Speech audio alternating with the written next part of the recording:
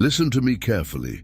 This prayer is not for everyone, but if you feel like something is blocking your life, if you try, you pray, you work, and yet nothing truly moves forward, stay here, because what you are experiencing may not be natural. Some struggles are not caused by lack of effort. Some delays are not coincidence. Some heaviness does not come from your mind. It comes from spiritual resistance. Have you ever felt like doors close for no clear reason?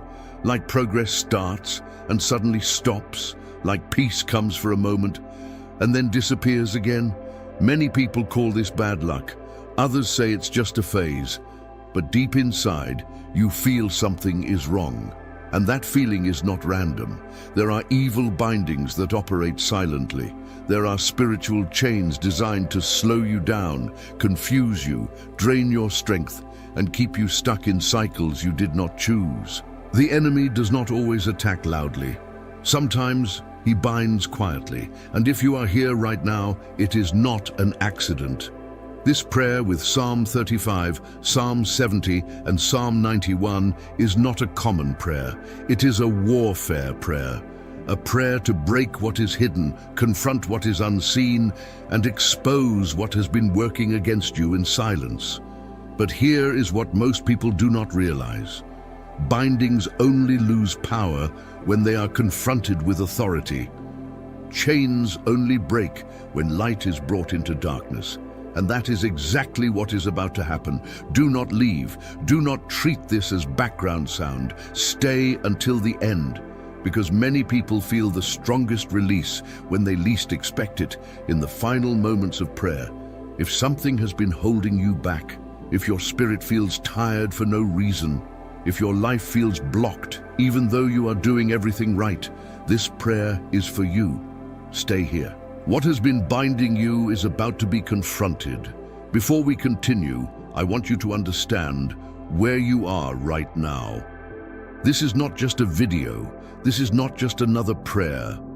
You are standing in a place of faith, intercession, and spiritual warfare. Psalm 91, warfare is a community of believers who pray, stand, and fight together.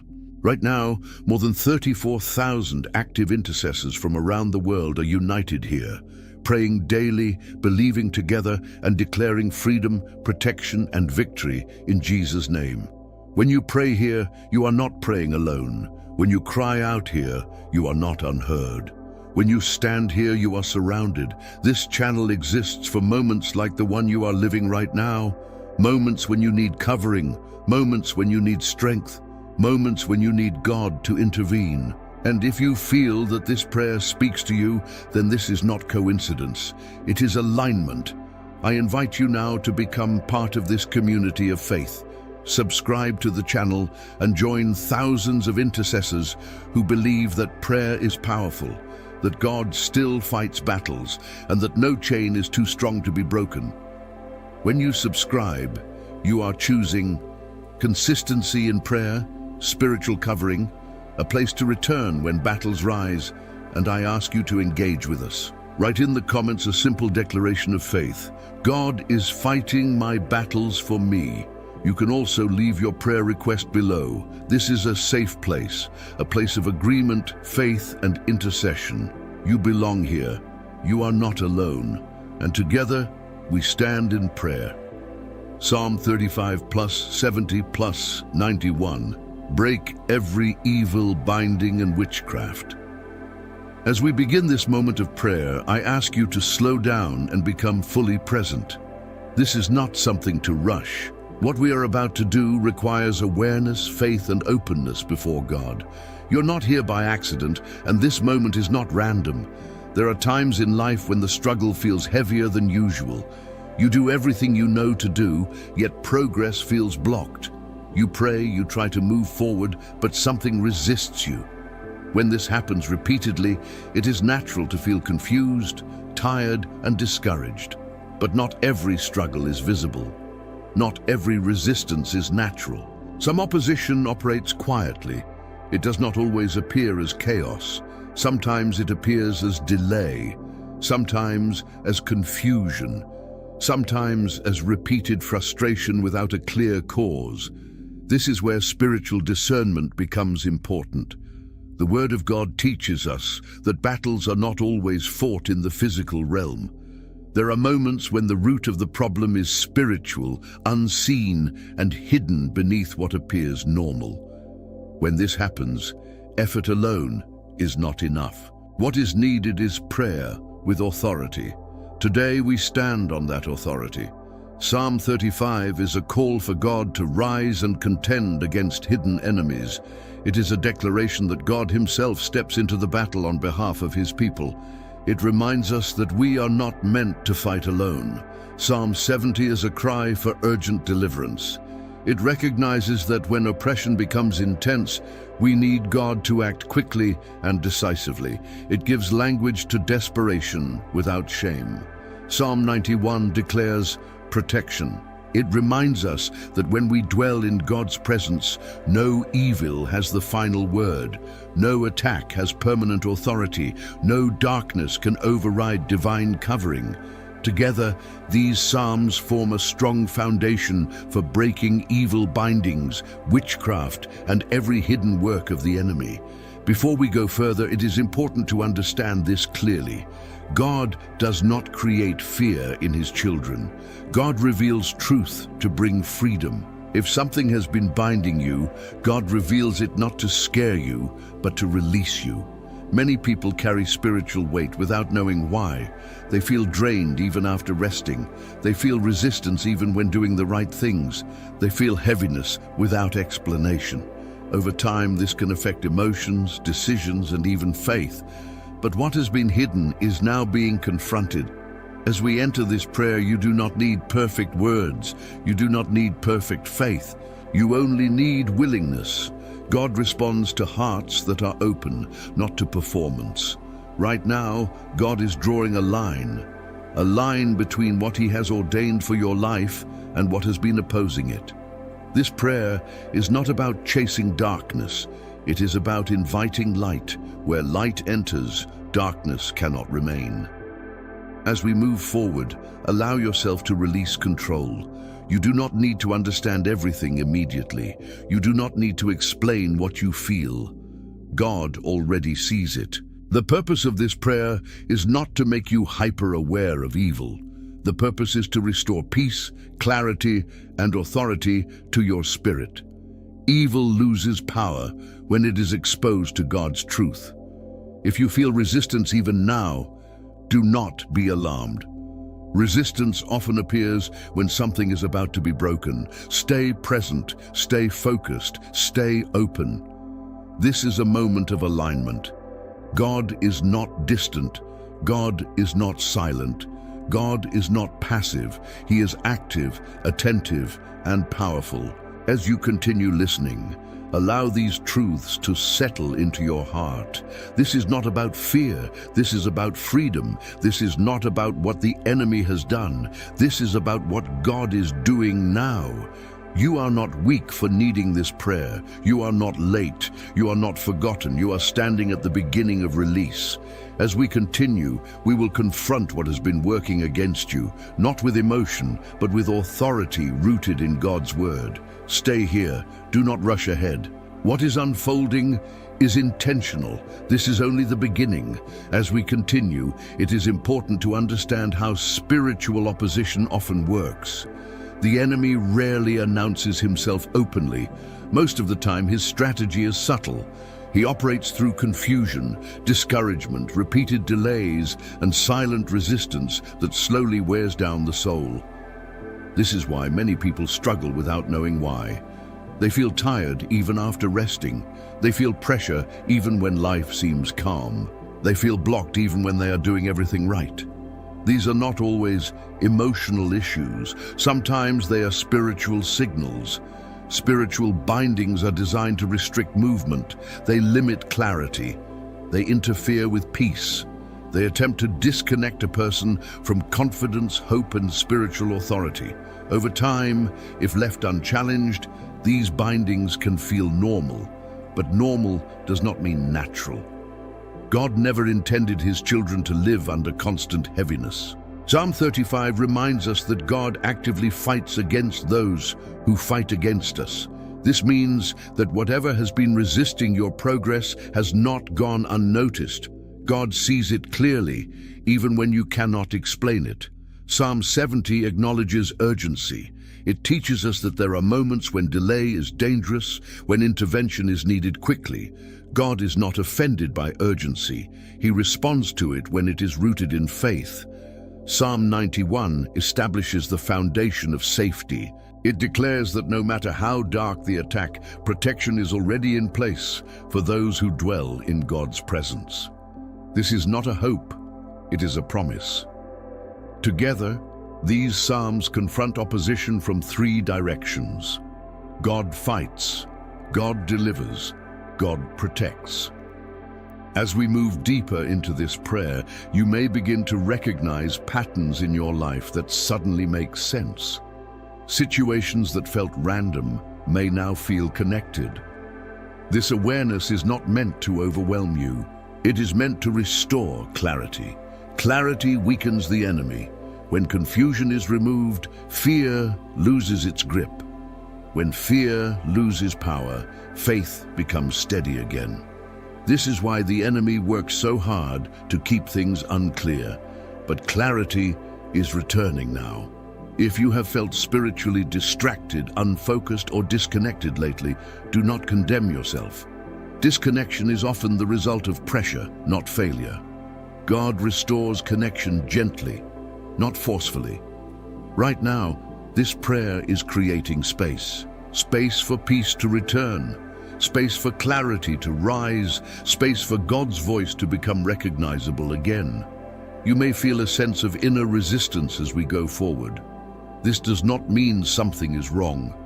Often, resistance appears when something hidden is being challenged. Stay present, do not pull away, do not distract yourself. Freedom requires attention. The enemy loses influence when he is confronted with truth. Truth does not argue. Truth stands, and God's word is truth. As you listen, allow your heart to align with what is being declared. You do not need to repeat everything out loud. Agreement begins internally. God honors agreement that comes from sincerity. This is not a moment for fear. This is a moment for alignment. God is not exposing darkness to glorify it. He is exposing it to remove it. What is revealed is losing its authority right now. You are not powerless. You are not defenseless. You are not alone. God's presence is not distant. It is active in this very moment. As we continue, prepare your heart for confrontation. Not confrontation driven by emotion, but by divine authority. What has been binding you cannot remain unchallenged. Stay here. What has been resisting you is being addressed. As we move deeper into this prayer, it is important to understand that spiritual warfare is not driven by fear, but by authority. Fear confuses the heart, but authority brings stability. God never reveals opposition to intimidate his people. He reveals it to remind them that he is present and active. Many people assume that resistance means something is wrong with them, but often resistance appears because something is being challenged. When truth enters, what was hidden reacts. When light increases, darkness loses comfort. This does not mean the enemy is strong. It means the light is working. Psalm 35 shows us that God does not remain passive when his children are opposed. He takes responsibility for the battle. He rises, he intervenes, and he contends on behalf of those who trust him. This is not about human effort. It is about divine justice. Psalm 70 teaches us that urgency has a place in prayer. There are moments when waiting silently is not faith, and crying out is not weakness. God responds when his children ask for help with sincerity and trust. Psalm 91 anchors everything in protection. It reminds us that even while confrontation is happening, fear does not belong here. Protection is not something we earn. It is something we dwell in. When we remain in God's presence, his covering becomes our environment. As these truths settle into your spirit, you may begin to sense a quiet shift. not necessarily emotional, but internal, a sense of grounding, a sense of calm where tension once existed. This is how God often works, gently, deeply, and intentionally.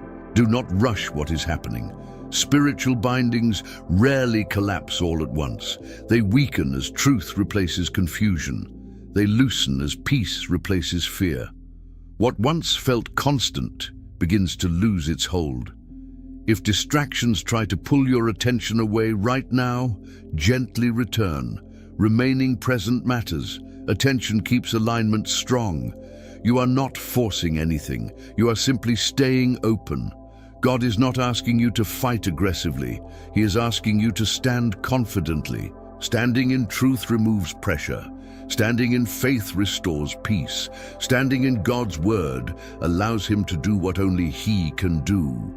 You do not need to understand every detail. You do not need to name every attack. You only need to remain aligned with God's presence. Nothing that has been binding you is stronger than His authority. No word spoken against you has more power than His word. No hidden work can remain hidden when light is present. As we continue, let this truth settle in your heart. Let it become a quiet declaration of trust. Many people, right at this point, choose to seal that trust in a simple way by saying it out loud or writing it below. God is fighting my battles for me. Let that declaration remain with you as we move forward. As we continue, this is a moment to slow your thoughts and allow truth to replace confusion. Many people underestimate how much confusion weakens the spirit. Confusion drains energy. Confusion creates fear.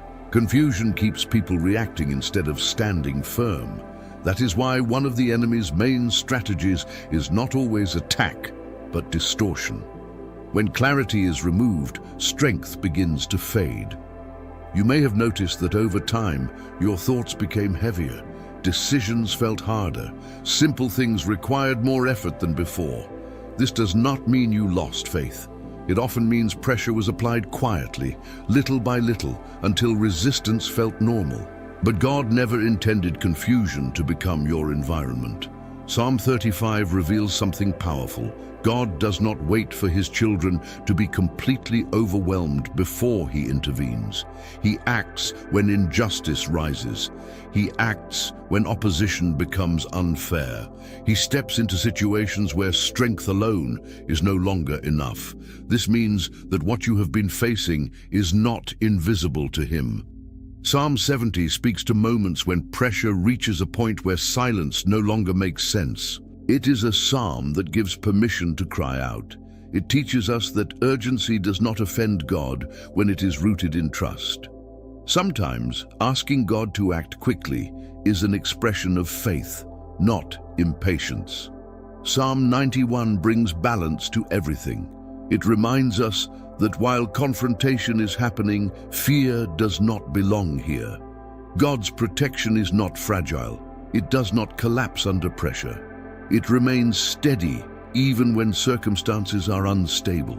As these psalms work together, something important begins to happen internally. Awareness replaces confusion. Calm replaces tension. Authority replaces fear. This shift is not dramatic, but it is real. You may feel moments of resistance as this clarity increases. Resistance often appears when something hidden begins to lose influence. Do not interpret resistance as failure. Resistance is often a sign that something is being challenged. What is challenged cannot remain unchanged. Spiritual bindings depend on silence, confusion, and distraction. When attention is focused and truth is present, their influence weakens. This is why staying present right now matters more than you realize. You are not required to analyze every sensation. You are not required to label every thought. You are simply invited to remain open. Openness allows God to work without interference. As we move forward, understand this clearly. Nothing that has been opposing you has legal authority over your life. Authority belongs to God. Any influence that contradicts his will is temporary, no matter how long it has existed. Time does not equal permission. Many people assume that because something has lasted a long time, it must be permanent. But Scripture teaches us that long-standing opposition can still be broken in a moment when confronted with truth and authority. This is why this prayer matters. You may begin to notice that certain fears lose intensity. Thoughts that once looped endlessly begin to slow. Pressure that once felt constant becomes intermittent. These are not coincidences. They are indicators that influence is shifting. God often works progressively, not abruptly. He restores stability before he restores movement. Stability protects what is coming next. If you feel moments of calm right now, do not dismiss them. Calm is not emptiness. Calm is space. Space allows God to rebuild clarity, confidence, and peace. This is also a moment to release self-blame. Many people carry unnecessary guilt, assuming they should have been stronger, more discerning, or more faithful. But pressure does not mean failure. It means resistance was applied. God does not accuse his children when they are under pressure. He defends them. As we continue, allow your body to relax as well. Spiritual pressure often manifests physically. Tension in the shoulders, tightness in the chest, restlessness in the mind. God's presence brings rest not only to the spirit, but to the whole being. You are safe in this moment. If your thoughts wander, gently bring them back. You are not forcing focus.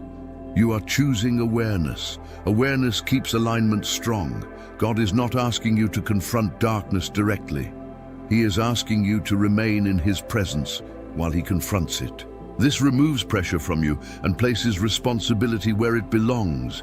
He fights, he delivers, he protects. As this understanding settles, many people naturally begin to affirm trust without even thinking about it.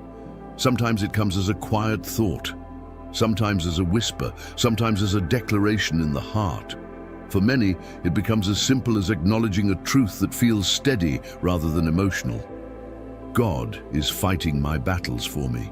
Let that truth remain with you, not as a slogan, but as an anchor. As we move toward the next part of this prayer, remember this: clarity is returning, resistance is weakening, and peace is being restored step by step. Nothing that has been binding you can remain untouched by God's authority. Stay present, stay open. What is happening now is preparing the way for release.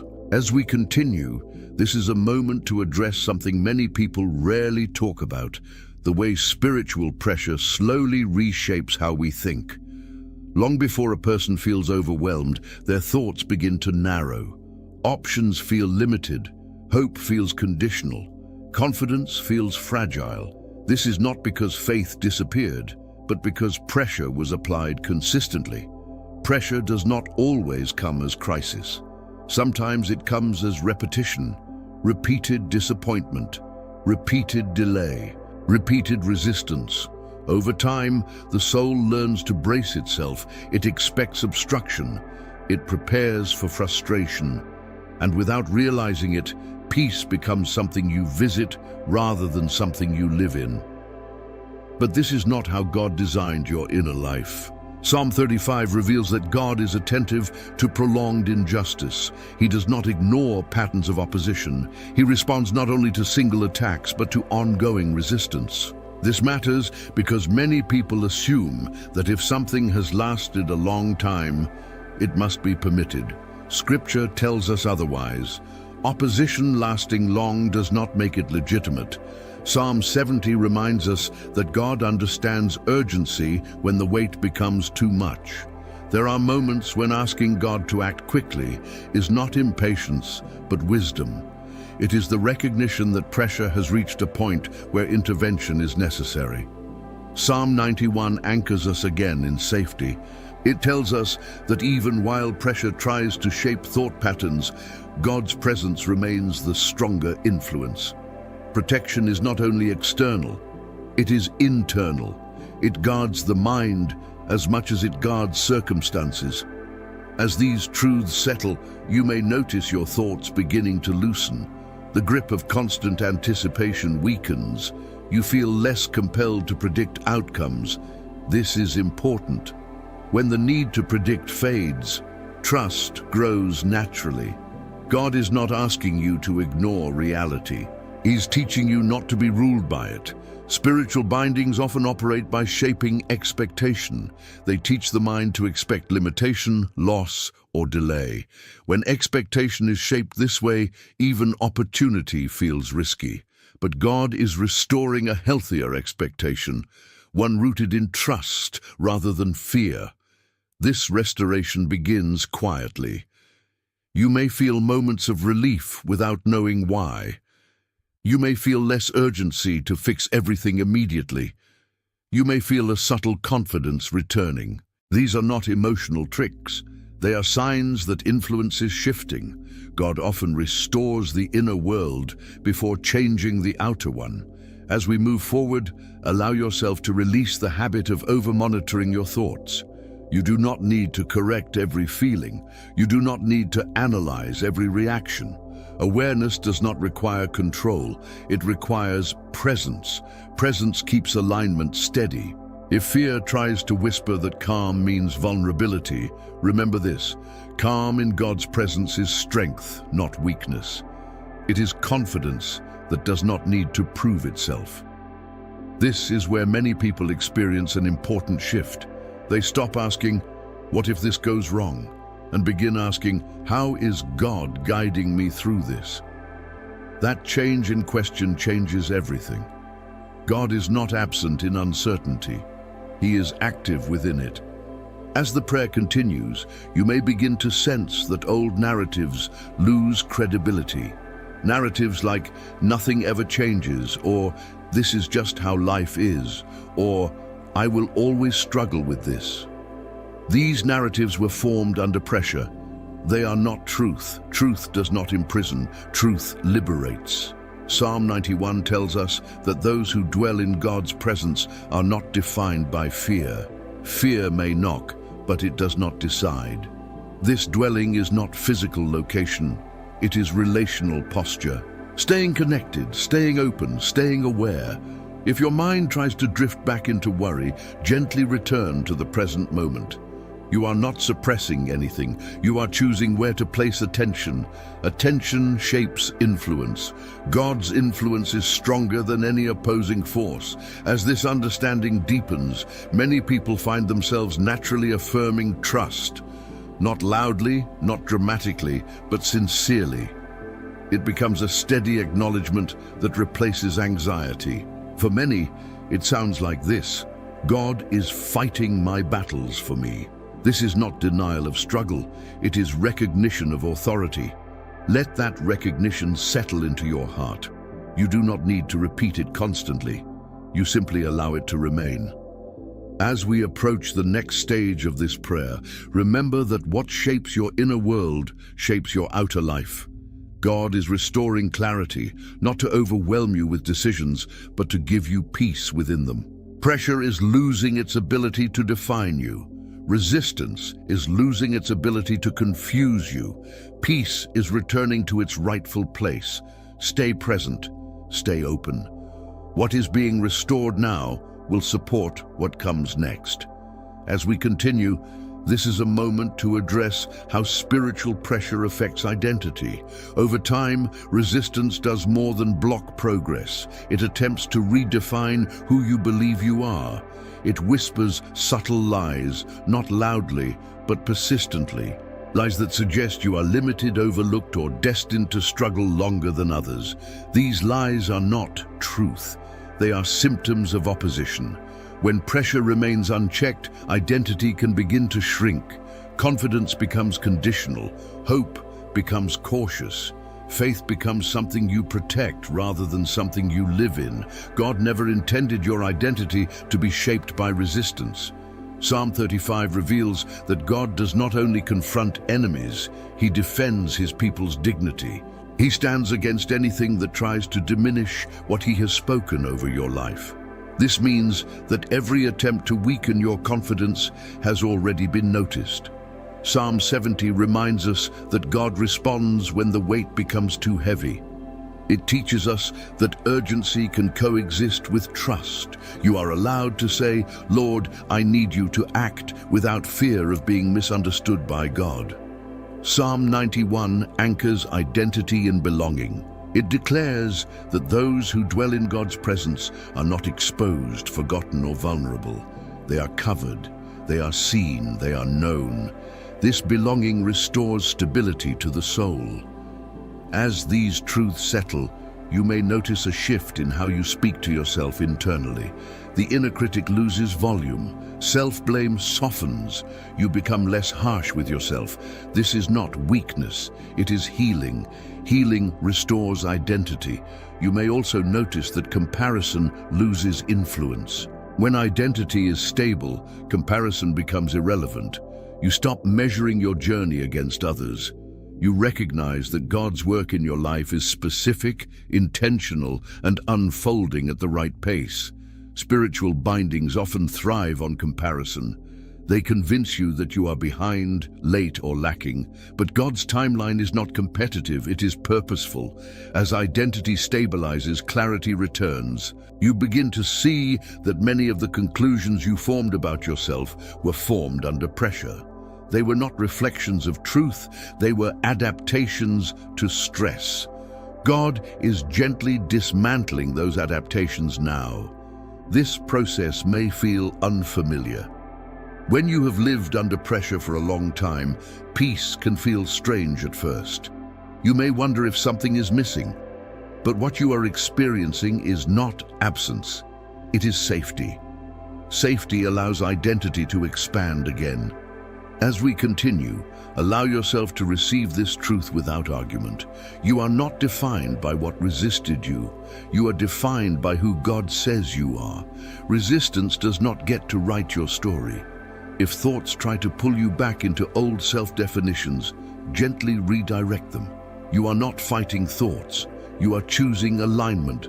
Alignment reshapes identity naturally. God is not rebuilding you from nothing. He is restoring what was always there. This restoration does not require effort. It requires openness. You do not need to become someone new. You need to return to who you were before pressure distorted perspective. As identity strengthens, fear loses leverage. Fear often targets identity first because identity determines choices. When identity is secure, fear becomes noise rather than instruction. You may notice that decisions feel less heavy now.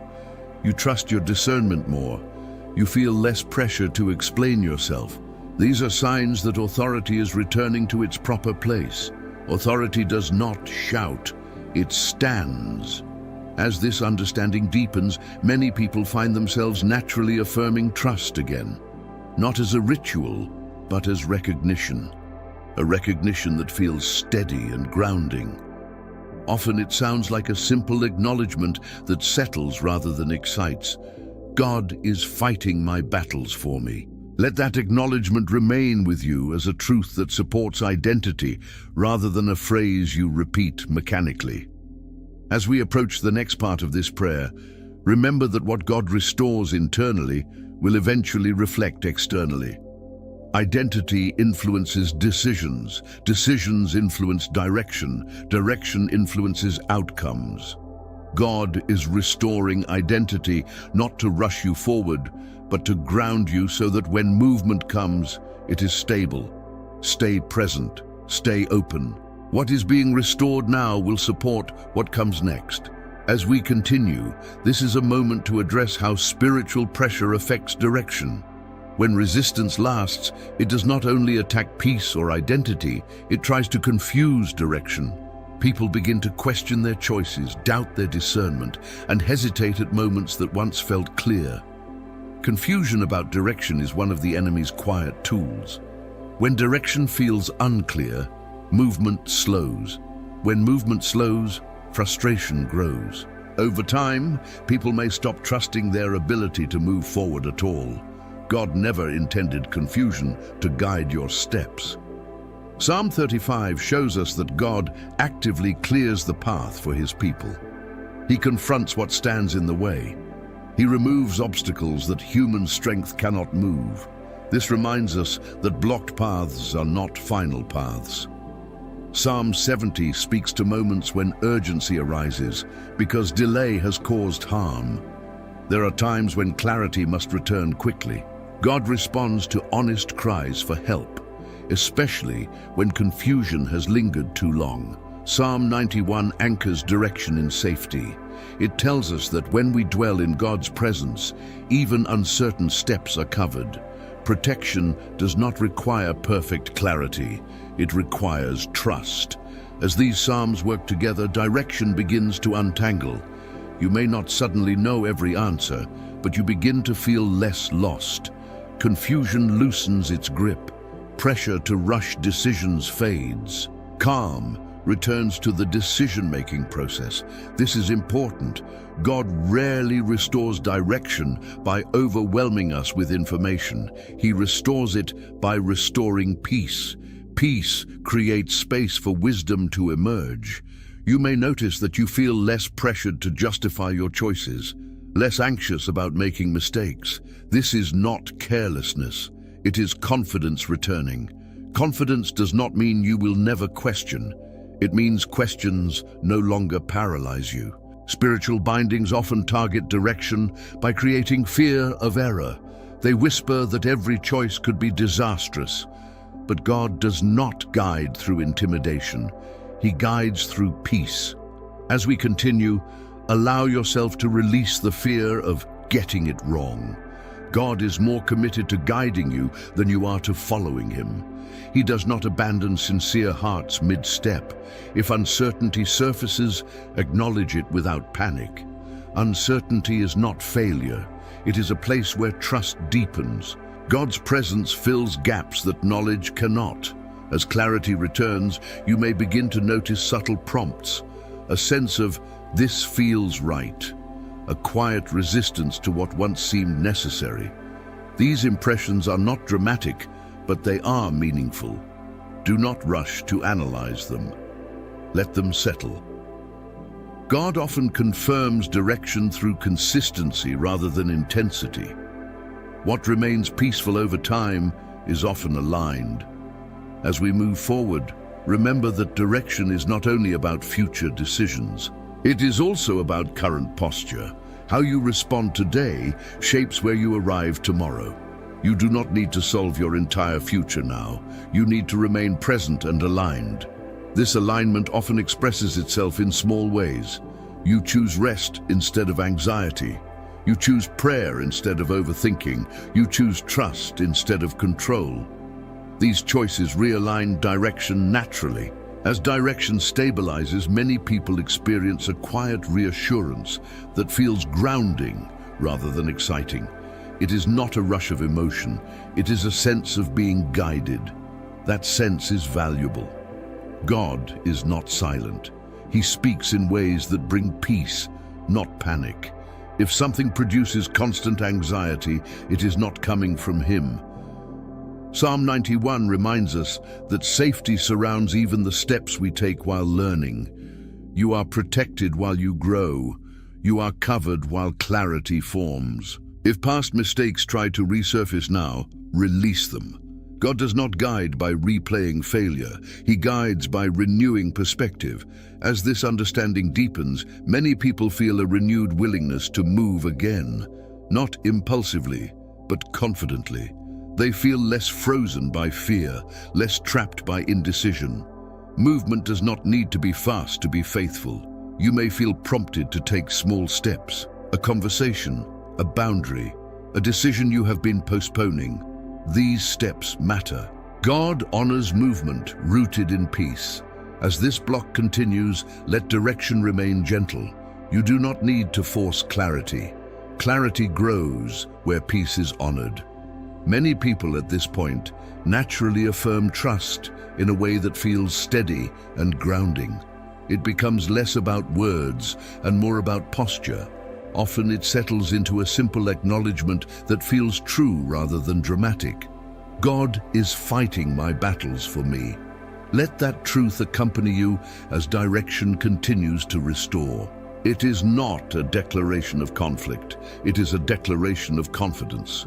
As we approach the next stage of this prayer, remember that clarity is returning, fear is loosening, and direction is becoming stable again. Stay present, stay open. What is being restored now will guide what comes next. As we continue, this is a moment to address something many people feel but rarely name: the weight of spiritual exhaustion. This kind of exhaustion is not simply physical tiredness. It is the fatigue that comes from long seasons of resistance, from carrying pressure without relief, from feeling like every step requires more effort than it should. Spiritual exhaustion does not mean you are weak. It means you have been carrying too much for too long.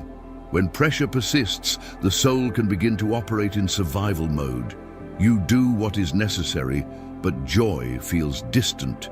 You remain faithful, but rest feels incomplete. Over time, even prayer can feel heavy, not because God is distant, but because exhaustion has dulled expectation. God never intended prayer to become a burden. Psalm 35 reminds us that God steps in when injustice becomes overwhelming.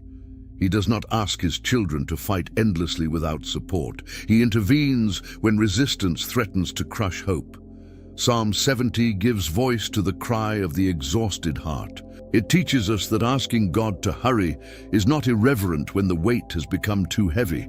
God responds to honest desperation that trusts his power.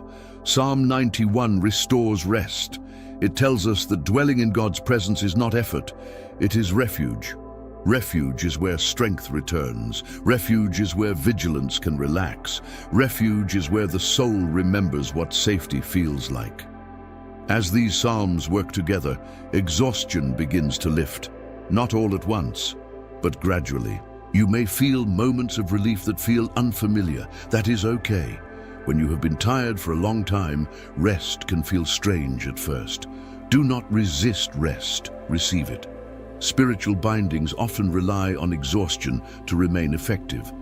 When a person is tired, they are less likely to challenge resistance. They begin to accept limitation as normal. God is breaking that cycle now by restoring strength. Strength does not always arrive as energy. Sometimes it arrives as peace. Peace quiets the need to strive. Peace allows the body and mind to recover. Peace restores perspective so that problems no longer feel endless. As we continue, allow yourself to stop bracing for impact. You do not need to stay tense to stay protected. God's protection does not depend on your vigilance. It depends on His faithfulness. You may notice your body responding before your mind fully understands. Breathing deepens, muscles relax, thoughts slow. These are not coincidences. They are signs that safety is being recognized internally. God is restoring safety. If guilt tries to arise for feeling tired, release it. There is no shame in exhaustion. There is only an invitation to rest. God does not measure faith by how much you endure without relief. He measures faith by trust. Trust allows rest. As exhaustion lifts, clarity often follows. You may begin to see that many decisions were made under pressure rather than peace. God does not condemn those decisions. He simply invites you to make new ones from a place of rest. Rest changes how we choose. You may notice that certain obligations feel lighter now, others feel unnecessary. This discernment is part of restoration. God helps you distinguish between what is required and what is draining. This discernment protects energy. As we continue, understand this. Rest does not mean retreat. Rest means renewal. Renewal prepares you to move forward without repeating cycles of burnout. God is not restoring you so you can return to exhaustion. He is restoring you so you can live differently. If fear whispers that rest will make you vulnerable, reject that lie. Rest in God's presence strengthens awareness. it sharpens discernment. It does not weaken it. Psalm 91 makes this clear. Those who dwell in God's presence are not exposed, they are covered. Covering does not disappear when you rest. It deepens. As peace settles, many people experience a quiet realization that feels grounding. They recognize that they have not been abandoned, overlooked, or forgotten. They have been sustained even in exhaustion. That realization often forms into a simple, steady acknowledgement. Not dramatic, but sincere. God is fighting my battles for me. This acknowledgement does not deny weariness, it reframes it. It shifts responsibility away from self-reliance and places it back where it belongs, with God. Let that truth remain with you as we move forward. You do not need to repeat it constantly. You allow it to support you like a foundation supports a house. As this block comes to a close, remember this. Exhaustion is not your identity. It is a condition that God is healing. Strength is returning. Rest is being restored. Peace is becoming your environment again. Stay present. Stay open. What is being restored now will sustain what comes next. As we continue, this is a moment to address the fear of relapse, the quiet worry that what is being restored might not last. Many people carry this fear silently. They have experienced moments of relief before, only to feel pressure return later. Over time, that pattern teaches the heart to hope cautiously, but cautious hope is not the same as weak faith. It is faith that has been tested. God understands this fear. He does not shame it. He heals it by restoring stability rather than temporary relief. What God is doing now is not a short interruption of pressure. It is a restructuring of the inner foundation. Psalm 35 reminds us that God does not fight partially. When he contends thoroughly. He does not only remove what is visible, he addresses what has allowed resistance to persist. This is important because lasting freedom requires more than momentary release. Psalm 70 speaks to the urgency of now. It teaches us that when God acts, timing matters. Delay does not strengthen deliverance. Obedience does. When God brings clarity and release, he invites us to remain aligned with it rather than waiting for pressure to return. Psalm 91 anchors freedom in dwelling. Dwelling is the key to sustainability. Freedom maintained through dwelling does not depend on emotion. It depends on presence. Presence remains even when feelings fluctuate. As these truths settle, the fear of relapse begins to lose its hold. You may notice that your mind stops scanning constantly for signs of trouble. You become less vigilant in unhealthy ways. This does not mean you are careless. It means trust is replacing tension. Trust is not blindness. Trust is confidence in God's consistency. Spiritual bindings often regain influence when people return to fear-based vigilance. God is teaching you a different posture now. Awareness without anxiety, discernment without obsession, faith without strain. This posture is sustainable. You may begin to feel a sense of steadiness that does not depend on circumstances. Even if challenges arise, they do not immediately destabilize you. This is not denial, it is maturity. Mature faith does not panic when pressure appears. It responds with clarity. As we continue, allow yourself to release the expectation that freedom must feel dramatic to be real. God often establishes lasting freedom quietly. Quiet foundations endure storms better than dramatic moments. If your thoughts drift toward, "What if this comes back?" gently redirect them. You are not suppressing fear, you are replacing it with truth. Truth does not argue, it remains. God's presence remains. As this stability grows, you may notice changes in how you respond to stress. You pause instead of reacting.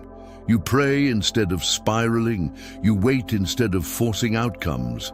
These responses are signs that influence has shifted. God is restoring governance over your inner life. Governance means you are no longer ruled by pressure. It means peace has authority again. Psalm 91 reminds us that protection is not seasonal. It does not turn on and off. It surrounds consistently. This consistency removes the need to constantly check whether you are safe. You are safe. As the fear of relapse fades, gratitude often emerges naturally. Gratitude for rest, gratitude for clarity, gratitude for stability. Gratitude reinforces trust. Trust reinforces freedom. You may also notice that your relationship with prayer changes. Prayer feels less urgent and more relational, less like a lifeline and more like a connection. This shift is healthy. God does not want you praying only from desperation. He invites you to pray from relationship. Relationship sustains freedom. As we continue, remember this. Freedom does not require constant monitoring. It requires consistency in presence. Presence keeps alignment intact even when attention shifts temporarily. God does not abandon you when your focus wavers. He remains. This realization brings relief. You are not responsible for maintaining perfection. You are invited to remain receptive. Receptiveness allows God to continue working beyond what you notice consciously. As stability deepens, many people feel a quiet assurance forming. Not excitement, not intensity, just assurance. Assurance that God is involved, attentive, and committed. That assurance often settles into a simple acknowledgement that feels grounded rather than emotional. God is fighting my battles for me. Let that acknowledgement remain as a foundation. Foundations do not require constant reinforcement. They support quietly. As this block comes to a close, understand this clearly. What God is restoring now is meant to last. Not because circumstances will never change, but because your relationship with God is being strengthened. Pressure no longer has the same access. Fear no longer has the same authority. Peace is becoming stable. Stay present. Stay open. What is being established now will carry you forward. As we continue, this is a moment to address how restored peace begins to reshape daily life. Freedom is not only measured by what no longer attacks you, but by how you live when pressure is no longer in control. Many people do not realize how much of their routine was shaped by defense rather than intention. When pressure ruled, choices were reactive. When fear guided, decisions were cautious. When exhaustion lingered, life narrowed. God is widening that space again. Psalm 35 shows us that when God contends for his people, the outcome is not only relief from opposition, but restoration of dignity and movement. God does not remove resistance just so life can return to survival mode. He removes it so life can expand again. Psalm 70 reminds us that deliverance creates momentum. When God acts, he invites response. Not frantic action, but intentional alignment. Momentum is not rushing ahead, it is moving with clarity. Psalm 91 anchors daily life in consistency. Dwelling is not a special moment reserved for prayer time. It becomes a posture that shapes how you wake up, how you respond, and how you rest. As these psalms continue to work together, you may notice that small moments begin to feel lighter. Ordinary tasks no longer carry the same weight. Conversations feel less draining. Silence feels safer. These shifts matter because they indicate that peace is no longer temporary. Temporary peace requires protection. Sustained peace creates freedom. You may also notice that boundaries become clearer. Things you once tolerated now feel unnecessary. This is not impatience. It is discernment returning. Discernment protects peace without aggression. God does not require you to confront everything. He teaches you what no longer deserves access. As daily life becomes more stable, you may feel a renewed sense of responsibility. Not pressure, but stewardship. Stewardship of peace. Stewardship of time. Stewardship of attention. These are signs of maturity, not burden. Maturity does not weigh you down. It steadies you. Spiritual bindings often try to re-enter through old habits, not dramatic attacks, but subtle invitations to overthink, overcommit, or overreact. Awareness helps you recognize these invitations without fear. Recognition is power. As we continue, allow yourself to choose simplicity where possible. Simplicity is not lack, it is clarity. It removes unnecessary strain and preserves energy for what matters. God is not asking you to do more. He is teaching you to do what matters with peace. As peace becomes integrated into daily rhythm, confidence begins to grow naturally. Confidence not rooted in control, but in trust. Trust that God is involved not only in crisis, but in routine. This trust changes how you approach challenges.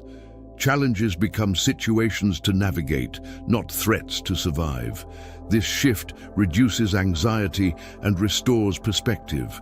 If moments of doubt arise, do not be alarmed. Doubt does not cancel progress. It simply reveals areas where trust is still strengthening. God meets you there patiently. Psalm 91 reminds us again that protection is not something we activate. It is something we remain within. Remaining does not require effort. It requires consistency. Consistency creates stability. As stability grows, you may feel less compelled to explain your journey to others. You no longer need validation to feel secure. This is not isolation, it is confidence. Confidence frees you from comparison. As this block continues, let gratitude surface naturally. Gratitude for rest, gratitude for clarity, gratitude for safety. Gratitude reinforces alignment without pressure. You do not need to manufacture gratitude. You simply allow recognition. Recognition that God has been faithful even in resistance. Recognition that you were sustained even when tired. Recognition that peace is returning steadily. Many people find that at this point, a simple acknowledgement forms again, not as a defense, but as an expression of trust that feels grounded and sincere. God is fighting my battles for me. Let that acknowledgement remain present as you move through daily life. It does not demand repetition, it supports quietly. As we approach the next stage of this prayer, remember this: restoration is not only about what God removes, but about what He rebuilds. He is rebuilding rhythm, confidence, and peace. Your days are becoming lighter. Your responses are becoming steadier. Your trust is becoming deeper. Stay present. Stay open. What is being restored now is becoming your new normal. As we continue, this is a moment to address the restoration of confidence after long seasons of restraint. When life has felt blocked for an extended period, confidence often becomes cautious. People learn to expect resistance. They learn to celebrate small victories quietly, afraid that larger steps might awaken opposition again. God understands this hesitation. He does not rush confidence back. He rebuilds it steadily. Psalm 35 shows us that when God contends for His people, He clears space for movement. Not reckless movement, but purposeful steps that are no longer dictated by fear. God removes opposition so His children can move freely again. Psalm 70 reminds us that deliverance often brings urgency, but urgency does not require haste. God's timing invites readiness, not panic. Confidence grows when readiness replaces fear. Psalm 91 anchors confidence in protection. Confidence that is rooted in safety does not need to prove itself. It does not need to rush. It moves forward, knowing that covering remains intact. As these psalms work together, confidence begins to return quietly. You may notice it in small ways. You speak with more clarity. You hesitate less. You trust your instincts again. These shifts may seem subtle, but they are significant. Confidence restored by God is not arrogance. It is alignment. Alignment allows you to move without constantly checking for danger. It frees you from overanalyzing every decision. It restores a sense of permission to try, to choose, to move forward. Spiritual bindings often restrict confidence by creating fear of consequence. They whisper that progress will be punished, that movement will trigger loss. God dismantles these lies by re-establishing safety. Safety restores courage. As courage returns, you may feel drawn to things you once avoided, opportunities, conversations, responsibilities. This does not mean you must pursue everything immediately. It simply means fear is losing its authority. You are no longer moving to avoid pain, you are moving toward purpose. As we continue, allow yourself to notice how your body responds to this restoration. Shoulders relax, breathing deepens, posture shifts. The body often recognizes confidence before the mind fully names it. God restores the whole person. If doubts arise, do not fight them aggressively. Doubts often appear when old patterns are being replaced. Acknowledge them and let truth respond. Truth does not argue, it remains steady. Truth reminds you that you are protected. Truth reminds you that you are guided. Truth reminds you that you are not moving alone. As confidence stabilizes, you may feel less pressure to explain yourself to others. You trust your path without constant validation. This is not isolation. It is grounded assurance. Grounded assurance frees you from comparison. Psalm 91 teaches us that those who dwell in God's presence are not shaken by external noise. Noise loses its influence when inner confidence is stable. As this block continues, allow gratitude to rise naturally. Gratitude for restored confidence. Gratitude for renewed clarity. Gratitude for safety that does not fluctuate with circumstances. Gratitude reinforces trust. Trust reinforces movement. As movement becomes possible again, God invites you to move intentionally, not driven by urgency, but guided by peace. Peace does not rush. Peace chooses wisely. If you feel prompted to take a step forward, small or large, hold that prompting gently. You do not need to act immediately. You allow clarity to confirm it over time. God confirms direction through peace, not pressure. As confidence returns, the future begins to feel less threatening.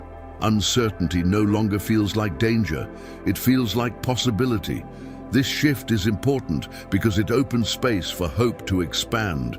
Hope is not optimism. Hope is expectation anchored in God's faithfulness. As we approach the end of this block, many people notice that confidence no longer feels fragile. It feels supported by trust rather than control. That support often expresses itself in a simple acknowledgement that feels calm and sincere, not emotional or forced. God is fighting my battles for me. Let that acknowledgement remain with you as confidence continues to rebuild. It is not a statement of conflict. It is a statement of assurance. As we move toward the next stage of this prayer, remember this: confidence restored by God does not fade easily. It is rooted in safety, guided by peace, and sustained by presence. You are moving forward again, not rushed, not afraid, but steady. Stay present, stay open. What is being restored now is preparing you for what comes next. As we continue, this is a moment to address the restoration of hope after long seasons of delay. Delay has a way of quietly reshaping expectation. Over time, people learn not to expect too much, not to ask for too much, not to believe for too much. Hope becomes guarded. Faith becomes careful. But guarded hope is not the kind of hope God intends. Psalm 35 shows us that God is not indifferent to prolonged resistance. When injustice persists, He rises. He does not wait for hope to disappear before He acts. He intervenes while hope is still present, even if it feels faint. Psalm 70 speaks directly to moments when waiting has stretched thin. It gives language to urgency without shame. It reminds us that asking God to act now is not impatience when delay has already taken its toll. Psalm 91 anchors hope in protection. Hope does not grow well in fear. It grows in safety. When the soul feels protected, expectation begins to breathe again. As these psalms work together, hope begins to reawaken gently.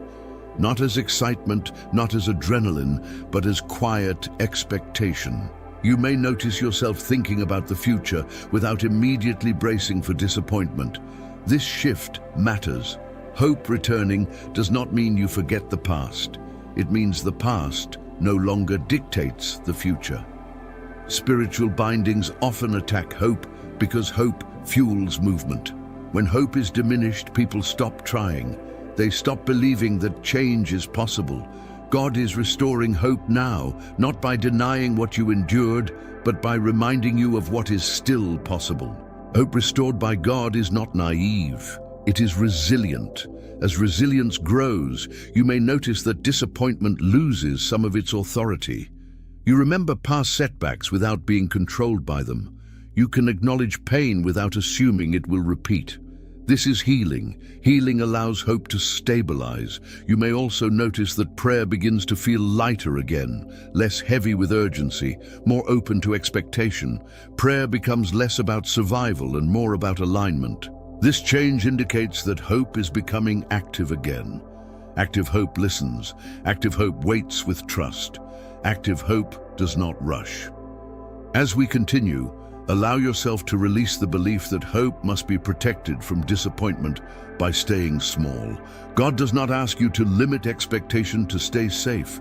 He offers safety so expectation can grow. If fear whispers that hoping again is risky, remember this. God does not restore hope to abandon it. He restores it to sustain it. Psalm 91 reminds us that safety is not conditional. It does not disappear when you hope. It surrounds hope and protects it. As hope strengthens, you may feel drawn to envisioning what could be possible again. Not in detail, not in pressure, but in openness. You allow the future to feel less threatening and more unknown in a healthy way. Unknown does not mean unsafe.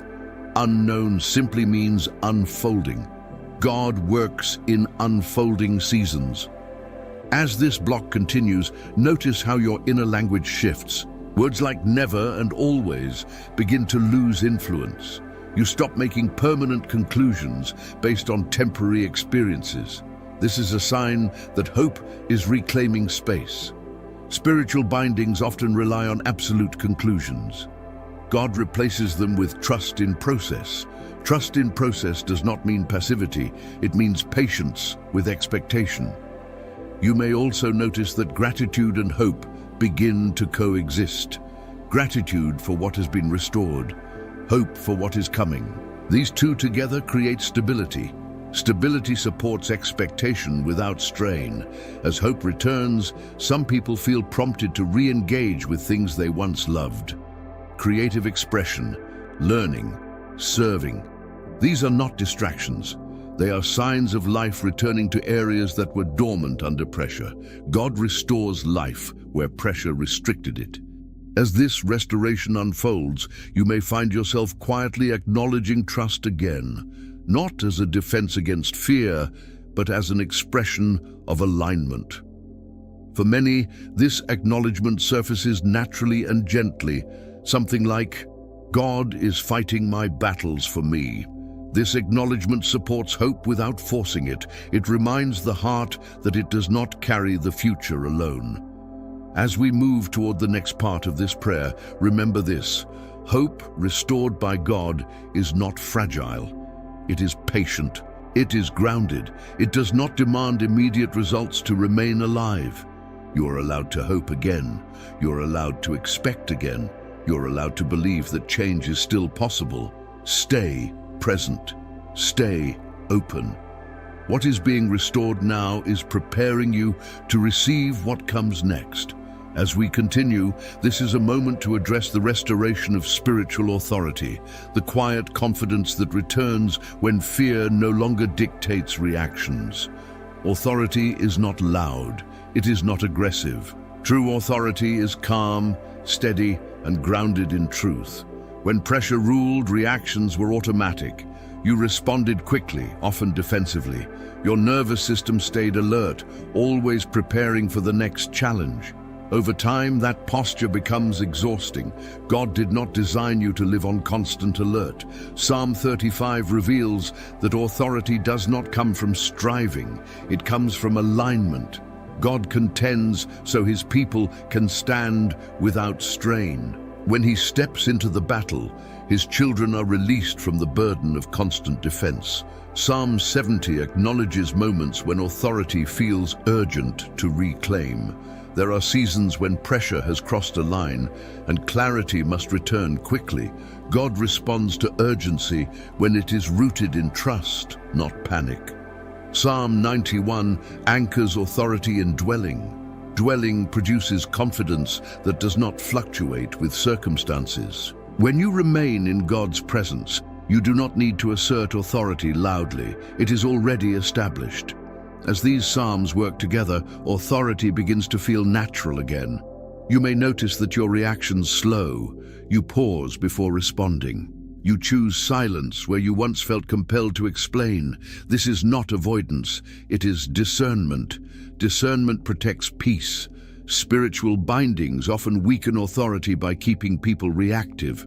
Reaction consumes energy, authority conserves it. God is restoring your ability to respond thoughtfully rather than reflexively. You may notice that emotional triggers lose intensity. Situations that once provoked immediate anxiety now feel manageable. This does not mean challenges have disappeared. It means your inner position has shifted. Position determines response. As authority stabilizes, boundaries become clearer. You recognize what deserves your attention and what does not. You stop carrying responsibility for things outside your control. This clarity is a form of freedom. God does not ask you to control everything. He invites you to trust him with what you cannot. As we continue, allow yourself to release the habit of bracing for conflict. Conflict is not inevitable. Opposition does not have unlimited access. God limits what is allowed to approach you. Psalm 91 reminds us that protection is not passive. It is active and intentional. It surrounds, guards, and intervenes. Knowing this allows authority to rest rather than strain. Rested authority is effective authority. You may also notice that your inner dialogue becomes more balanced. Extreme thoughts soften.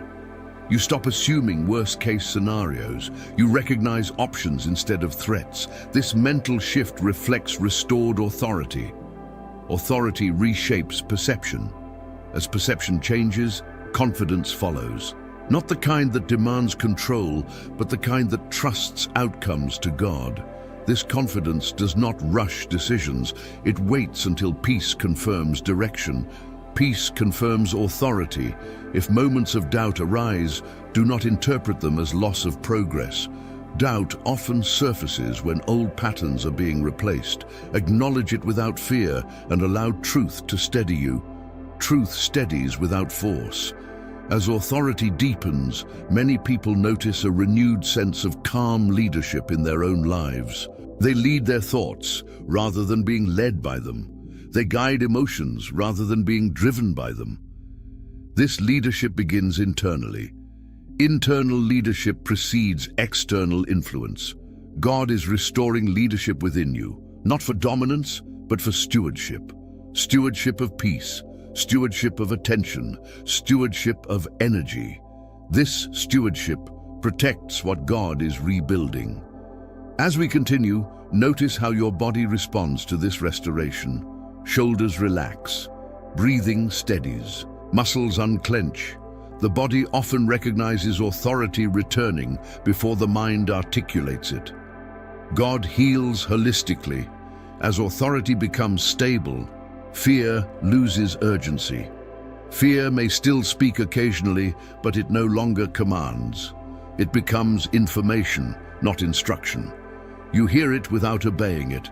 Obedience returns to truth. At this stage, many people find that trust expresses itself quietly and sincerely, not as resistance to fear, but as alignment with God's presence. Often it sounds like a simple acknowledgement that feels steady rather than emotional. God is fighting my battles for me. Let that acknowledgement remain as a foundation. It does not escalate conflict. It establishes peace.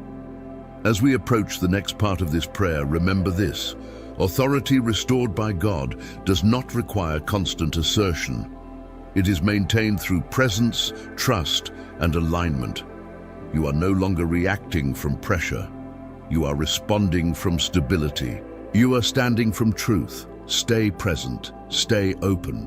What is being restored now is strengthening you for what comes next. As we continue, this is a moment to address restoration of trust after long periods of disappointment. Disappointment has a way of quietly teaching the heart to expect less, not because faith is gone, but because hope learned to protect itself. Over time, trust becomes conditional. You believe, but with limits. You pray, but with reservations. God sees this. He does not judge guarded trust. He heals it. Psalm 35 shows us that God responds to betrayal, injustice, and hidden opposition. When trust has been weakened by repeated resistance, God does not demand blind confidence. He rebuilds trust by revealing His consistency over time. Psalm 70 reminds us that urgency often follows disappointment. When expectations were delayed or unmet, the heart longs for reassurance that things can change. God does not dismiss that longing. He meets it with presence and action. Psalm 91 anchors trust in safety rather than outcomes. Trust grows best where fear is not dominant. When safety is restored, trust begins to relax. It stops bracing for disappointment and starts opening again. As these psalms work together, you may notice that your trust begins to soften. You are less guarded. You allow yourself to believe without immediately preparing for loss. This does not mean you forget past pain. It means pain no longer dictates expectation. Trust restored by God is not reckless. It is resilient. Resilient trust acknowledges risk without surrendering to fear. It allows you to move forward even when certainty is incomplete. This is the kind of trust God is restoring now. You may notice that prayer begins to feel more conversational again, less scripted, less defensive, more open. This is a sign that trust is becoming relational rather than transactional. God is not a system to manage. He is a presence to remain with. As we continue, allow yourself to notice moments when suspicion loses influence. You stop questioning every positive change. You stop waiting for the other shoe to drop. These shifts indicate that trust is returning to its rightful place. Spiritual bindings often thrive on mistrust. They convince people that peace is temporary and safety is fragile. God counters this by establishing consistency rather than intensity. Consistency rebuilds trust. As trust stabilizes, your nervous system responds. You feel less startled by unexpected changes. You recover faster from stress. You are less reactive. These are not personality changes. They are signs of healing. Healing allows trust to deepen naturally. If doubts surface, do not push them away aggressively. Doubt is often the echo of old disappointment. Acknowledge it without letting it lead. Trust grows when truth responds gently rather than forcefully. Truth does not hurry trust. It invites it. As this block continues, you may feel drawn to reconnect with things you once avoided because disappointment made them painful. Relationships, opportunities, dreams. This does not mean you must rush back into everything. It means fear no longer holds veto power. God restores choice. Choice returns when trust is no longer dominated by fear. You begin to choose based on peace rather than avoidance. This shift reshapes life quietly but profoundly.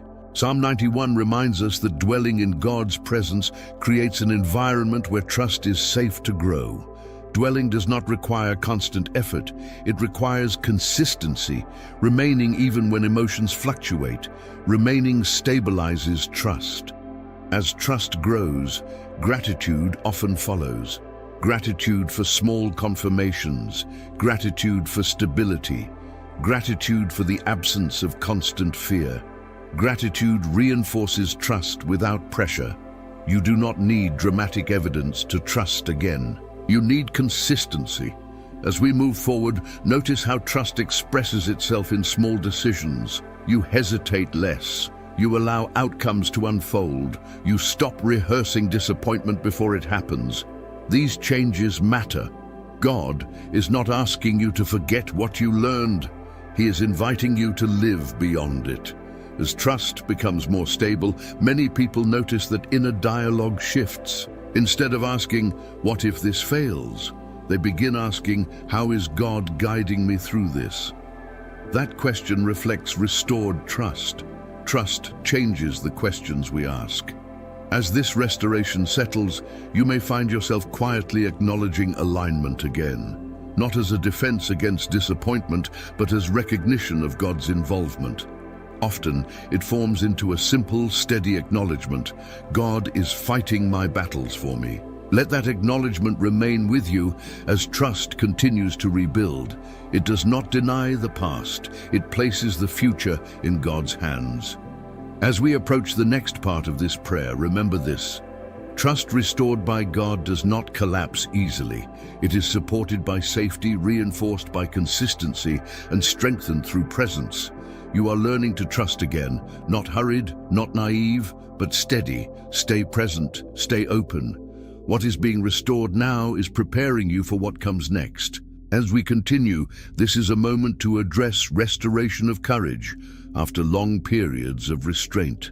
Courage is often misunderstood. It is not the absence of fear, and it is not reckless boldness.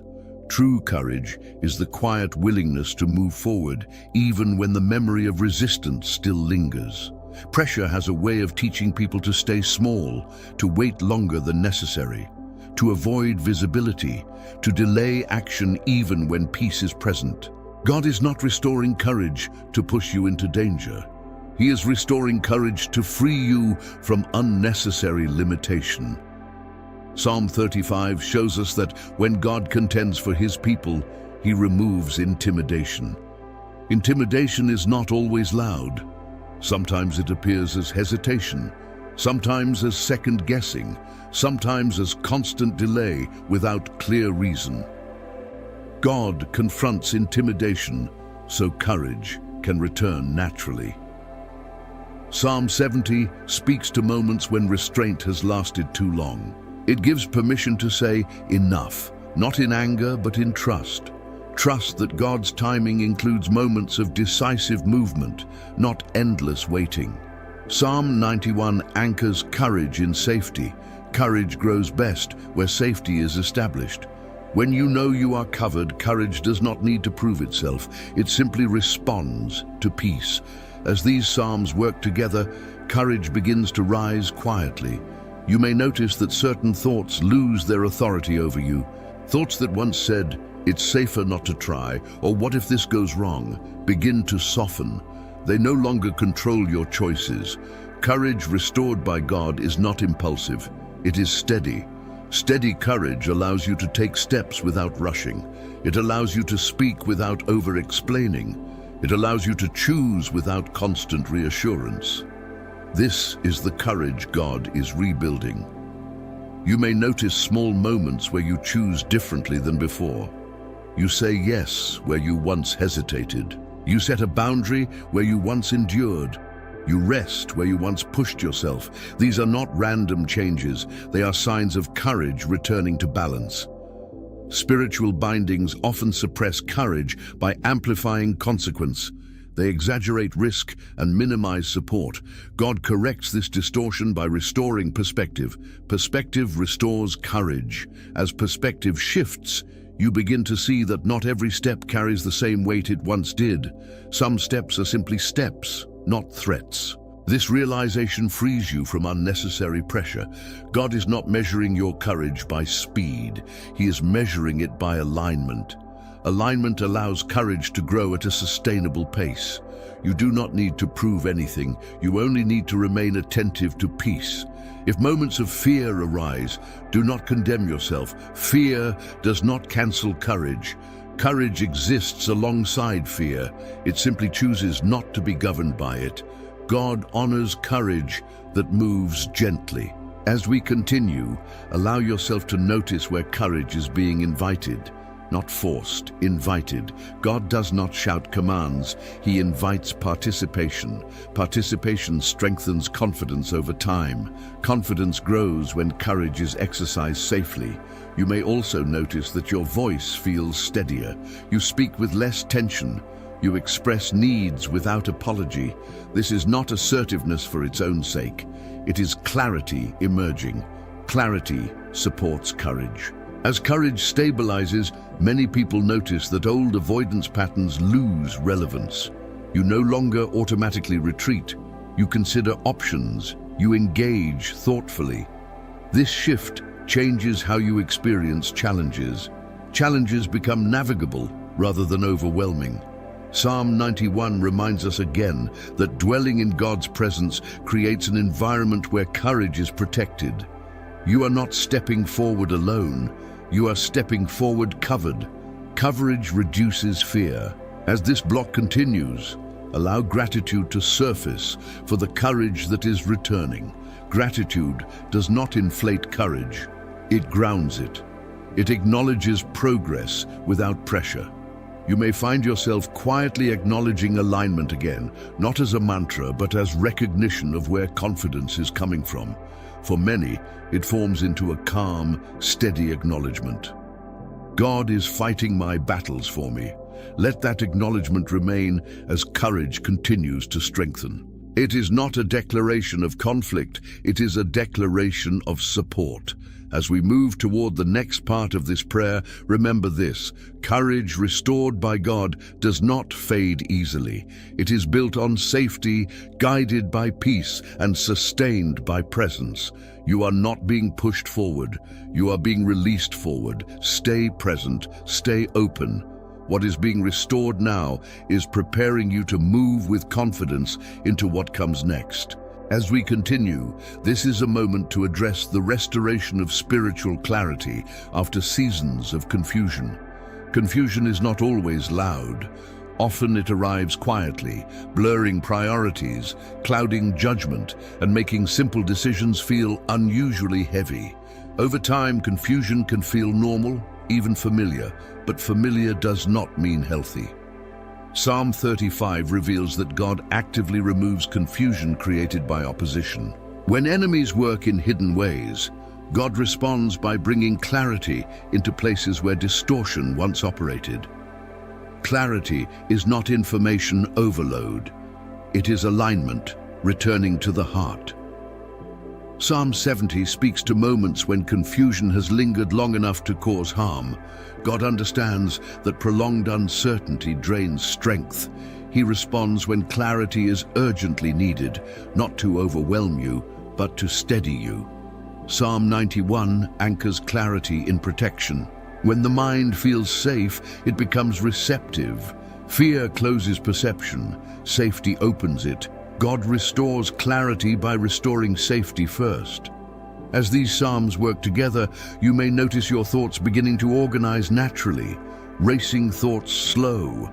Mental fog lifts. Decisions feel less intimidating. This is not because everything suddenly makes sense, but because pressure is losing its influence. Clarity restored by God is not rigid. It is flexible and calm. You may begin to recognize which thoughts are yours and which were shaped by pressure. This discernment matters. Discernment allows you to release thoughts that do not serve truth without fighting them. God does not demand mental perfection. He offers mental peace. As clarity increases, you may feel less compelled to replay conversations or outcomes. Rumination fades. The need to constantly revisit decisions weakens. This mental rest creates space for wisdom to surface naturally. Wisdom emerges in calm environments. Spiritual bindings often thrive on mental noise. Noise distracts. Noise exhausts. Noise keeps people reacting rather than choosing. God is quieting that noise now.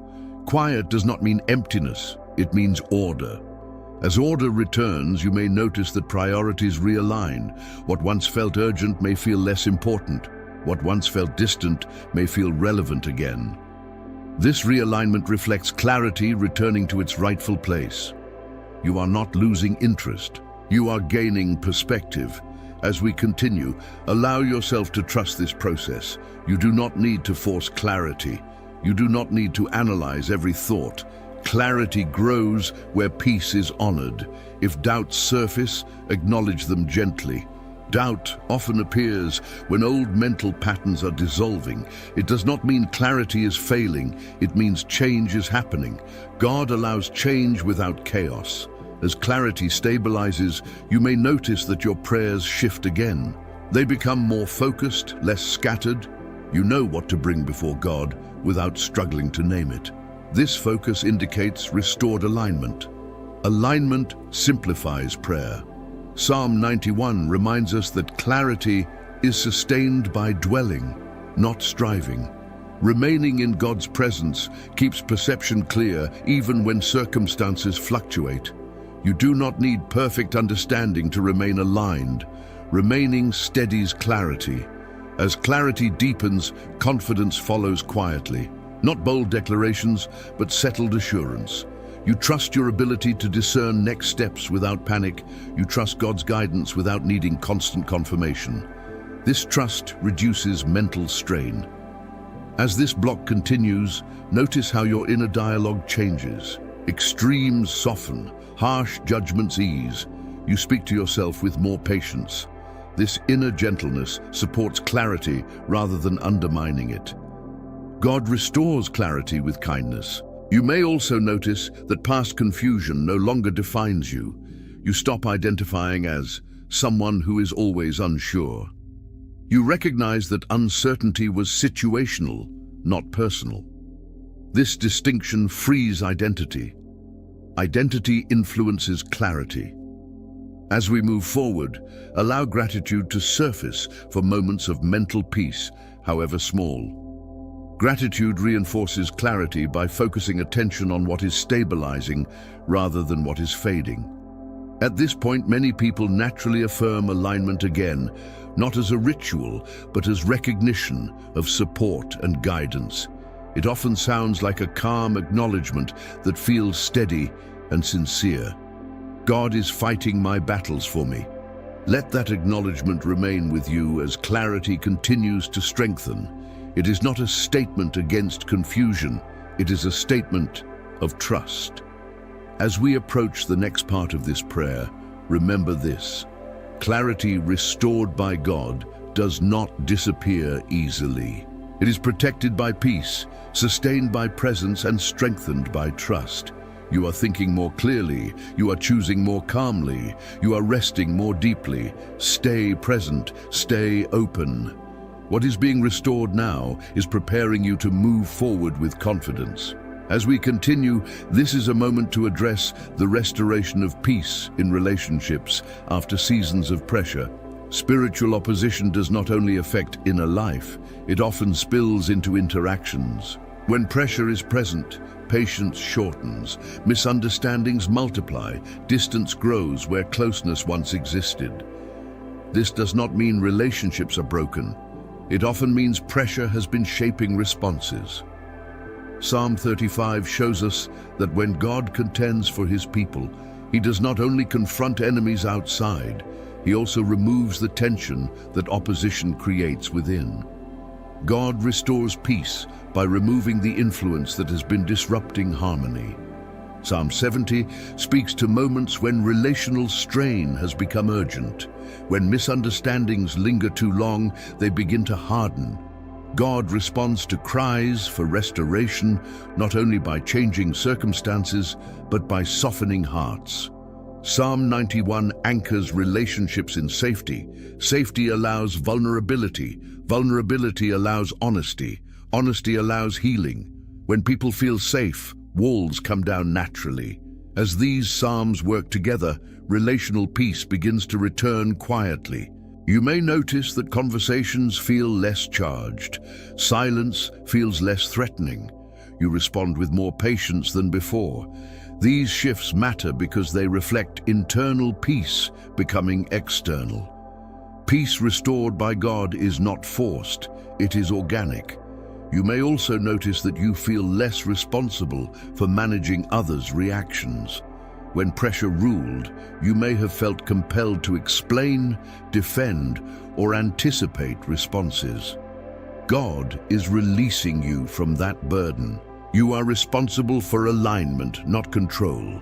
As we continue, allow yourself to release expectations of immediate resolution. Some relationships heal gradually. God does not rush reconciliation when trust needs time to rebuild. He values sustainability over speed. Sustainable peace lasts. Spiritual bindings often use relational tension to isolate. Isolation weakens resilience. God counters isolation by restoring connection, even if slowly and imperfectly. Connection does not require perfection. It requires willingness. As peace increases, you may feel more comfortable expressing needs without fear. You speak calmly instead of reactively. You listen without preparing defenses. This is not passivity. It is confidence grounded in safety.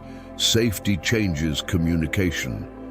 Psalm 91 reminds us that protection surrounds not only the individual, but the space they occupy.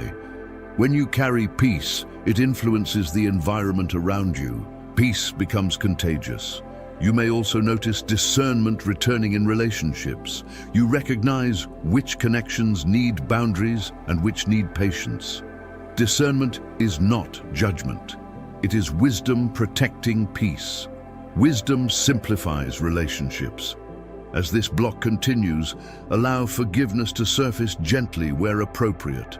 Forgiveness is not forgetting. It is releasing the need to punish. God restores peace by removing resentment that pressure allowed to accumulate. Forgiveness frees energy. If memories of past conflict arise, do not relive them emotionally. Acknowledge them and allow God to reframe them. Past conflict does not have to define present connection. God restores relationships with compassion.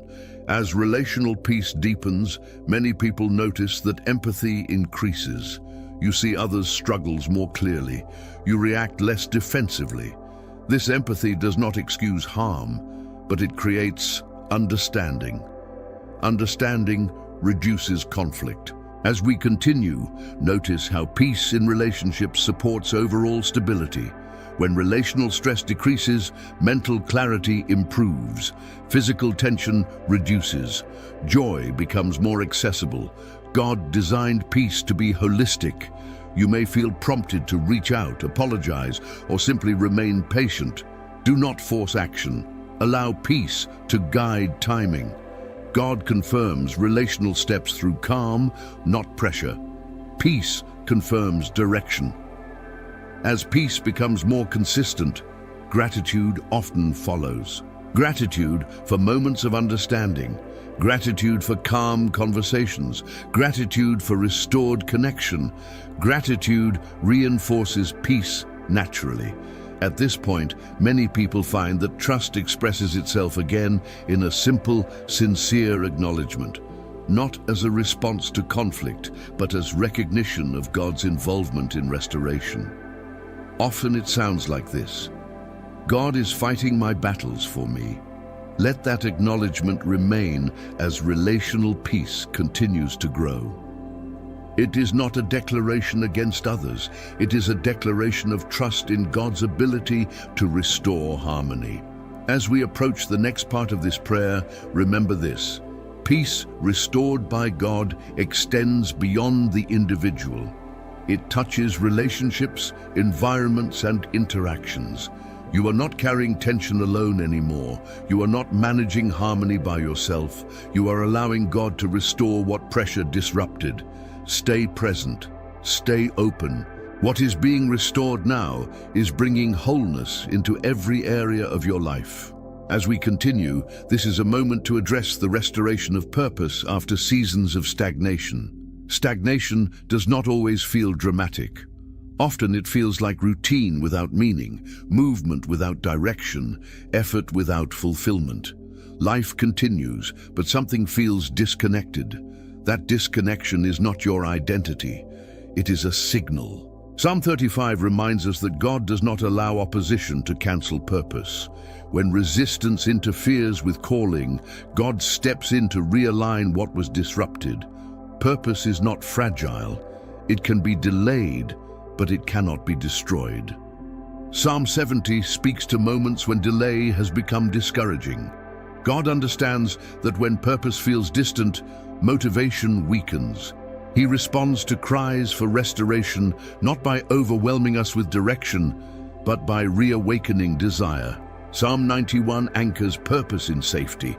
Purpose grows best where fear does not dominate. When the soul feels protected, it becomes receptive again to meaning, creativity, and direction. As these psalms work together, purpose begins to resurface gently. You may notice renewed interest in things you once cared about.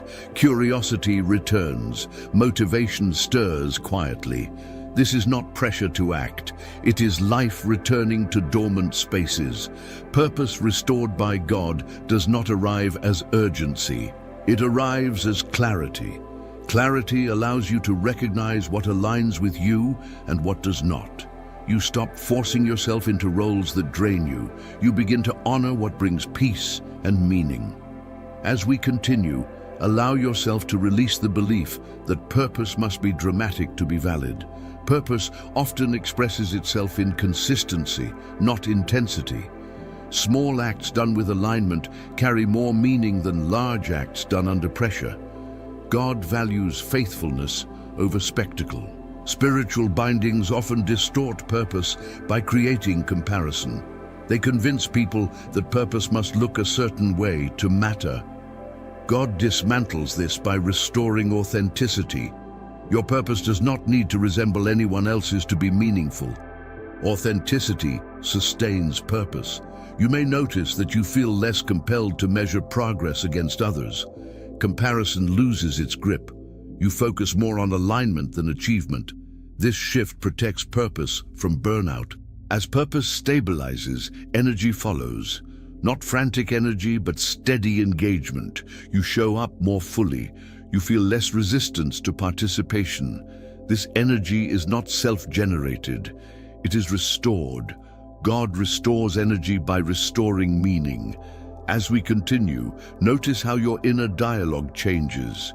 You stop asking, "What is the point?" and begin asking, "How can I be present here?" Presence reconnects you with purpose naturally.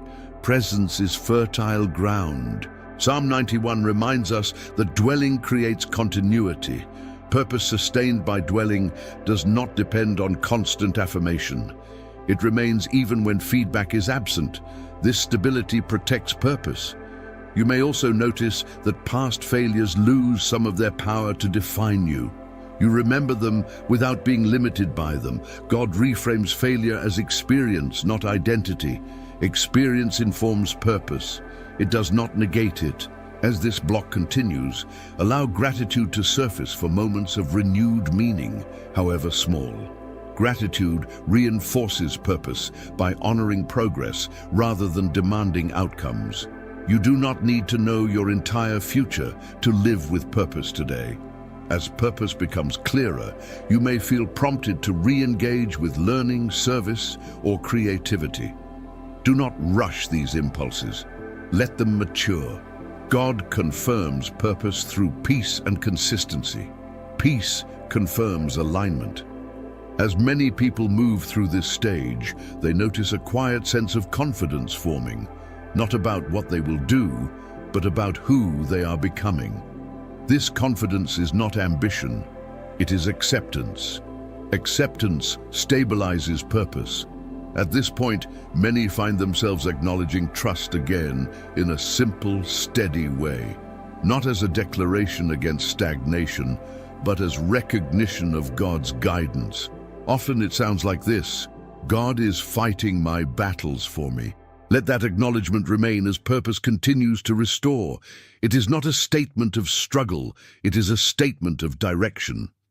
As we approach the next part of this prayer, remember this: purpose restored by God does not rush you forward. It grounds you so that when you move with meaning. You are reconnecting with why you are here. You are rediscovering what matters. You are aligning with what God is restoring.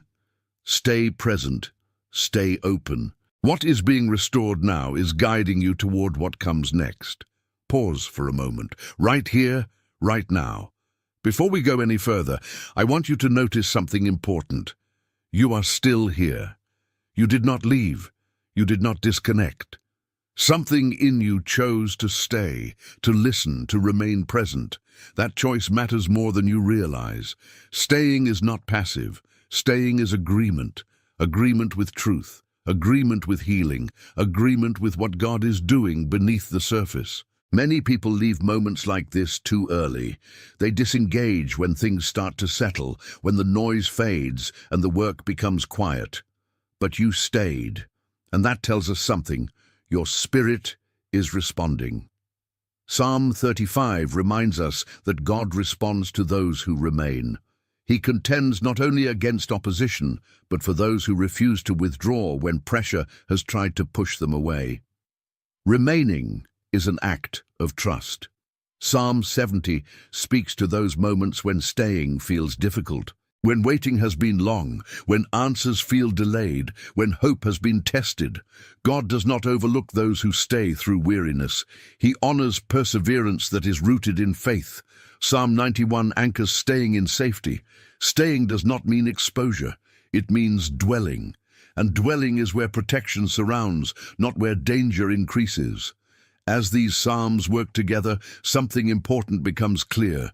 Freedom is not only about what breaks, it is also about what remains. What remains when fear loosens, what remains when pressure lifts, what remains when silence replaces struggle. You may notice that the urgency you once felt is changing, not disappearing but transforming. It feels less frantic, more focused. This is not loss of desire, it is clarity replacing anxiety. Anxiety rushes, clarity waits. Spiritual bindings often try to pull people out of moments like this. They create restlessness. They whisper that nothing is happening, that you should move on, that this is a waste of time. But stillness is where many breakthroughs begin. God works deeply in stillness. As we continue, allow yourself to notice how your body feels. You may feel lighter, or calmer, or simply less tense. These are not imaginary responses. The body often recognizes release before the mind explains it. Release does not always feel dramatic. Sometimes it feels like relief. Relief that you no longer have to push. Relief that you no longer have to prove anything. Relief that you are allowed to be here without effort. God does not demand performance. He invites presence. Psalm 35 shows us that God fights so his people can rest. Not collapse, but rest. Rest that restores perspective and strength. Rest that prepares you for what comes next. Psalm 70 reminds us that God hears urgency, but he also understands when urgency transforms into trust. Trust does not mean you stop wanting change. It means you stop carrying the weight of making it happen alone. Psalm 91 reminds us again that safety is not fragile. It does not disappear when things are quiet. It becomes more evident. As quiet settles, some people feel uncomfortable. Silence can feel unfamiliar after long seasons of noise and resistance. If that is you, do not interpret discomfort as danger. It is simply adjustment. You are adjusting to peace. Peace has a different rhythm. It does not rush, it does not shout, it does not demand, it supports. As we continue, allow peace to set the pace. You do not need to anticipate the next step. You do not need to evaluate progress.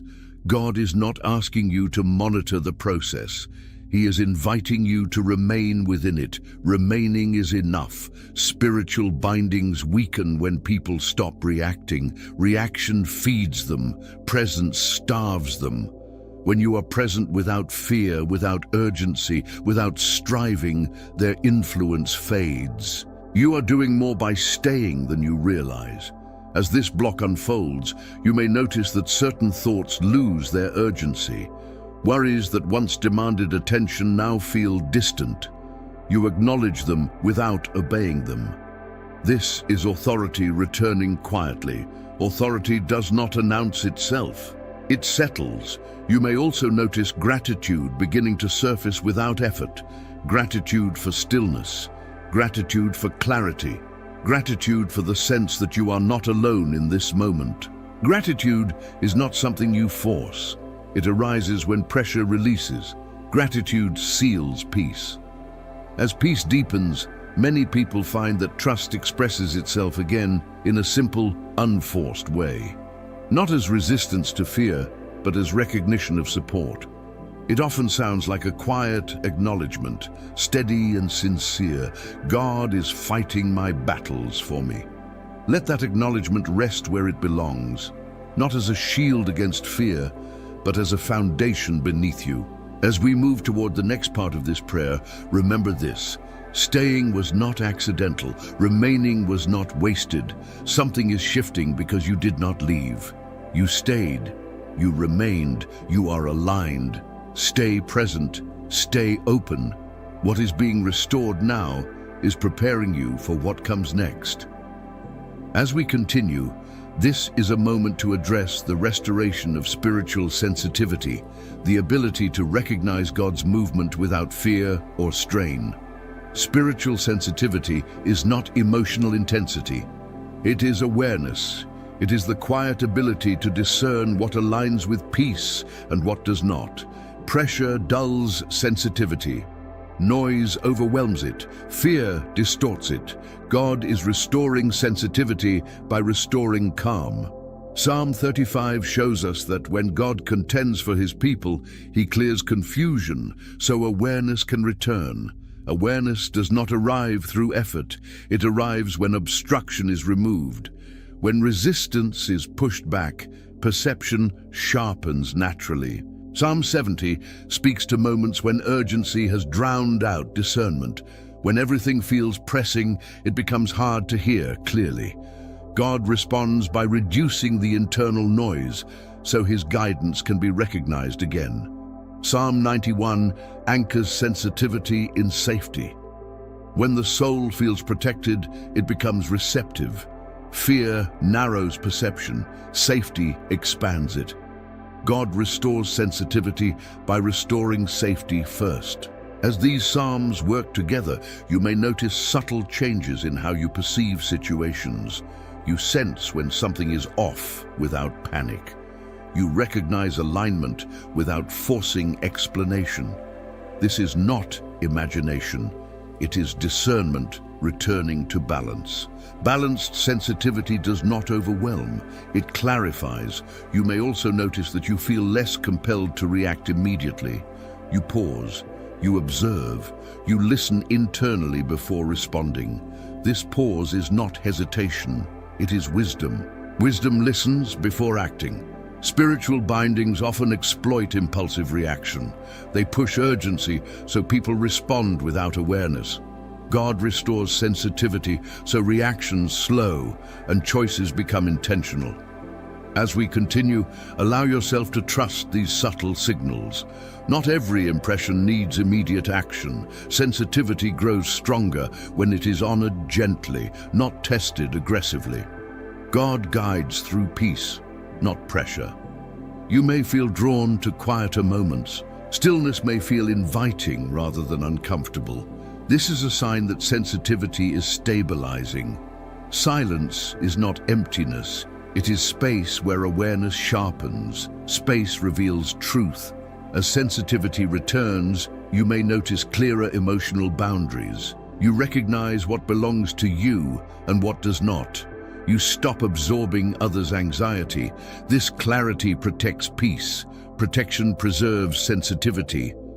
Psalm 91 reminds us again that dwelling sustains awareness. Dwelling is not effortful attention, it is remaining present. Presence keeps sensitivity from becoming overwhelming or distorted. As we continue, notice how your responses change.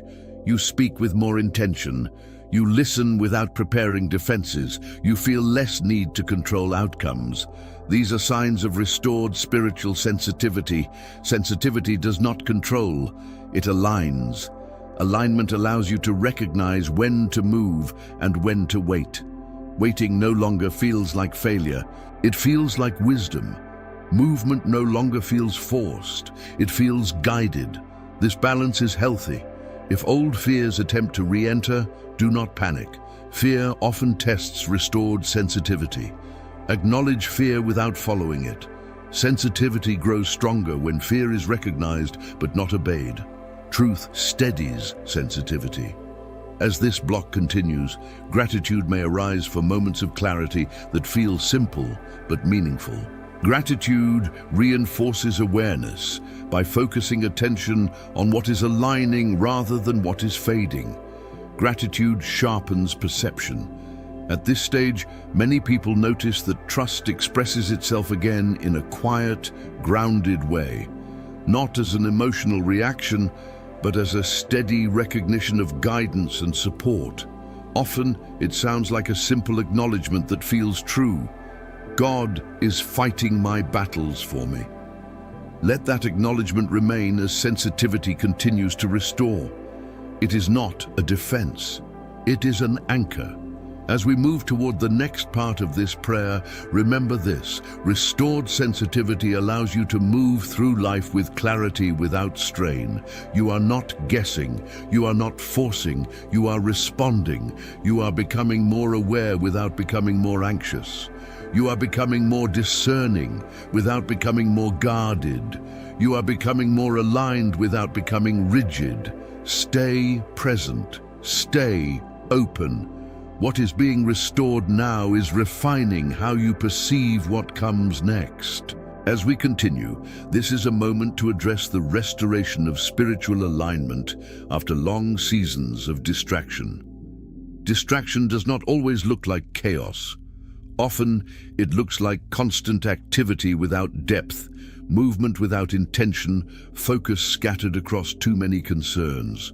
When alignment weakens, energy leaks. When energy leaks, clarity fades. When clarity fades, peace becomes inconsistent. God restores alignment by bringing focus back to what matters most. Psalm 35 reminds us that God clears interference. He does not only confront opposition that attacks directly, He removes interference that diverts attention. Interference drains strength by pulling focus away from truth. God restores alignment by removing what distracts the heart. Psalm 70 speaks to urgency born from fragmentation. When life feels scattered, urgency increases because nothing feels settled. God responds by recentering the heart, not by demanding more effort, but by restoring order. Psalm 91 anchors alignment in dwelling. Dwelling gathers what was scattered. When you remain in God's presence, scattered thoughts begin to organize naturally. You do not force focus. Focus returns. As these psalms work together, you may notice your attention becoming steadier. You are less pulled in multiple directions. You feel more present in what you are doing. This steadiness is not rigidity. It is alignment returning. Alignment restored by God is not narrow. It is clear. You may also notice that certain habits lose appeal, not because they were sinful, but because they were distracting. You feel less compelled to fill silence, less driven to stay busy. This is not loss of motivation. It is refinement. Refinement simplifies focus. Spiritual bindings often thrive on distraction. Distraction weakens resolve. It creates fatigue without progress. God counters distraction by restoring purpose and presence. Presence strengthens alignment. As we continue, allow yourself to notice what draws your attention easily and what drains it. Awareness is not judgment, it is information. God uses awareness to guide alignment gently. You do not need to eliminate everything at once. Alignment grows gradually. As alignment stabilizes, you may notice improved consistency. Prayer feels less sporadic. Rest feels more intentional. Decisions feel less rushed. These are signs that alignment is becoming integrated. Integration protects peace. Psalm 91 reminds us that dwelling is continuous, not occasional. Dwelling does not require isolation from life. It requires presence within it. This presence keeps alignment intact, even during activity. As we continue, allow yourself to release the belief that productivity equals worth. God restores alignment by separating value from output. You are valued because you belong, not because you perform. Belonging stabilizes alignment. As alignment deepens, you may feel a renewed sense of integrity, inner coherence between what you believe, what you choose, and how you live. Integrity does not mean perfection. It means congruence. Congruence reduces tension. You may notice that inner conflict softens, competing priorities settle. You stop negotiating with yourself constantly. This inner peace supports sustained alignment. As we continue, notice how alignment affects your pace. You move neither rushed nor stalled. You move with intention. Pace becomes appropriate rather than pressured. Appropriate pace preserves strength. If moments of distraction return, do not condemn yourself. Alignment is not fragile. It strengthens through gentle redirection. Each time you return attention to peace, alignment deepens. God honors return. As this block continues, gratitude may arise for moments of focus, however small. Gratitude reinforces alignment by anchoring attention in what is stable. At this stage, many people notice that trust expresses itself again quietly, not as resistance to distraction, but as confidence in guidance. Often, it sounds like a simple acknowledgement that feels grounded. God is fighting my battles for me. Let that acknowledgement remain as alignment continues to strengthen. It does not demand effort. It supports presence. As we approach the next part of this prayer, remember this. Alignment restored by God does not limit you. It frees you. It reduces noise so clarity can speak. It gathers energy so peace can remain. You are becoming more focused without becoming rigid. You are becoming more intentional without becoming strained. You are becoming more present without becoming withdrawn. Stay present. Stay open. What is being restored now is refining how you move forward. As we continue, this is a moment to address the restoration of inner stability after prolonged uncertainty. Uncertainty, when it lasts too long, creates a subtle tension. You function, you move forward, but something inside remains unsettled. Decisions feel heavier than they should. Confidence feels conditional. Inner stability is not the absence of questions, it is the presence of grounding. Psalm 35 reminds us that God restores justice where imbalance has lingered. When uncertainty has been fueled by hidden resistance, God responds by re-establishing fairness within the soul. Stability begins when the inner world stops compensating for pressure. Psalm 70 speaks to moments when uncertainty becomes urgent. God understands that prolonged instability drains strength. He responds not by forcing answers, but by restoring a sense of grounding that allows you to stand even without full clarity. Psalm 91 anchors stability in dwelling. Dwelling creates consistency. When you remain in God's presence, the ground beneath you becomes firm, even if the path ahead is not fully visible. As these psalms work together, you may notice a sense of inner steadiness forming. Your thoughts no longer swing as widely. Emotions settle faster. You recover more quickly from stress. These are signs that stability is returning. Stability restored by God is not rigidity. It is resilience. Resilience allows you to bend without breaking. It allows you to experience uncertainty without being ruled by it. God is restoring this resilience now. You may notice that your reactions become less extreme. Highs feel calmer, lows feel less overwhelming. This balance does not dull life, it strengthens it. Balanced emotions support clarity. As we continue, allow yourself to release the belief that stability requires complete certainty. God does not wait for perfect conditions to restore peace. He establishes peace first, then guides clarity gradually. Peace precedes answers. Spiritual bindings often destabilize by keeping people in constant anticipation, always waiting for the next disruption. God interrupts this cycle by restoring rhythm. Rhythm brings predictability. Predictability brings calm. Calm supports stability. As stability deepens, you may notice that you feel more present in your body. Tension decreases. Breathing steadies. Sleep improves. The body often reflects inner stability before the mind articulates it. God restores wholeness. If moments of doubt arise, do not interpret them as failure. Doubt often tests restored stability. Acknowledge it gently and allow truth to ground you again. Truth grounds without force. As this block continues, notice how stability changes your relationship with time. You feel less rushed. Waiting feels less threatening. You trust that timing is unfolding rather than slipping away. Trust steadies perception. Psalm 91 reminds us that dwelling sustains stability even when circumstances shift. You are not stabilized by environment, you are stabilized by presence. Presence does not fluctuate. As stability grows, you may notice that your inner dialogue becomes kinder. You stop pressuring yourself to figure everything out. You allow understanding to come in stages. This kindness protects peace. Kindness sustains stability. You may also notice that old fears lose relevance. They appear, but they do not linger. They no longer shape decisions. This indicates that stability has reclaimed authority. Authority rests in calm. As we continue, gratitude may surface for moments of steadiness that feel simple but meaningful. Gratitude reinforces stability by anchoring attention in what is secure rather than what is uncertain.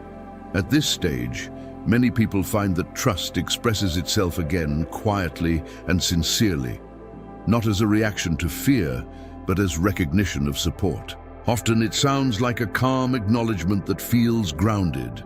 God is fighting my battles for me. Let that acknowledgement remain as stability continues to strengthen. It does not deny uncertainty, it anchors you within it. As we approach the next part of this prayer, remember this: stability restored by God does not isolate you from change. It equips you to navigate change without losing peace. You are becoming steadier. You are becoming more resilient. You are becoming more grounded. Stay present, stay open. What is being restored now is strengthening you for what comes next. As we continue, this is a moment to address the restoration of spiritual confidence after long seasons of self-doubt. Self-doubt does not always announce itself loudly.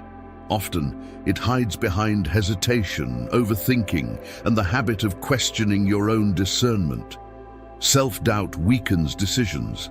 Self-doubt delays action. Self-doubt erodes peace. God restores confidence not by amplifying ego, but by re-establishing trust in His guidance within you. Psalm 35 reminds us that God defends His people when accusations rise, both external accusations and internal ones. When doubt has been fueled by pressure or hidden opposition, God steps in to silence voices that were never meant to guide you.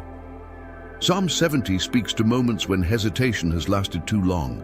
God understands that prolonged self-doubt drains strength and joy. He responds by restoring assurance, not through force, but through presence. Psalm 91 anchors confidence in safety. When you feel protected, you stop second-guessing every step. Safety creates space for confidence to grow naturally. As these psalms work together, confidence begins to return quietly. You may notice that you trust your discernment again.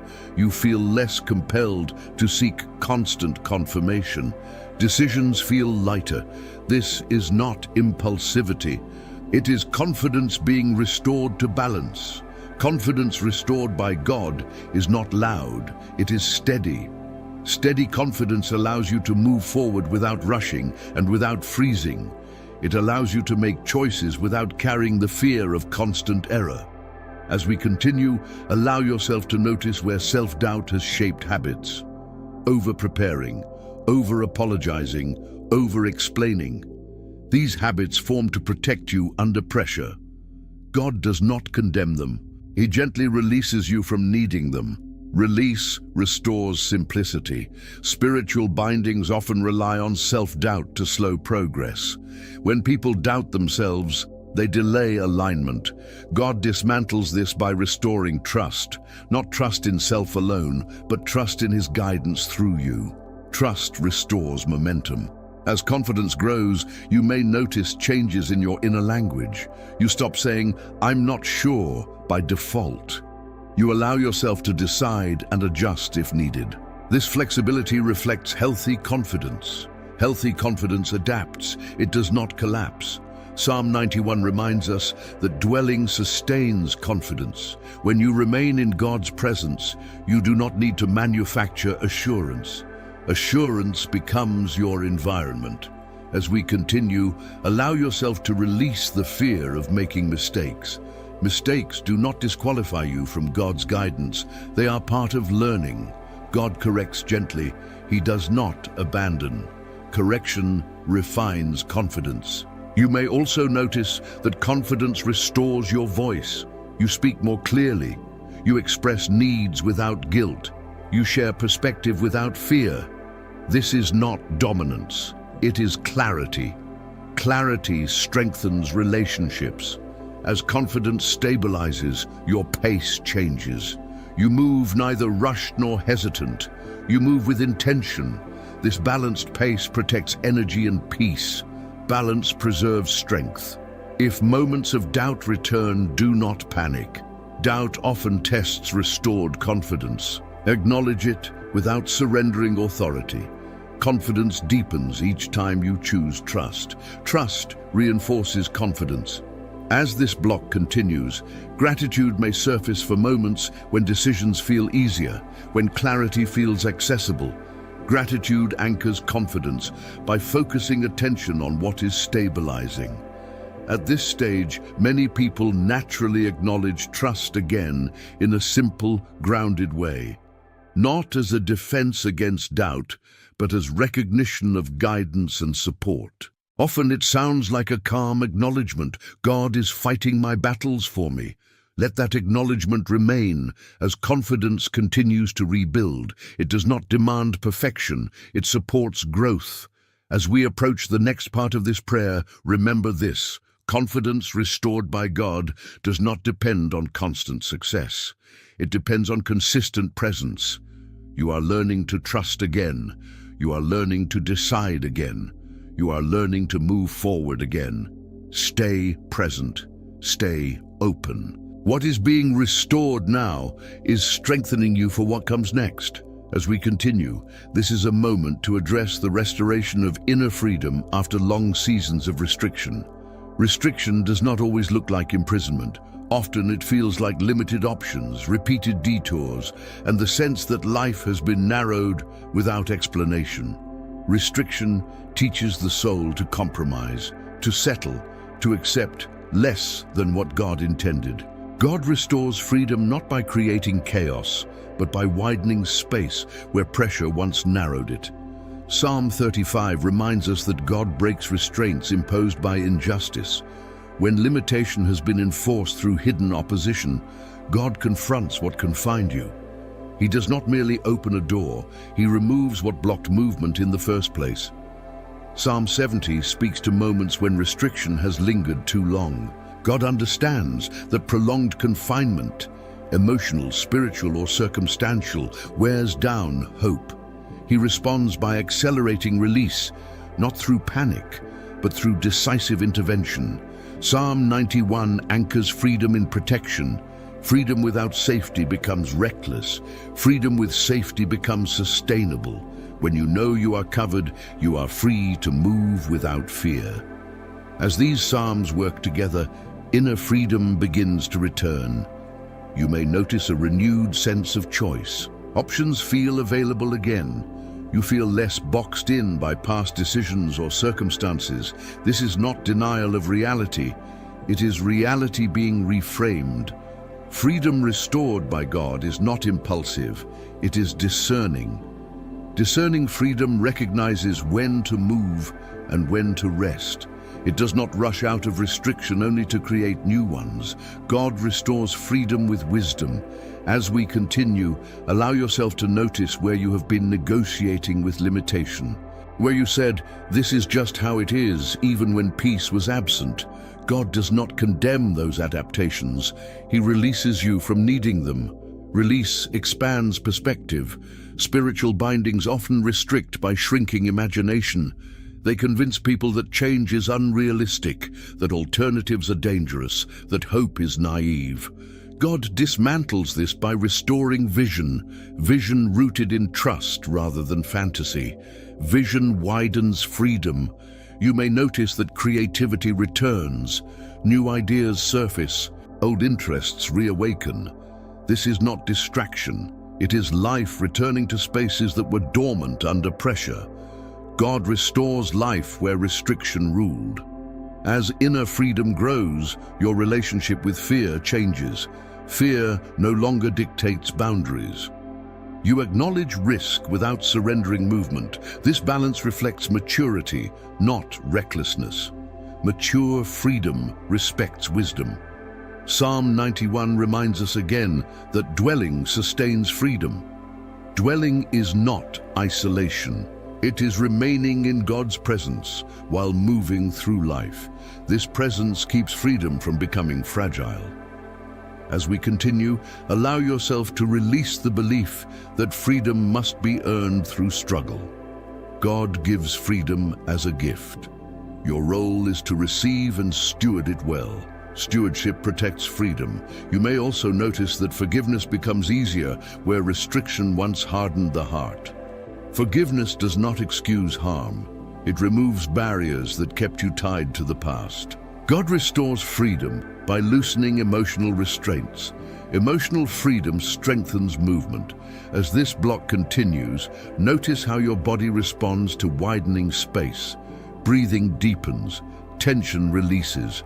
The body often recognizes freedom before the mind articulates it. God restores wholeness. If moments of fear surface, do not retreat. Fear often tests restored freedom. Acknowledge it and allow truth to steady you. Freedom deepens each time fear is recognized, but not obeyed. Truth steadies freedom. As freedom stabilizes, gratitude often emerges naturally. Gratitude for options, gratitude for peace, gratitude for the sense that life is no longer narrowed. Gratitude reinforces freedom by anchoring attention in what has expanded. At this stage, many people find themselves acknowledging trust again in a simple, grounded way. Not as a reaction against restriction, but as recognition of God's involvement. Often it sounds like a quiet acknowledgement. God is fighting my battles for me. Let that acknowledgement remain as freedom continues to restore. It does not deny challenges. It affirms support. As we approach the next part of this prayer, remember this. Freedom restored by God is not temporary relief. It is a widening that allows life to breathe again. You are no longer confined as before. You are no longer negotiating with fear. You are moving within space God is restoring. Stay present. Stay open. What is being restored now is preparing you to move with confidence into what comes next. As we continue, this is a moment to address the restoration of perseverance after long seasons of interruption. Interruption can wear down resolve. When progress is repeatedly paused, motivation weakens. People begin to question whether continuing is worth the effort. Perseverance does not disappear suddenly. It fades quietly. God restores perseverance not by demanding more effort, but by renewing purpose and strength. Psalm 35 reminds us that God contends against forces that interrupt forward movement. He confronts what repeatedly disrupts momentum.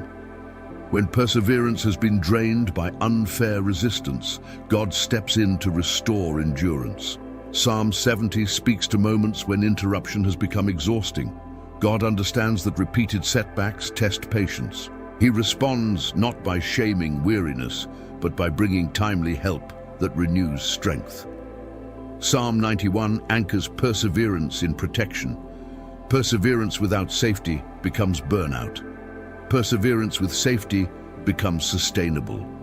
God restores endurance by restoring refuge first. As these psalms work together, perseverance begins to return quietly.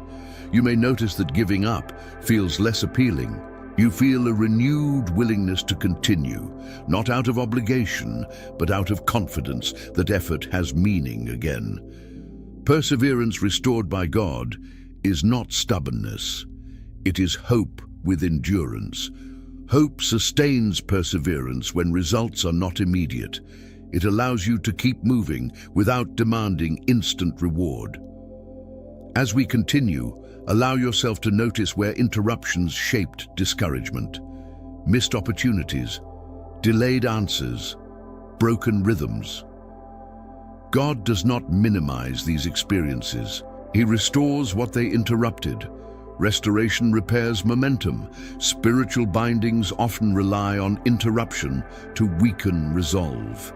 When momentum breaks repeatedly, people lose faith in progress.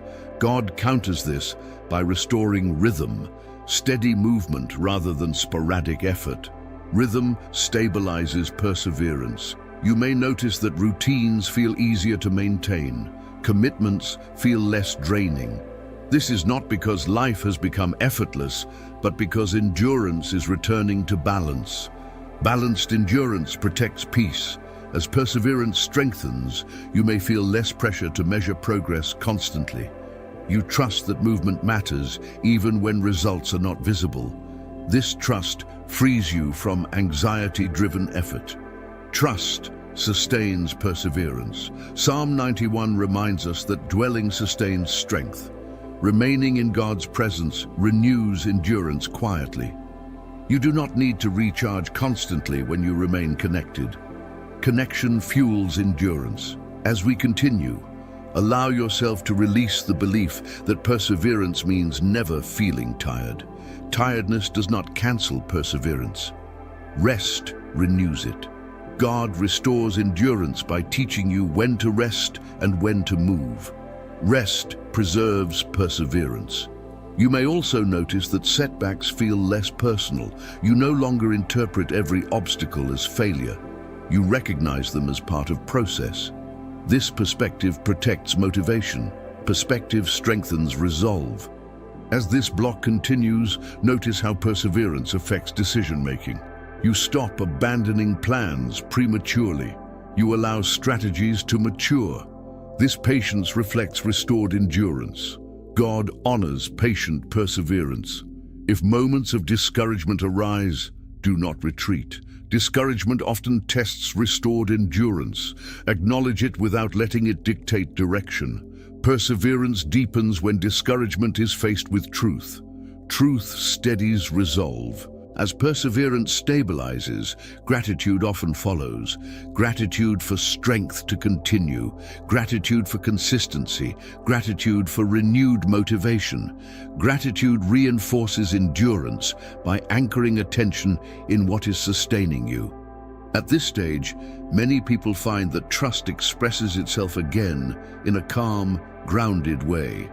Not as resistance to interruption, but as recognition of God's support. Often, it sounds like a simple acknowledgement. God is fighting my battles for me. Let that acknowledgement remain as perseverance continues to rebuild. It does not deny difficulty, it affirms support. As we approach the next part of this prayer, remember this: perseverance restored by God is not fragile. It is patient, grounded, and resilient. You are continuing with renewed strength. You are moving with restored rhythm. You are trusting process again. Stay present. Stay open. What is being restored now is sustaining you for what comes next. As we continue, this is a moment to address the restoration of inner authority after seasons of dependence and doubt. Inner authority is the ability to stand calmly in decisions without needing constant validation. When pressure lasts too long, people often lose this sense of authority. They look outward for permission to trust what they already sense inwardly. Loss of inner authority creates hesitation. Hesitation creates delay. Delay feeds frustration. God restores inner authority by recentering trust where it belongs. Psalm 35 reminds us that God vindicates his people. Vindication is not only external, it is internal. When accusation, spoken or unspoken, has undermined confidence, God restores a sense of legitimacy. You are not out of place. You are not mistaken for being here. Psalm 70 speaks to moments when dependence has grown out of uncertainty. God understands that seeking reassurance is natural when pressure has blurred clarity. He responds by strengthening the heart so reassurance becomes internal again. Psalm 91 anchors authority in dwelling. Dwelling establishes security. When you remain in God's presence, authority does not need to be asserted. It is recognized. You move from reacting to standing. As these psalms work together, inner authority begins to return quietly. You may notice that you are less swayed by others' opinions. You listen without being controlled. You consider advice without surrendering discernment. This balance is healthy. Authority restored by God is not domination. It is stability. Stability allows you to choose without fear of constant correction. It allows you to trust process without demanding immediate confirmation. As we continue, allow yourself to notice where you have outsourced decisions out of fear, not because you lacked wisdom, but because pressure eroded confidence. God does not shame that season. He restores what it took. Restoration returns ownership. Spiritual bindings often weaken inner authority by fostering dependency. When people feel unsure, they rely excessively on external voices. God counters this by restoring clarity and confidence internally. Internal clarity strengthens authority. You may notice that your responses become more measured. You pause before agreeing. You consider options without anxiety. This is not indecision. It is discernment reactivating. Discernment protects authority. As authority stabilizes, emotional reactions soften. You feel less compelled to defend yourself. You trust that truth will stand without constant explanation. This calm reflects restored inner governance. Governance steadies life. Psalm 91 reminds us again that dwelling sustains authority.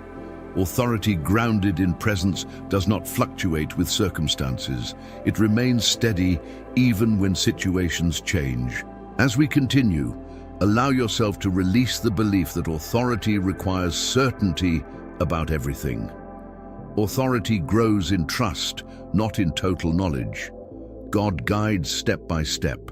Step-by-step guidance builds confidence. You may also notice that guilt loses influence. You stop second-guessing past choices excessively. You learn from experience without condemning yourself. This compassion strengthens authority rather than weakening it. Compassion stabilizes confidence. As this block continues, notice how inner authority changes your posture. You stand more comfortably in who you are. You speak with clarity. You listen with openness. This posture affects how others respond to you. Presence communicates authority. If moments of doubt return, do not retreat. Doubt often tests restored authority. Acknowledge it and allow truth to reaffirm alignment. Authority deepens each time trust is chosen calmly. Truth reinforces authority. As authority becomes integrated, gratitude often emerges. Gratitude for restored confidence, gratitude for clarity, gratitude for the ability to choose without fear. Gratitude anchors authority by honoring progress. At this stage, many people find themselves acknowledging trust again in a simple, grounded way, not as a declaration against others, but as recognition of God's support. Often it sounds like this: God is fighting my battles for me. Let that acknowledgement remain as inner authority continues to strengthen. It does not inflate ego, it grounds identity. As we approach the next part of this prayer, remember this: authority restored by God does not isolate you from guidance, it aligns you with it. You are no longer dependent on fear-driven validation. You are standing with confidence again. You are choosing with clarity again. You are trusting guidance again. Stay present, stay open. What is being restored now is strengthening you for what comes next. As we continue, this is a moment to address the restoration of patience after long seasons of strain. Patience is often misunderstood as waiting without feeling. In truth, patience is the ability to remain aligned without becoming bitter, restless, or discouraged while time unfolds. When strain lasts too long, patience thins. Hope becomes tense, waiting becomes heavy. God restores patience not by slowing life down, but by lightening the inner load. Psalm 35 reminds us that God addresses what has caused unnecessary strain. When opposition prolongs hardship, patience is tested beyond its purpose. God intervenes, so patience does not turn into resignation.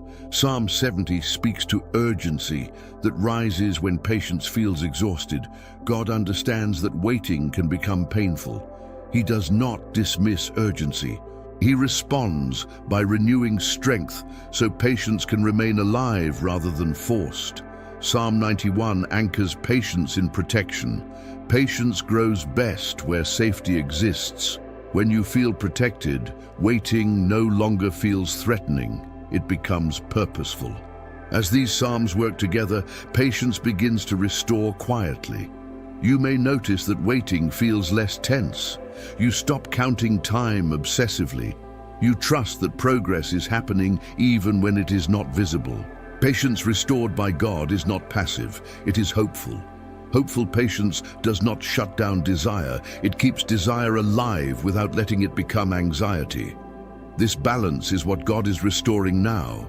As we continue, allow yourself to notice where impatience crept in unnoticed. Irritability, shortened tolerance, constant urgency.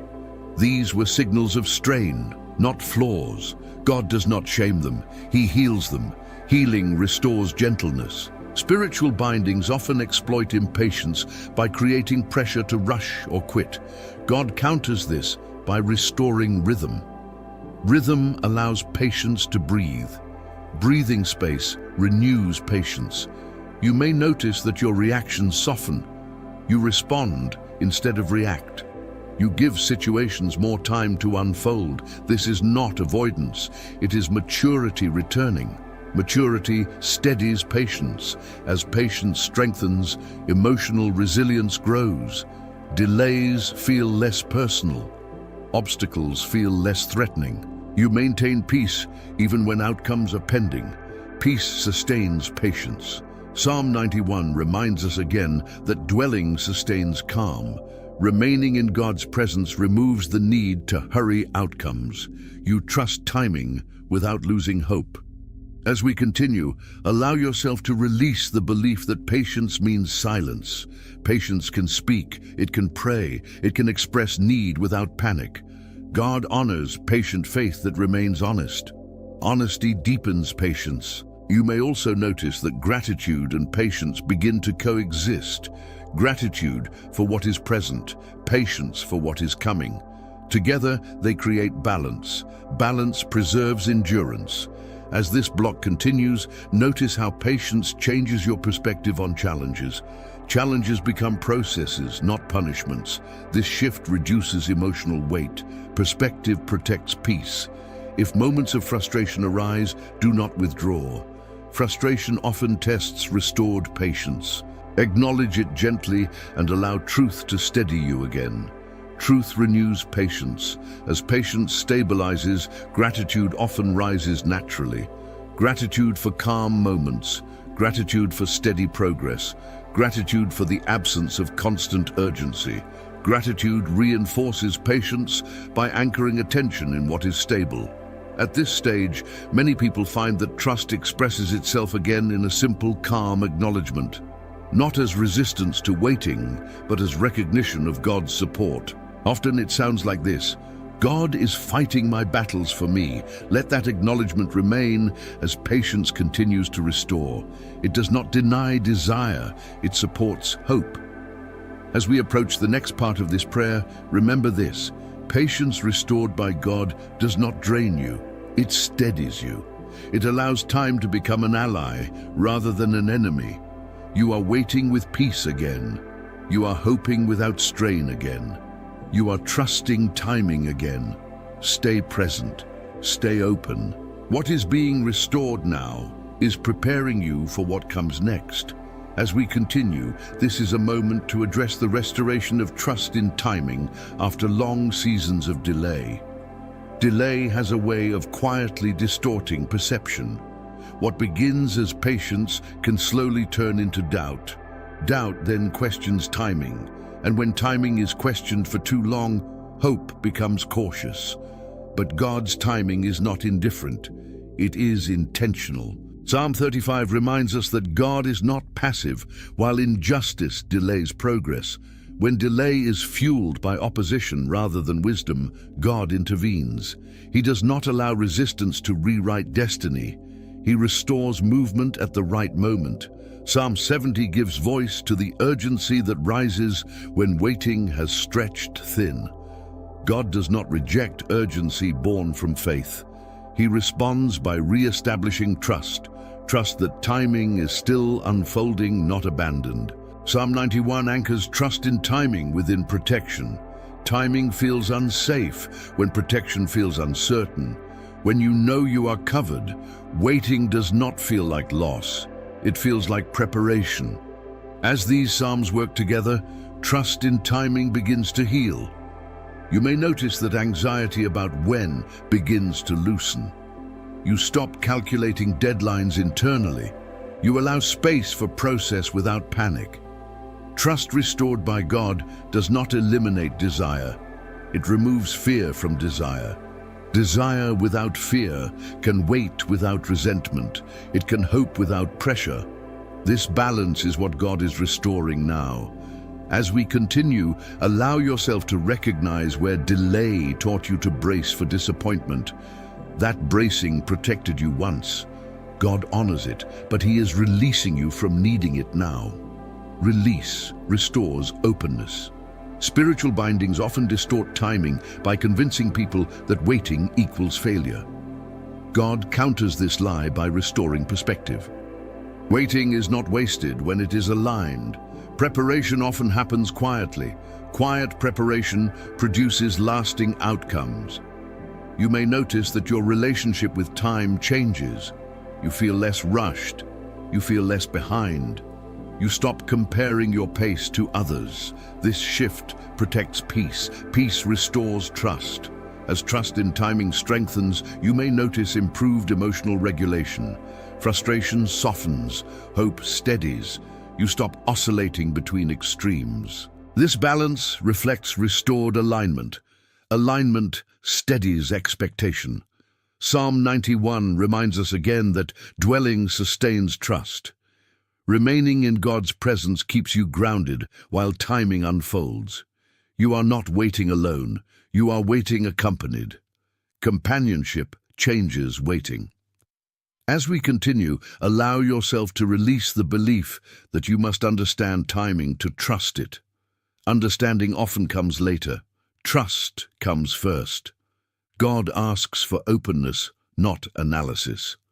Openness invites guidance. You may also notice that gratitude returns even before outcomes change.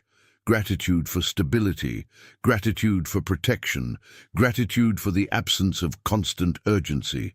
Gratitude reinforces trust by anchoring attention in what is present. Presence supports patience. As this block continues, notice how restored trust in timing affects decisions. You stop forcing outcomes. You stop abandoning plans prematurely. You allow direction to confirm itself over time. Confirmation comes with peace. If moments of doubt arise, do not retreat. Doubt often tests restored trust. Acknowledge it gently and allow truth to reaffirm alignment. Trust deepens each time doubt is recognized but not obeyed. Truth steadies timing. As trust stabilizes, gratitude often expresses itself quietly in a familiar, grounding acknowledgement. Not as resistance to delay, but as recognition of God's involvement. Often it sounds like a calm, sincere acknowledgement. God is fighting my battles for me.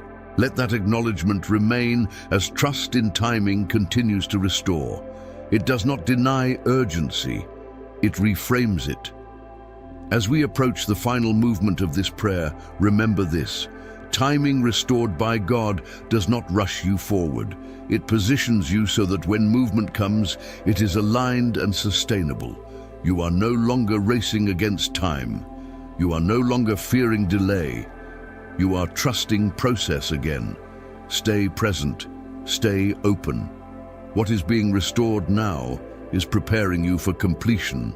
As we come to the final moment of this journey, this is not an ending. It is a sealing. What has been spoken, felt, and received throughout this prayer is settling now. Not as intensity, not as emotion, but as alignment. Alignment does not rush. Alignment remains. Many people expect the end of a prayer to feel dramatic, but often the most powerful work of God concludes quietly, like a foundation set beneath the surface, like a door secured rather than slammed, like a weight lifted rather than shouted away. Psalm 35 reminds us that when God finishes contending, peace follows. Not chaos, not confusion, peace. The kind of peace that does not need explanation. The kind of peace that stands on its own. Psalm 70 reminds us that urgency has been heard. Nothing you carried into this prayer was ignored. Nothing was minimized. God does not delay response out of indifference. He completes work with intention.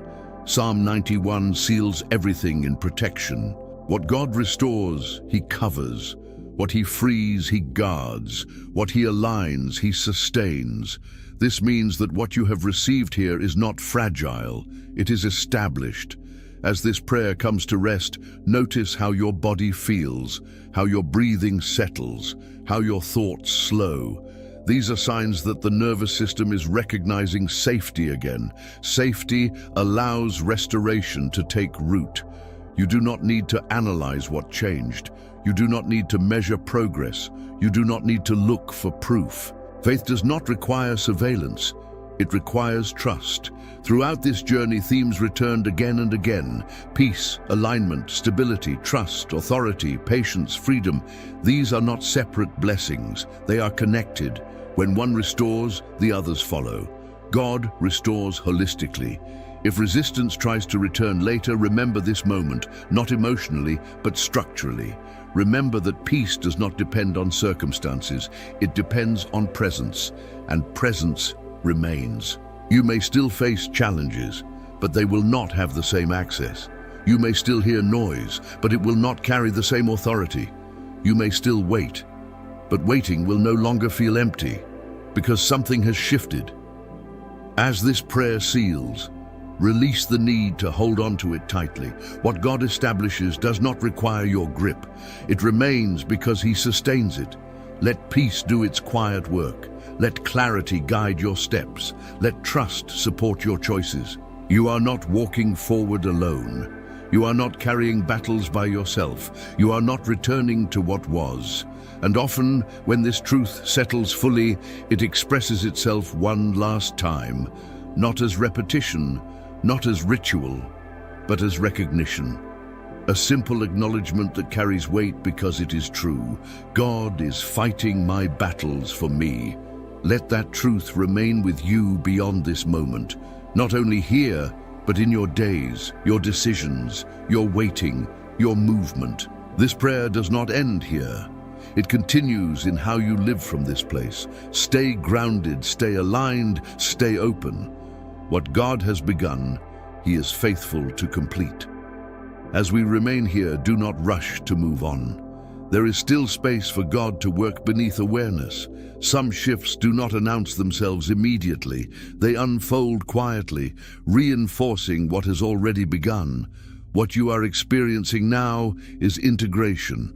Integration happens when truth moves from understanding into being. It is the stage where peace becomes familiar rather than new, where clarity stops feeling fragile, where trust no longer needs to be verbalized to be real. This is where many people unconsciously disconnect, not because they want to, but because stillness feels unfamiliar. But staying here matters.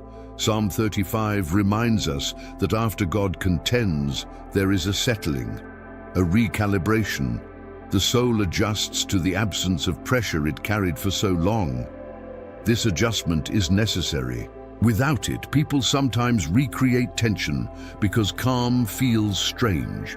You are learning a new internal rhythm. Psalm 70 shows us that urgency does not disappear. It transforms. It no longer demands immediate answers. It becomes attentiveness, awareness, readiness without anxiety. Psalm 91 continues to hold everything in place. Protection is not lifting because the prayer continues. Protection remains precisely because peace is stabilizing. Notice how your thoughts behave now. They are less demanding, less intrusive, less urgent. This is not emptiness, this is order. Order replaces noise. Noise once kept you alert. Order allows you to rest. As this order settles, some memories may surface, not to disturb you, but to be reprocessed. Moments that once carried emotional charge may now feel distant, neutral, resolved. This is healing, completing its cycle. Do not analyze these moments. Let them pass through. Healing does not require commentary. If you feel emotion rise, sadness, relief, gratitude, allow it without interpretation. Emotions here are not signals of instability. They are signals of release. Release does not always feel dramatic. Sometimes it feels like softness. As we continue, allow your breathing to remain natural. There is no instruction needed. The body knows how to rest when the environment is safe. God designed it that way. You are safe here. This safety does not isolate you from life. It prepares you to re-enter life differently, without carrying unnecessary weight, without bracing for impact, without negotiating with fear. Psalm 35 assures us that what God defends, He does not abandon. Psalm 70 assures us that what God responds to, He does not forget. Psalm 91 assures us that what God shelters, He does not expose. These truths are not being declared anymore. They are being absorbed. Absorption is quieter than declaration, but it is deeper. You may notice that the need to feel something is fading. That is a good sign. Faith does not depend on sensation. It depends on alignment, and alignment is happening now. Alignment does not hurry. As alignment deepens, your internal posture changes. You are no longer leaning forward in anticipation or backward in defense. You are upright, balanced, present. Presence weakens every remaining trace of spiritual pressure. Pressure requires reaction. Presence removes reaction. If thoughts try to pull you into the future or drag you into the past, gently return to now. Not by effort, by acknowledgement. Now is where God works most efficiently. Now is where peace holds authority. You do not need to repeat anything. You do not need to promise anything. You do not need to ask for anything. This moment is not transactional, it is relational, and relationship continues beyond words. Remain here, remain receptive, remain open. What is happening now is still unfolding. As we continue, allow this moment to stretch naturally. There is no finish line you are moving toward right now. This is not about reaching an end. This is about remaining where alignment is still settling. Some things only stabilize when they are not rushed. Pressure trained the mind to expect constant movement. Silence once felt like danger because silence meant vulnerability. But here, silence carries strength. Stillness carries authority. Psalm 35 shows us that after contention, God establishes order. Order is not loud, it is firm, it does not announce itself, it holds. Psalm 70 reminds us that urgency has been answered. What remains now is not waiting for rescue. It is adjusting to freedom. Adjustment takes time. Psalm 91 continues to surround everything quietly. Protection is not something you activate moment by moment. It is something you remain within. Remaining is what you are doing now. Notice how your inner dialogue has softened. Thoughts no longer demand solutions. Questions no longer push for answers. This does not mean answers are absent. It means anxiety is no longer driving the process. Anxiety speaks quickly. Peace speaks steadily. As peace holds, the body follows. Muscles release tension they learn to carry unconsciously. The jaw loosens. The chest opens. The shoulders settle. These are not techniques. These are responses to safety. Safety allows the nervous system to stand down. You may notice moments where nothing seems to be happening. That is not stagnation, that is integration. Integration is the phase where change becomes permanent. Temporary change excites. Integrated change stabilizes. As integration continues, subtle awareness increases. You may sense clarity without words, confidence without declarations, trust without repetition. These are signs that faith is no longer being performed. It is being lived. Psalm 35 does not end with chaos. Psalm 70 does not end with panic. Psalm 91 does not end with vigilance. They end in rest. Rest is not collapse. Rest is readiness without tension. As we remain here, allow any remaining resistance to dissolve naturally. Resistance often survives on attention. When attention is no longer feeding it, it weakens without confrontation. You do not need to fight what is already losing strength. This is why presence matters more than effort right now. Presence removes leverage. If at any point you feel the urge to do something, simply notice it. That urge once kept you safe. You do not need to reject it. You also do not need to follow it. You are allowed to be here without action. God is not measuring productivity in this moment. He is establishing peace. As peace settles deeper, identity begins to align with truth again. Not the identity shaped by struggle, not the identity shaped by survival, but the identity shaped by belonging. Belonging precedes purpose. When belonging is restored, striving fades. You no longer need to earn safety. You no longer need to defend worth. You exist from acceptance rather than effort. This shift changes everything, and still nothing needs to be said. Words have done their work. Now presence continues it. Remain here, remain grounded, remain receptive. What is happening now is still active, even in silence. When you're ready, just say continue, and I'll keep unfolding the prayer in this same uninterrupted flow. As we move forward, this moment invites a deeper settling, where awareness remains awake, but effort stays absent. This is where alignment becomes embodied rather than observed. You are not watching peace happen, you are living within it. Psalm 35 reminds us that when God completes his defense, he restores dignity. Dignity is not loud confidence, it is quiet assurance.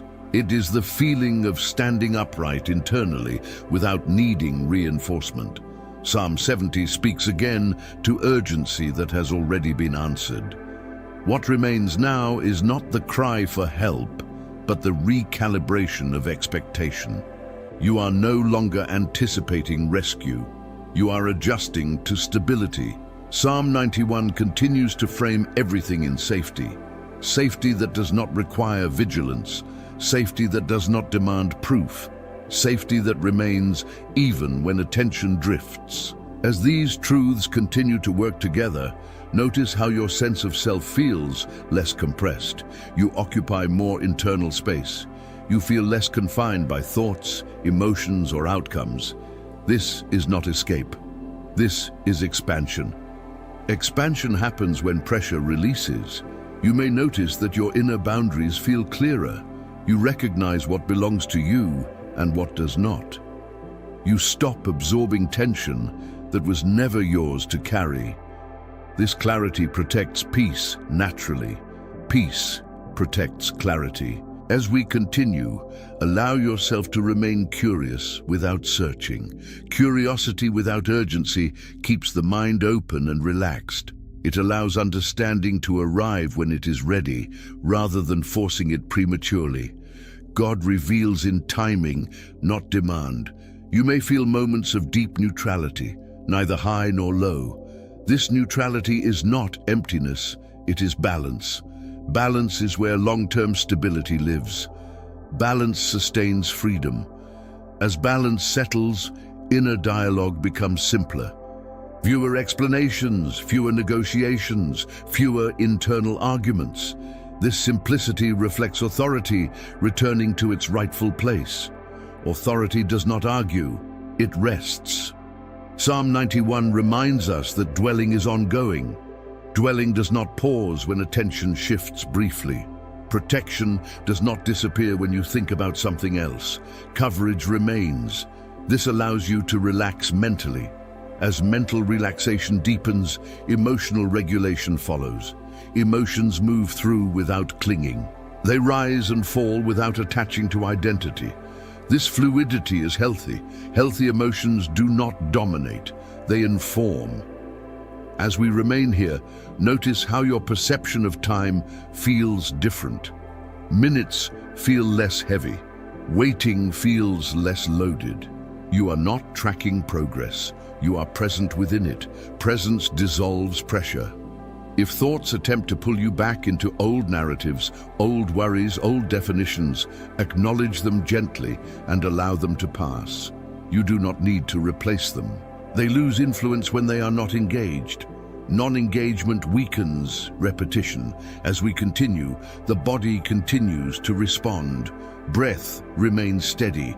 Posture remains supported. There is no instruction needed. Safety has already been communicated internally. Safety allows the system to self-regulate. You may notice that trust no longer feels like a decision. It feels like a condition. Something that exists without effort.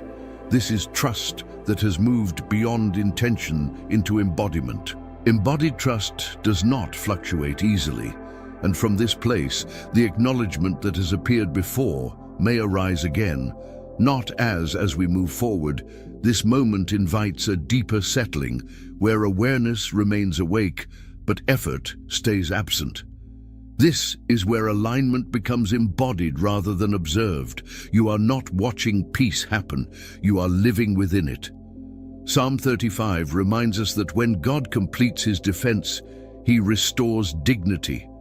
Dignity is not loud confidence, it is quiet assurance. It is the feeling of standing upright internally without needing reinforcement. Psalm 70 speaks again to urgency that has already been answered. What remains now is not the cry for help, but the recalibration of expectation. You are no longer anticipating rescue. You are adjusting to stability. Psalm 91 continues to frame everything in safety. Safety that does not require vigilance. Safety that does not demand proof.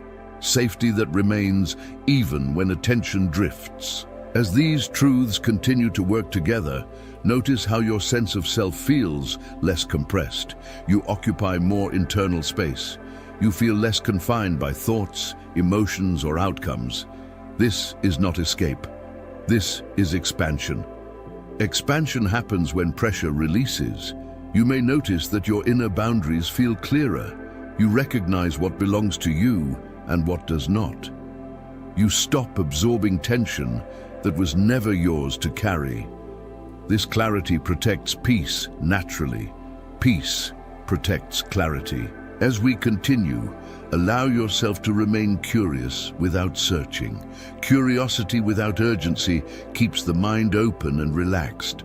It allows understanding to arrive when it is ready, rather than forcing it prematurely. God reveals in timing, not demand. You may feel moments of deep neutrality, neither high nor low. This neutrality is not emptiness, it is balance. Balance is where long-term stability lives. Balance sustains freedom. As balance settles, inner dialogue becomes simpler. Fewer explanations, fewer negotiations, fewer internal arguments. This simplicity reflects authority returning to its rightful place. Authority does not argue, it rests. Psalm 91 reminds us that dwelling is ongoing. Dwelling does not pause when attention shifts briefly. Protection does not disappear when you think about something else. Coverage remains. This allows you to relax mentally. As mental relaxation deepens, emotional regulation follows. Emotions move through without clinging. They rise and fall without attaching to identity. This fluidity is healthy. Healthy emotions do not dominate, they inform.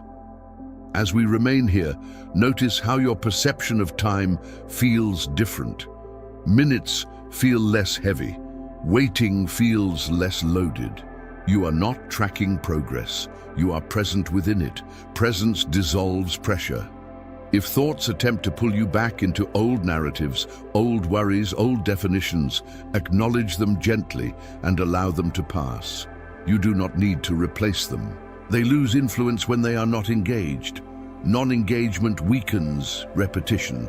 As we continue, the body continues to respond. Breath remains steady. Posture remains supported. There is no instruction needed. Safety has already been communicated internally. Safety allows the system to self-regulate. You may notice that trust no longer feels like a decision. It feels like a condition, something that exists without effort. This is trust that has moved beyond intention into embodiment. Embodied trust does not fluctuate easily. And from this place, the acknowledgement that has appeared before may arise again, not as repetition, not as instruction, but as recognition that aligns naturally with what is being experienced. God is fighting my battles for me. There is no need to emphasize it. There is no need to repeat it. As we move forward, this moment invites a deeper settling, where awareness remains awake, but effort stays absent. This is where alignment becomes embodied rather than observed. You are not watching peace happen. You are living within it.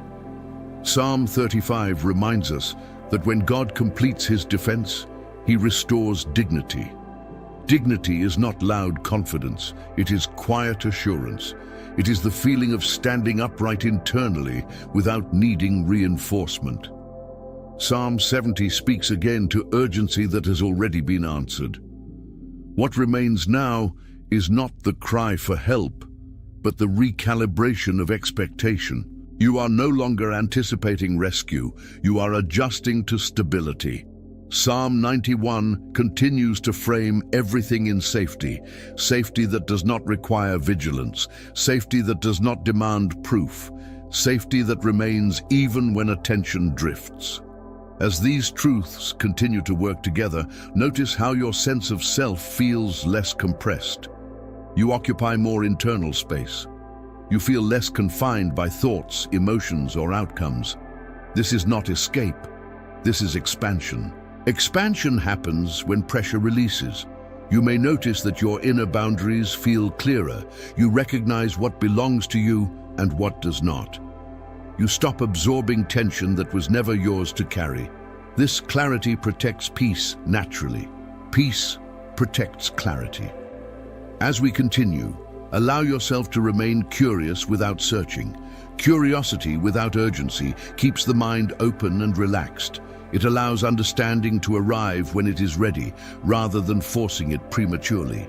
God reveals in timing, not demand.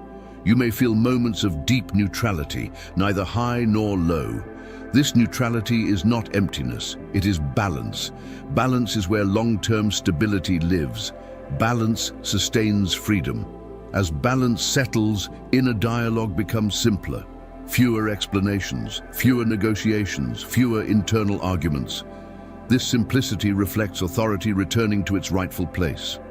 Authority does not argue, it rests. Psalm 91 reminds us that dwelling is ongoing.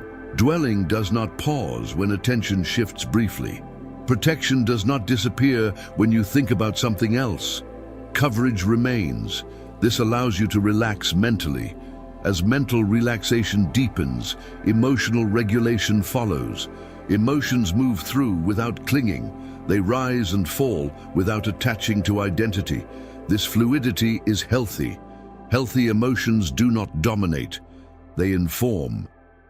As we remain here, notice how your perception of time feels different. Minutes feel less heavy.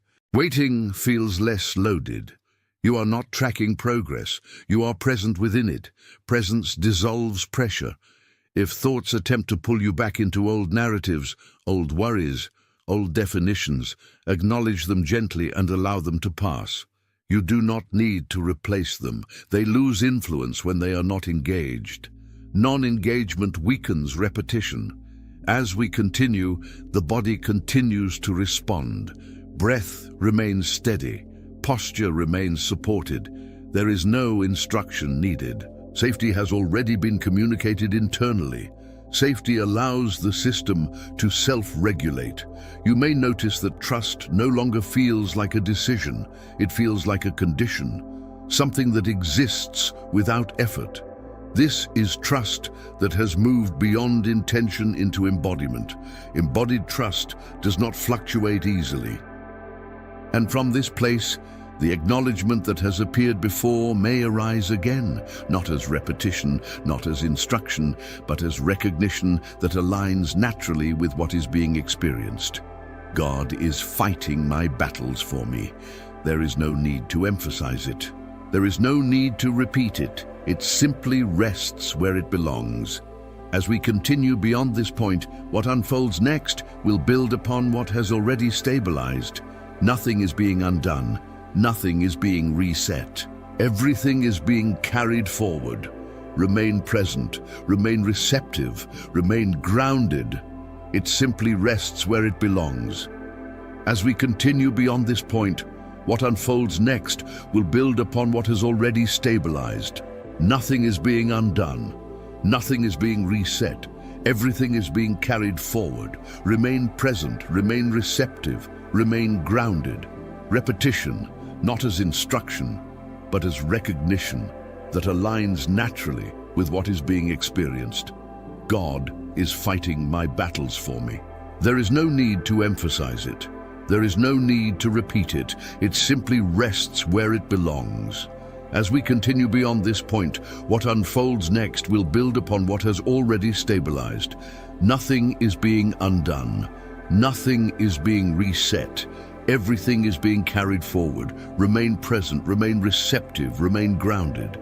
As we continue, remain attentive to the quiet confidence forming beneath awareness.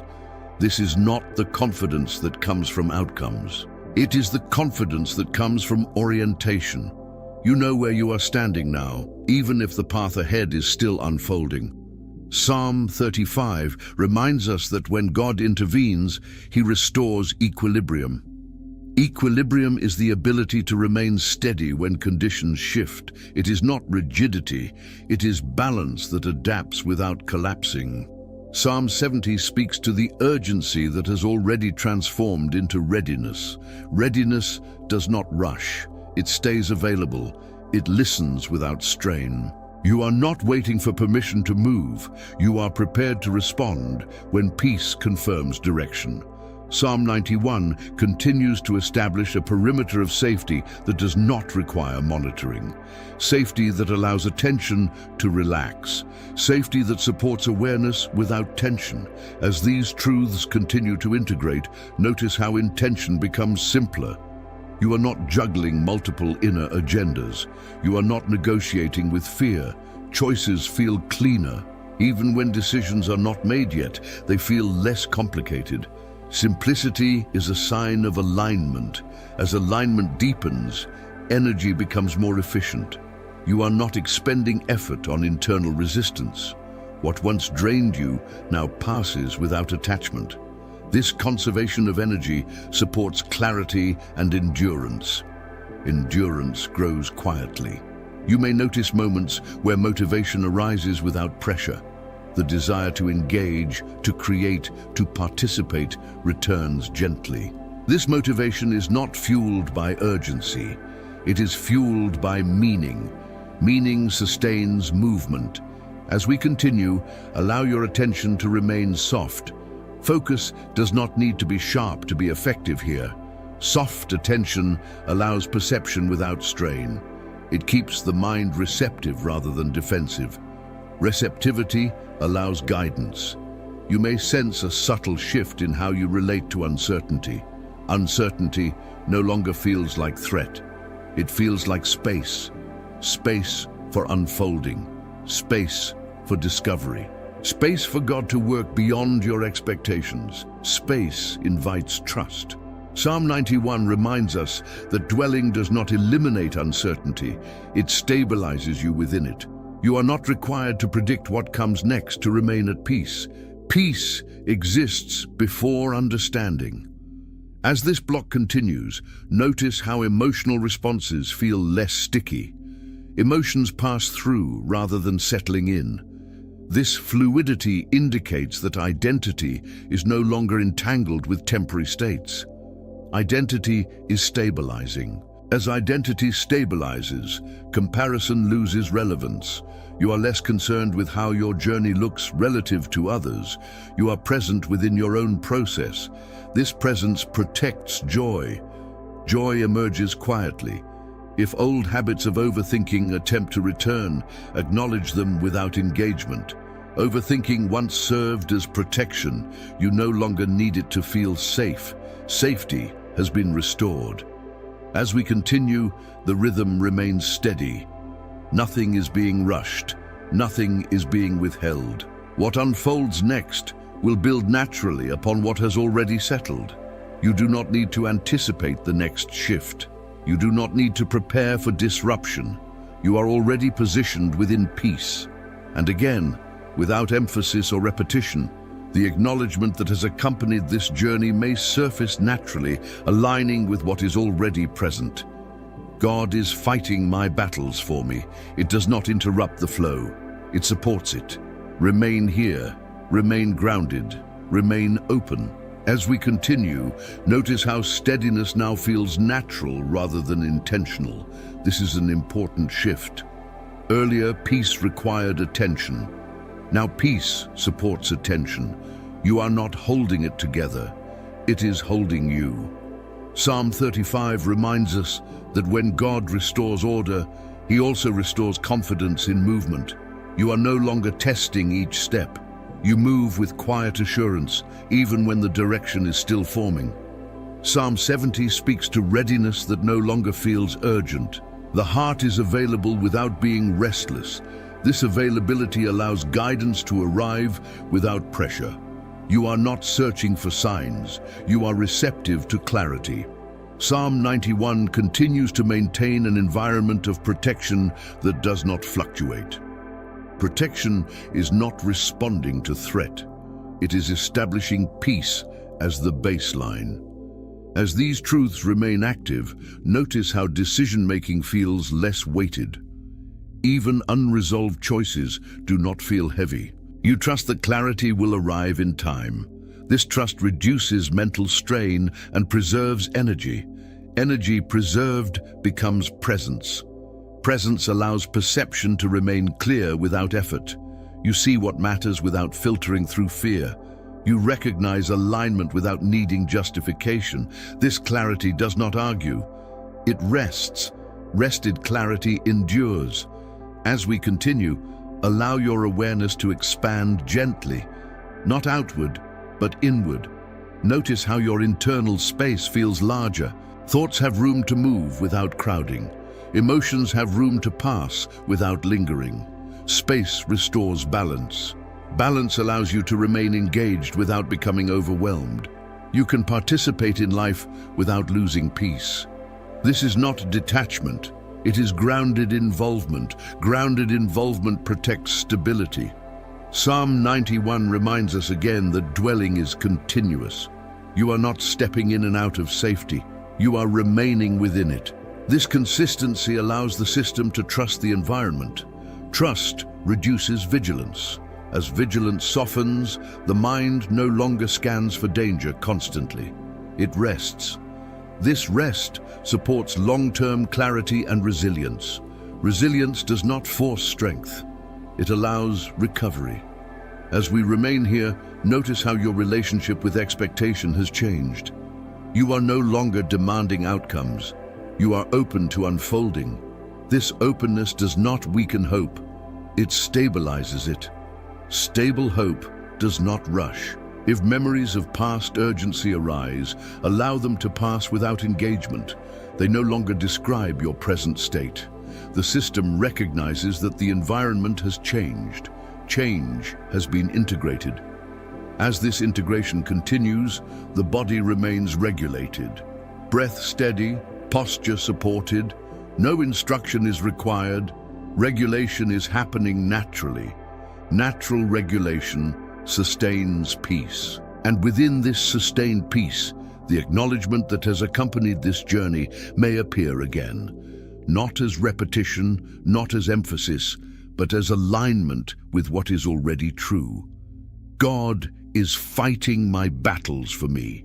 It does not interrupt awareness. It affirms it. Remain present, remain receptive, remain grounded. The unfolding continues without urgency. As we continue, notice how presence now feels anchored rather than maintained. You are not sustaining peace through effort. Peace has become the environment in which everything else operates. This shift matters because it allows depth without fatigue. Psalm 35 reminds us that when God restores order, He also restores momentum that does not push. Movement no longer feels forced. Direction no longer feels urgent. You are allowed to move at the pace of clarity rather than the pace of fear. Psalm 70 reflects a readiness that has matured. What once cried out for immediate resolution now listens with discernment. Discernment does not demand speed, it recognizes timing. Psalm 91 continues to establish constancy. Protection is no longer a response to threat, it is a condition that remains even when attention moves elsewhere. As these truths continue to integrate, notice how trust now operates without commentary. You're not reminding yourself to trust. Trust is functioning quietly in the background, supporting decisions, emotions, and perception. Quiet trust is durable. As we remain here, awareness continues to refine. You notice subtle cues without analysis. You sense alignment without explanation. This sensitivity does not overwhelm, it guides gently. Gentle guidance sustains peace. You may notice that the need to resolve everything internally has diminished. Unanswered questions no longer create pressure. They remain open without tension. This openness indicates that safety has been internalized. Internalized safety changes everything. As safety stabilizes, emotional responses feel proportionate. You are not overreacting. You are not suppressing. You are responding appropriately to what is present. This balance reflects restored regulation. Regulation supports resilience. Psalm 91 reminds us again that dwelling allows regulation to remain intact. You are not bracing for disruption. You are resting within continuity. Continuity reduces strain. As we continue, allow attention to rest where it naturally settles. There is no need to direct it.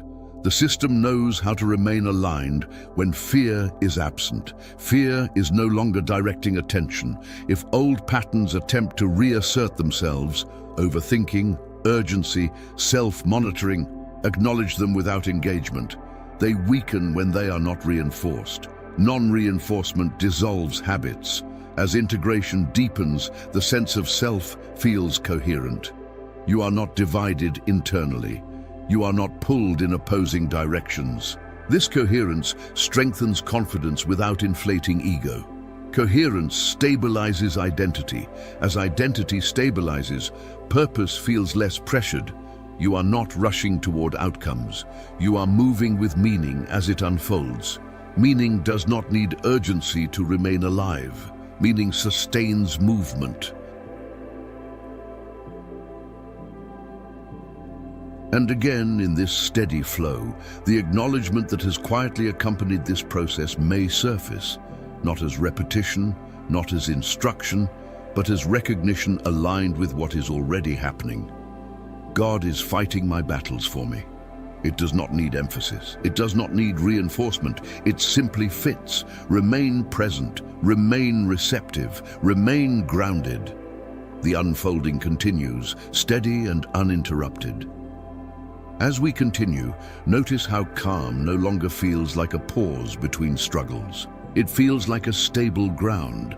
You're not waiting for the next disruption. You are living from steadiness. This is an important transition because stability changes how the future is received. Psalm 35 reminds us that when God settles a matter, He also restores confidence in what lies ahead.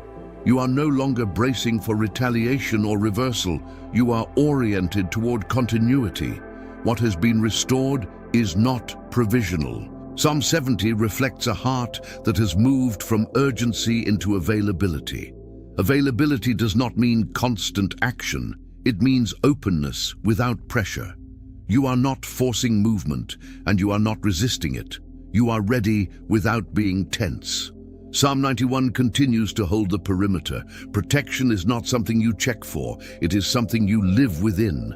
This allows awareness to widen without fear. As these truths remain active, notice how anticipation feels different. Anticipation no longer carries anxiety. It feels neutral, even gentle. You are open to what comes without projecting outcomes. This openness preserves peace. Peace preserves clarity. Clarity now functions without commentary. You recognize what aligns and what does not without internal debate. Decisions do not require rehearsal. Waiting does not require justification. This ease indicates that alignment is embodied. Embodied alignment reduces friction. As we remain here, notice how internal effort continues to decrease. You are not managing your state is managing itself. This self-regulation is a sign that safety has been integrated at a deep level. Integrated safety supports resilience. Resilience now appears as flexibility rather than toughness. You adapt without strain. You adjust without losing balance. This flexibility protects energy and supports long-term stability.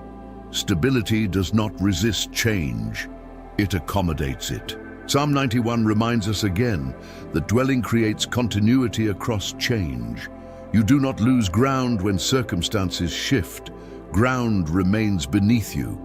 This continuity allows confidence to remain quiet and strong.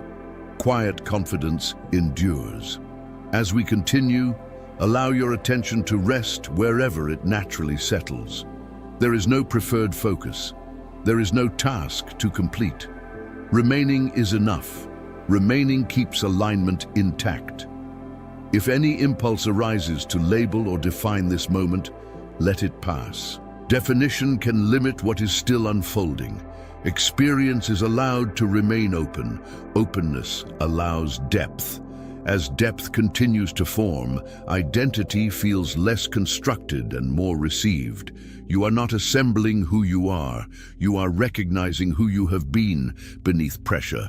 Recognition stabilizes identity. As identity stabilizes, self-trust feels natural again. You trust your responses, you trust your pace, you trust your ability to remain aligned. This trust does not announce itself. It functions quietly. Functioning trust sustains peace, and within this steady functioning, the acknowledgement that has accompanied this journey may arise once more, not as repetition, not as effort, but as resonance with what is already true. God is fighting my battles for me. It does not interrupt the flow. It supports it. Remain present, remain receptive, remain grounded. The movement continues, unforced and uninterrupted. As we continue, notice how ease now carries structure. This is not looseness or drift. It is stability without tension. You are supported without being held back. This balance allows forward movement to remain natural. Psalm 35 reminds us that when God establishes justice, He also restores confidence in continuity. You are no longer anticipating disruption as the default. The expectation of interruption has lost authority. This change reshapes how you approach what comes next. Psalm 70 reflects a heart that no longer measures urgency by discomfort. Urgency has refined into discernment. Discernment listens for alignment rather than reacting to pressure. This listening creates precision without strain. Psalm 91 continues to frame everything in constancy. Protection is not episodic. It does not depend on awareness. It remains active even when attention relaxes. As these truths remain integrated, notice how inner permission expands. You allow yourself to be at peace without suspicion. You allow rest without guilt. This permission is essential. Without it, people often recreate pressure out of habit. Habit is loosening. As habit loosens, the nervous system recognizes safety more consistently. You recover faster from stimulation. You return to baseline with ease. This resilience is not forced. It is learned through repeated calm. Repeated calm rewires response. As we remain here, perception continues to simplify. You are not filtering experience through old frameworks. You are meeting what is present as it is. This directness reduces mental load. Reduced load preserves energy. Energy preserved becomes availability. Availability allows you to engage without depletion. You can be present without being consumed. This balance is sustainable. Sustainability is the mark of restoration. Psalm 91 reminds us again that dwelling supports sustainability. You are not stepping in and out of safety. You are remaining within it as life unfolds. Remaining stabilizes rhythm. As rhythm stabilizes, internal pacing becomes appropriate. You are neither rushing nor delaying. You move when clarity appears. You rest when stillness calls. This responsiveness replaces control. Responsiveness reflects trust. If impulses arise to evaluate progress, let them pass. Evaluation belongs to effort. Integration belongs to presence. What is integrating now does not require measurement. Integration completes itself. As we continue, identity feels increasingly settled. You are not adjusting yourself to fit the moment. You are allowing the moment to meet you as you are. This congruence reduces friction. Reduced friction increases flow. Flow does not push, it carries. And within this carried movement, the acknowledgement that has accompanied this journey may surface again. Not as repetition, not as emphasis, but as alignment with the state you are living from. God is fighting my battles for me. It rests easily here. It belongs here. Remain present. Remain receptive. Remain grounded. The unfolding continues, steady and uninterrupted. As we continue, notice how steadiness now allows awareness to widen without effort. You are not scanning for what might go wrong. You are not bracing for what might return. Your attention is free to rest where it naturally belongs. Psalm 35 reminds us that when God restores balance, He also restores confidence in permanence. This is not a temporary calm. It is a re-established order. The system no longer expects disruption as the default state. Psalm 70 reflects a heart that has moved beyond urgency into readiness with discernment. Readiness does not tense the body. It keeps the spirit attentive without pressure. You are available without being on edge. Psalm 91 continues to surround everything with continuity. Protection is not responding to threat. It is preventing threat from defining the environment. This allows inner systems to remain regulated. As these truths remain active, notice how your internal responses become more proportional. Situations receive the level of attention they require, no more, no less. This proportionality conserves energy and maintains peace. Maintained peace strengthens clarity. Clarity now functions without explanation. You recognize alignment without needing to justify it. You sense when something fits and when it does not, without internal debate. This is discernment operating from stability. Stability supports discernment. As we remain here, notice how emotional reactions continue to soften. Emotions are present, but they no longer demand control. They inform without overwhelming.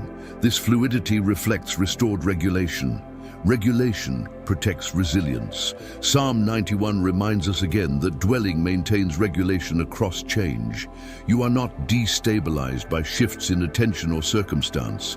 The foundation remains intact. Foundation sustains presence. As presence stabilizes, internal permission deepens. You allow yourself to experience ease without questioning it. You allow rest without justification. This permission is essential for long-term integration. Integration requires allowance. As we continue, notice how anticipation no longer pulls you forward. You are not living ahead of yourself. You are inhabiting the current moment fully. This inhabitation reduces anxiety and increases awareness. Awareness remains grounded. If thoughts arise attempting to narrate the experience, allow them to pass. Narrative belongs to analysis. This moment belongs to being. Being does not require explanation. Being completes itself. As depth continues to form, trust feels less like a belief and more like an environment. You are not convincing yourself of safety, you are living within it. Lived trust is stable, and within this stability, the acknowledgement that has accompanied this process may surface again, not as repetition, not as instruction, but as resonance with what is already settled. God is fighting my battles for me. It fits without effort. It remains without insistence. Remain present, remain receptive, remain grounded. The unfolding continues. As we continue, notice how stability now feels self-sustaining. You are not holding yourself in place. You are being held by what has already settled. This is an important distinction because effort has stepped aside and trust has taken its place. Psalm 35 reminds us that when God completes his defense, he restores order that does not need reinforcement. Justice, once established, stands on its own. You are not maintaining balance through vigilance. Balance is maintaining itself. Psalm 70 reflects a heart that no longer confuses urgency with importance. What matters rises naturally. What does not matter fades without resistance. This filtering happens without force. Psalm 91 continues to form an atmosphere where safety is assumed rather than questioned. When safety is assumed, the mind stops preparing for impact. It begins to operate from presence rather than protection. As these truths remain active, notice how inner space continues to widen. Thoughts have room to move without collision. Silence no longer feels empty. It feels full, full of steadiness. Fullness does not demand attention. It allows rest. As we remain here, perception sharpens without strain. You notice subtle shifts in alignment. You sense when something settles deeper. You recognize when something releases fully. This awareness is gentle, not intense. Gentle awareness integrates change.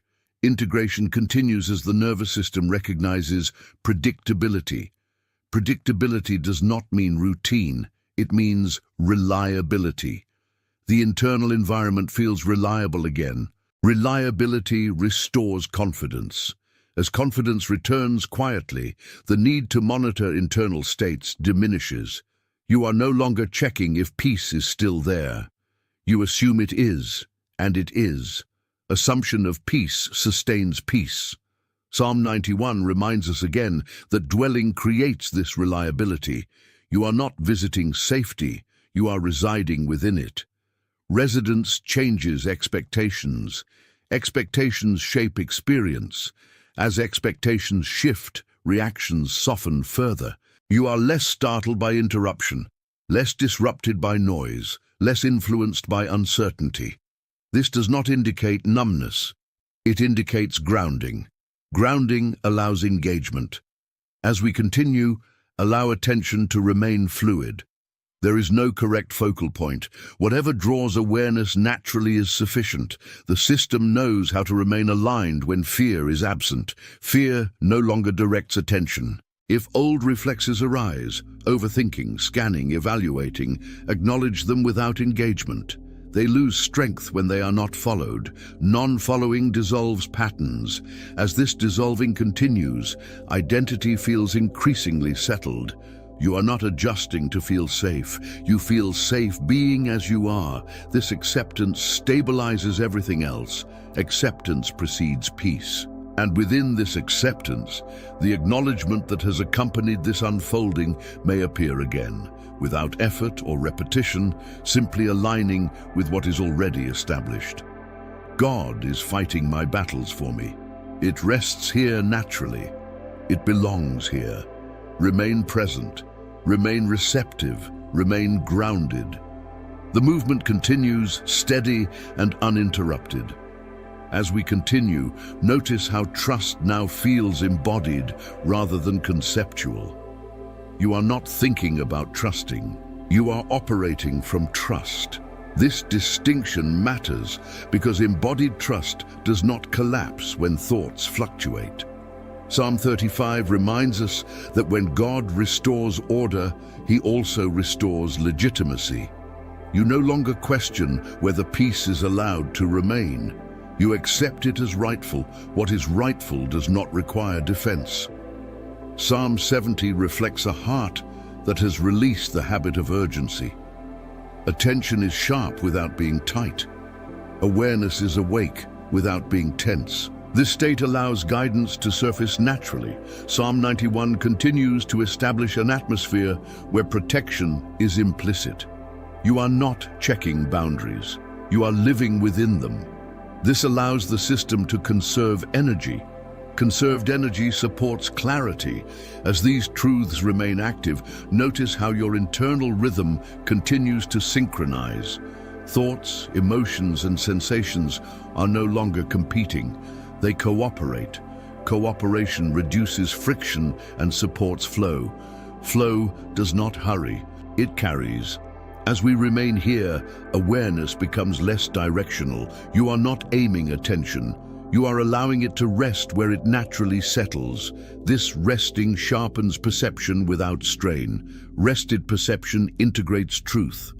Integration now happens without commentary. You are not labeling shifts. You are experiencing them. Experience embeds change more deeply than analysis ever could. Embedded change endures. Psalm 91 reminds us again that dwelling stabilizes experience across time. You are not entering and exiting safety. You are remaining within it as moments pass. Remaining dissolves vigilance. As vigilance dissolves, the body continues to regulate effortlessly. Breath steady, muscles relaxed, posture supported. This physical stability mirrors internal alignment. Alignment reflects coherence. Coherence allows identity to feel whole rather than managed.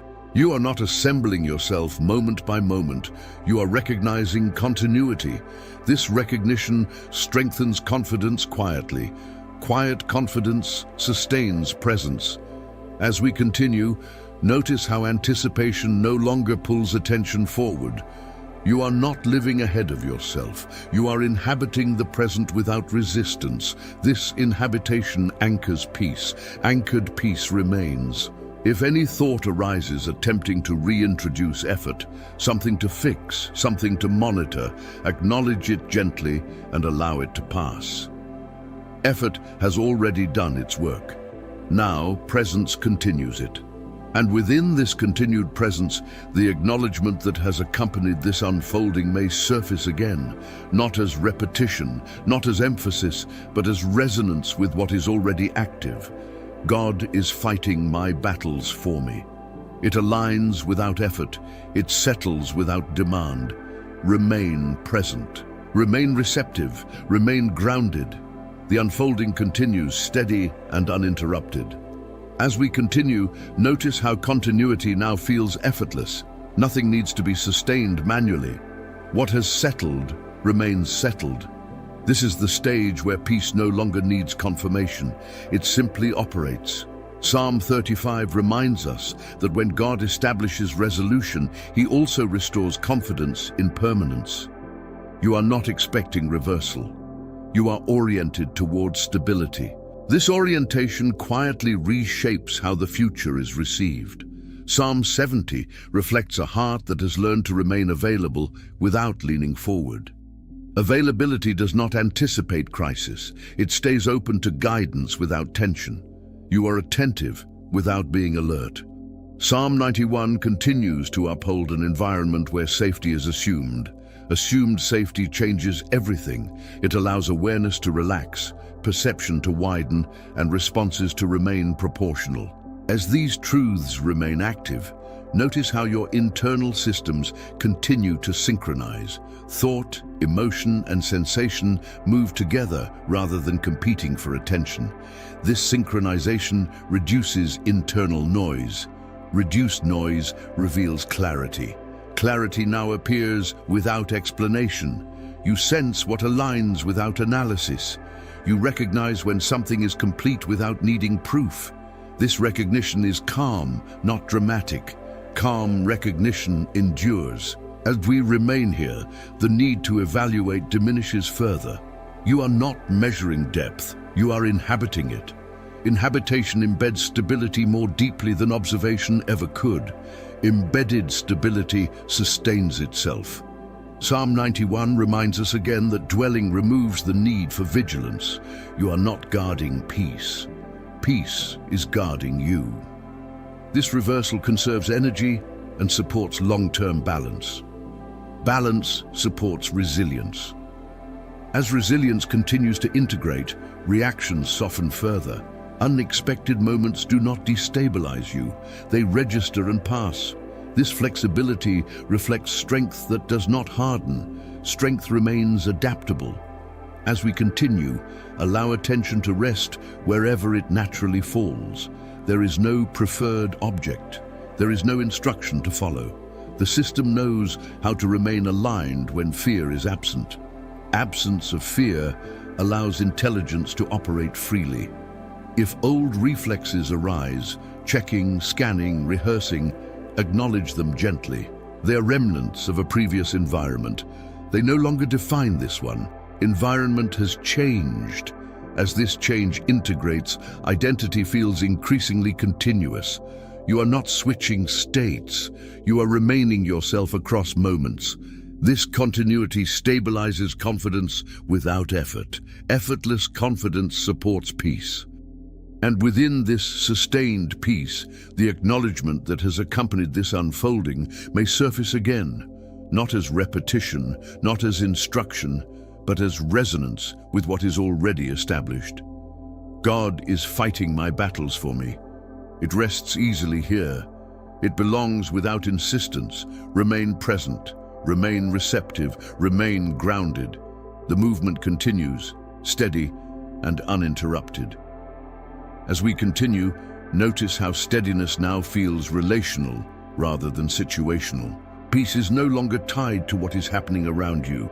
It is anchored in who you are becoming while remaining connected to God's presence. Psalm 35 reminds us that when God defends, He also restores rightful positioning. You are no longer out of alignment with yourself. You are standing where you belong, internally settled, externally engaged without strain. Psalm 70 reflects a heart that no longer equates silence with absence. Silence has become space, space for clarity, space for trust. Space for God to continue working without interruption. Psalm 91 continues to surround everything with constancy. Protection does not fluctuate with emotion. It does not recede when attention shifts. It remains steady, allowing the inner world to stay calm even as life moves. As these truths continue to integrate, notice how effort keeps dissolving. You are not maintaining peace, you are cooperating with it. Cooperation is lighter than control. Control resists uncertainty. Cooperation rests within it. As we remain here, awareness becomes more spacious. You are not narrowing focus to stay safe. You are allowing perception to widen because safety is already established. This widening brings ease rather than overwhelm. Ease supports discernment.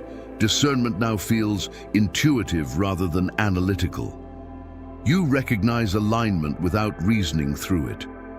You sense when something is complete. You sense when something still needs time. This sensing does not rush. Patience is embedded now.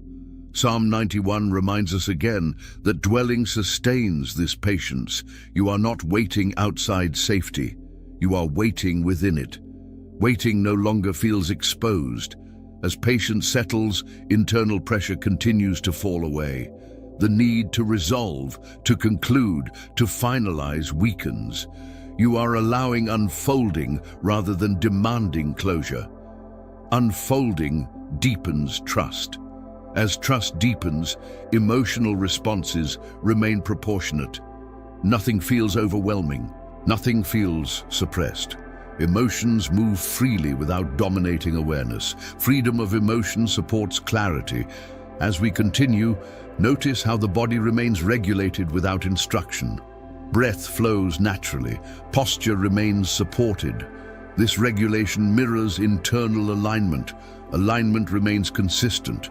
If thoughts arise attempting to summarize or interpret the experience, acknowledge them gently and let them pass. Summary belongs to the end. This moment belongs to continuity. Continuity preserves depth. And within this continuity, the acknowledgement that has accompanied this unfolding may surface again, not as a phrase to repeat, not as an instruction, but as a resonance with what is already lived. God is fighting my battles for me. It does not interrupt awareness. It reinforces grounding. Remain present, remain receptive, remain grounded. The unfolding continues, steady and uninterrupted. As we continue, notice how peace now feels trustworthy, not fragile, not conditional, trustworthy. You are no longer questioning whether it will last. You are living as though it is allowed to remain. Psalm 35 reminds us that when God settles a conflict, he does not leave loose ends. What he resolves completely. There is no unfinished tension hovering in the background. Closure has occurred at a level deeper than words. Psalm 70 reflects a heart that no longer confuses intensity with effectiveness. What is effective now is subtle, precise, and sustained. You are not searching for confirmation. You are resting in alignment. Psalm 91 continues to establish an environment where safety is integrated rather than monitored. Integrated safety changes how awareness behaves. Attention no longer tightens, it softens. Soft attention perceives more. As these truths remain active, notice how the sense of effort has nearly disappeared. You are not doing anything to stay here. You are here because this is where balance has settled. Balance no longer feels temporary. As we remain present, internal orientation becomes clear. You know where you stand without mentally checking. This orientation creates quiet confidence that does not require reinforcement. Reinforced confidence is loud. Settled confidence is silent. As silence holds, perception deepens. You notice without searching. You understand without analyzing. This understanding does not rush to form conclusions. It remains open. Openness allows truth to mature. Psalm 91 reminds us again that dwelling removes the need for alertness. You are not scanning for signs of threat or confirmation. You are inhabiting peace as a baseline. Baseline peace stabilizes response. As responses stabilize, reactions lose urgency. Situations no longer pull you off center. You engage without being absorbed. This boundary is not rigid. It is natural. Natural boundaries preserve energy. As energy remains preserved, availability increases. You are present without depletion, engaged without exhaustion. This balance reflects restoration that is meant to last. Lasting restoration does not demand attention. It supports life quietly. As we continue, notice how time feels neutral again, neither scarce nor heavy. Time has returned to its proper place as a container, not a pressure. Pressure has been released. If any impulse arises to conclude or define this moment, allow it to pass. Definition would limit what is still unfolding. This process remains open-ended by design. Open-ended allows integration to complete fully. And within this continued openness, the acknowledgement that has accompanied this journey may surface again, not as repetition, not as effort, but as alignment with what has become stable. God is fighting my battles for me. It does not need emphasis. It does not need explanation. It simply fits. Remain present. Remain receptive. Remain grounded. The unfolding continues, uninterrupted and steady. As we continue, notice how confidence now feels relational rather than reactive. You are not responding to pressure. You are responding from connection. This distinction matters because connection sustains what reaction cannot. Psalm 35 reminds us that when God restores alignment, He also restores rightful posture. You are no longer leaning forward in anticipation or backward in defense. You are standing evenly, grounded in presence. Psalm 70 reflects a heart that has released the need to accelerate outcomes. Movement is no longer driven by urgency. It is guided by readiness. Readiness does not rush. It recognizes timing. Psalm 91 continues to establish a field of protection that remains constant. Protection is not something you step into moment by moment. It is something that surrounds you as you move, think, and rest. As these truths remain active, notice how inner dialogue becomes increasingly quiet. Not silent, but supportive. Thoughts arise without tension. They pass without attachment. This quiet allows deeper awareness to remain accessible. Accessible awareness supports discernment. Discernment now feels simple rather than analytical. You sense alignment without constructing reasons. You recognize when something is complete. You sense when something is still forming. This sensing does not demand action. Action will arise naturally. As we remain here, the nervous system continues to register safety. Recovery from stimulation is quick.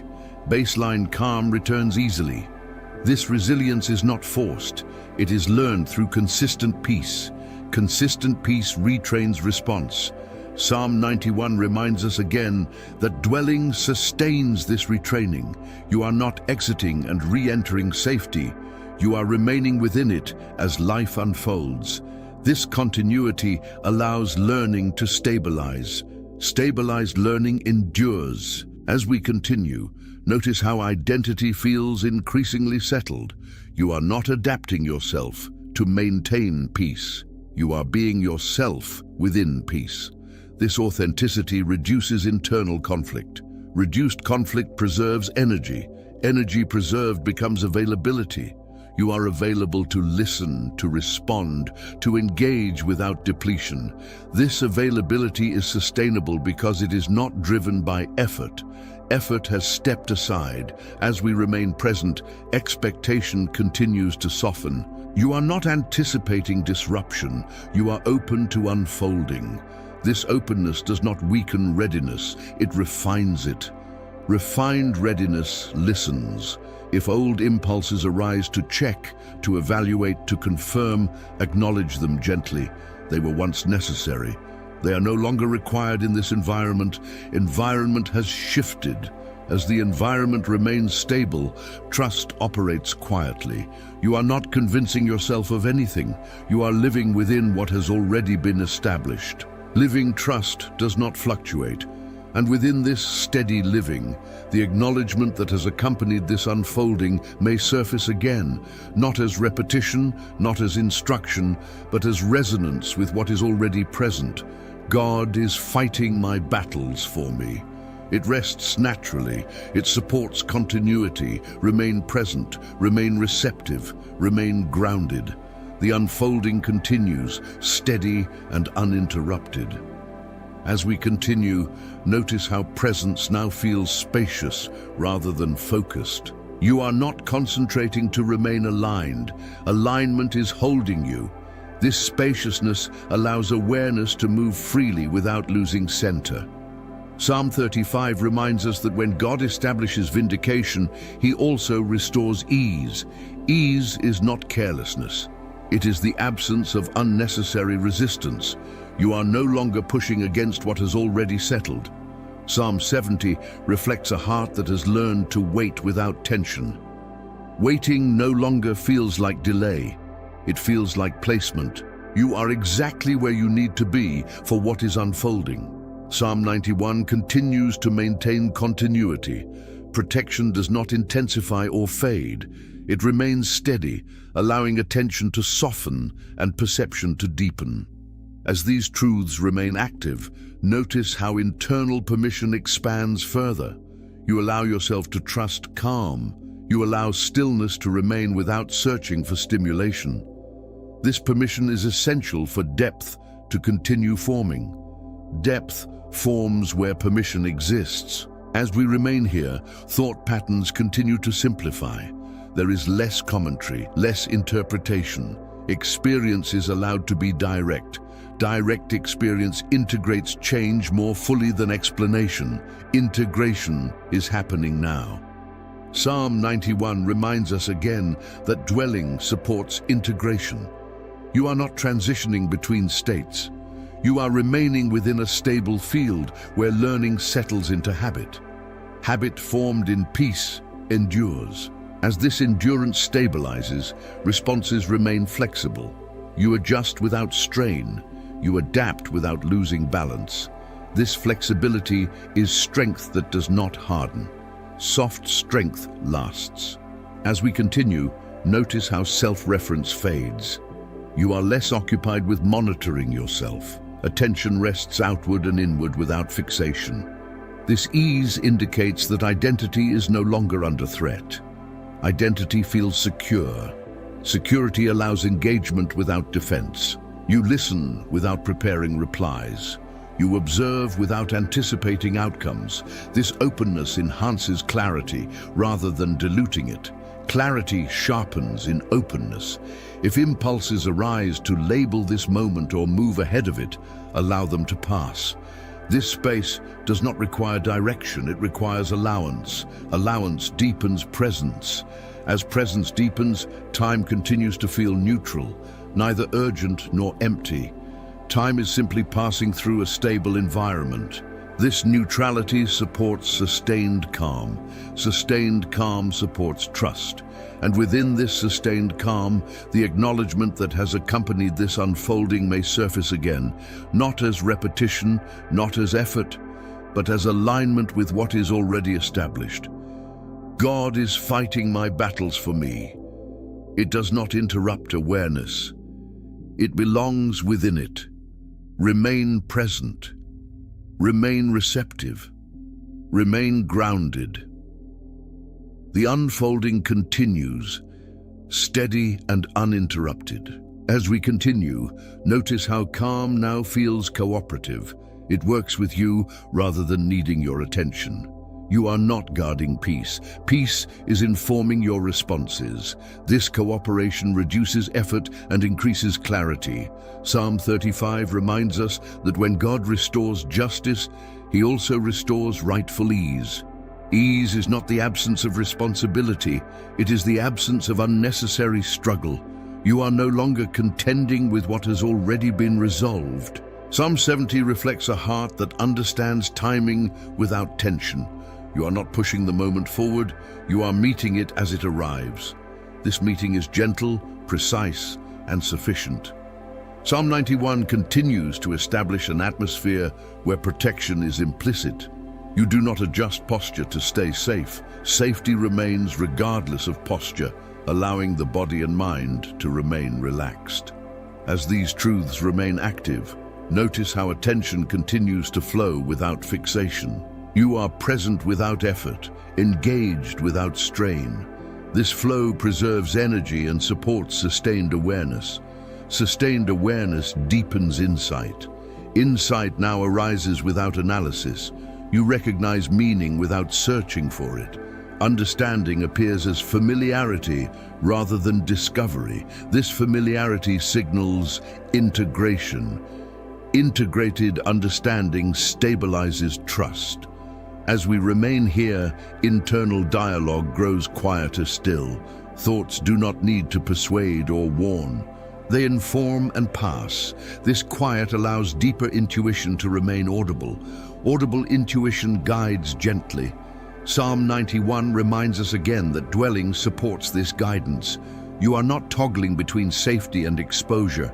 You are remaining within a stable field where perception can remain clear. Clarity remains unforced. As clarity remains, emotional tone stays balanced. You feel without being carried away. You care without being consumed. This balance reflects maturity formed in peace. Maturity sustains presence. As we continue, notice how the sense of self remains cohesive. You are not fragmented by competing demands. You are whole within the moment. This wholeness reduces internal negotiation. Reduced negotiation increases flow. Flow allows participation without depletion. You can engage with what arises and release it when it passes. Nothing needs to be held longer than necessary. Holding loosens naturally. If any impulse arises to move ahead of this moment, allow it to pass. There is no need to arrive elsewhere. This is not a pause before progress. This is progress embodied. Embodied progress lasts. As this lasting quality continues, trust feels increasingly ambient. It is not foregrounded. It supports quietly from beneath awareness. Ambient trust stabilizes response. And within this stabilization, the acknowledgement that has accompanied this unfolding may surface again, not as repetition, not as instruction, but as resonance with what is already lived. God is fighting my battles for me. It settles without effort. It supports continuity. Remain present, remain receptive, remain grounded. The unfolding continues, steady and uninterrupted. As we continue, allow the sense of forward movement to exist without direction. This may feel unfamiliar. Movement without urgency, progress without pressure. But this is how restoration expresses itself when fear is no longer steering the process. Earlier, movement required effort. Decisions demanded energy. Waiting felt heavy. Now, motion exists as readiness rather than force. You are not being pulled forward and you are not holding yourself back. You are available. Psalm 35 reminds us that when God removes opposition, the path does not need to be explained. It simply opens. There is no announcement, no resistance to overcome. Space appears where there was once friction. Psalm 70 reflects a heart that has learned the difference between urgency and importance.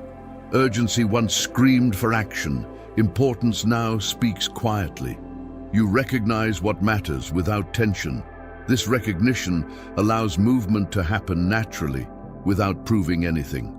Psalm 91 continues to sustain the environment where this kind of movement is possible. Protection is not tightening awareness, it is stabilizing it.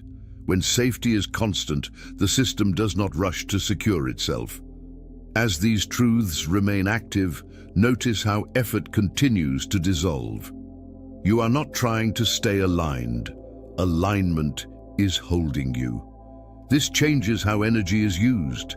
Instead of being spent on control, energy becomes available for perception and presence.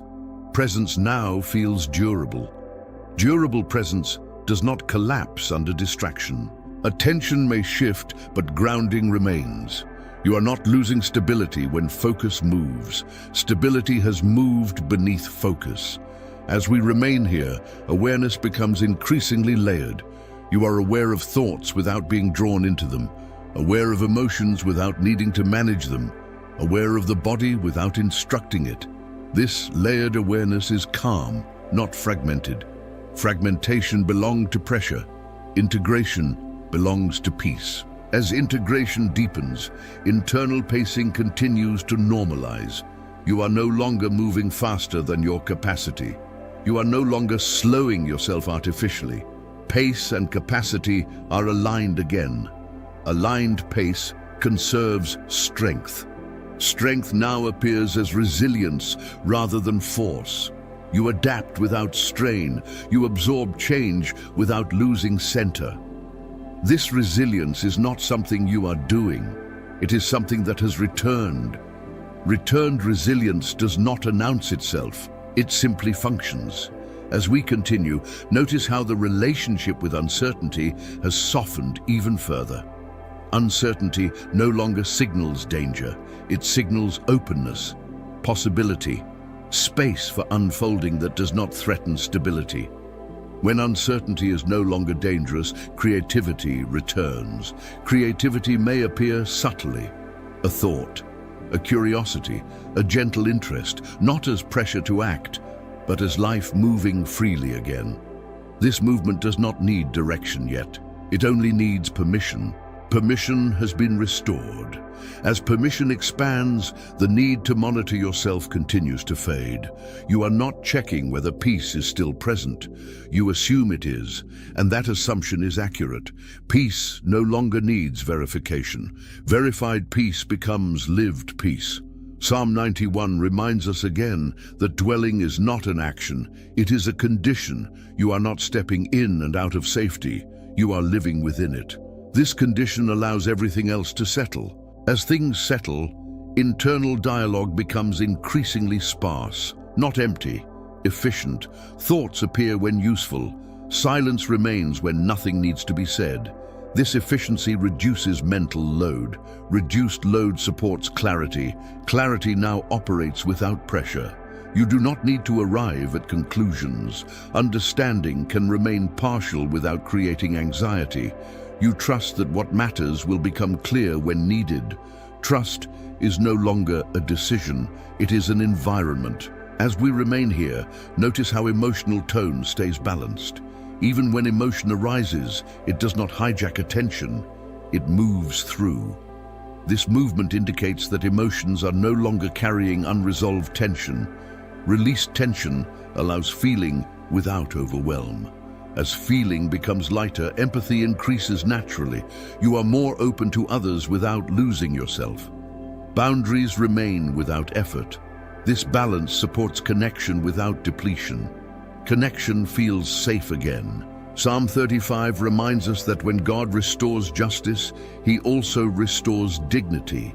Dignity here is not status, it is the feeling of being rightly placed within yourself. You no longer feel out of alignment internally. Psalm 70 reflects a heart that no longer needs to rush dignity back into place. Dignity has returned quietly, without demand. You feel it in how you respond, not in how you assert. Psalm 91 continues to hold everything together. Protection is not reactive. It is structural. It supports dignity without drawing attention to itself.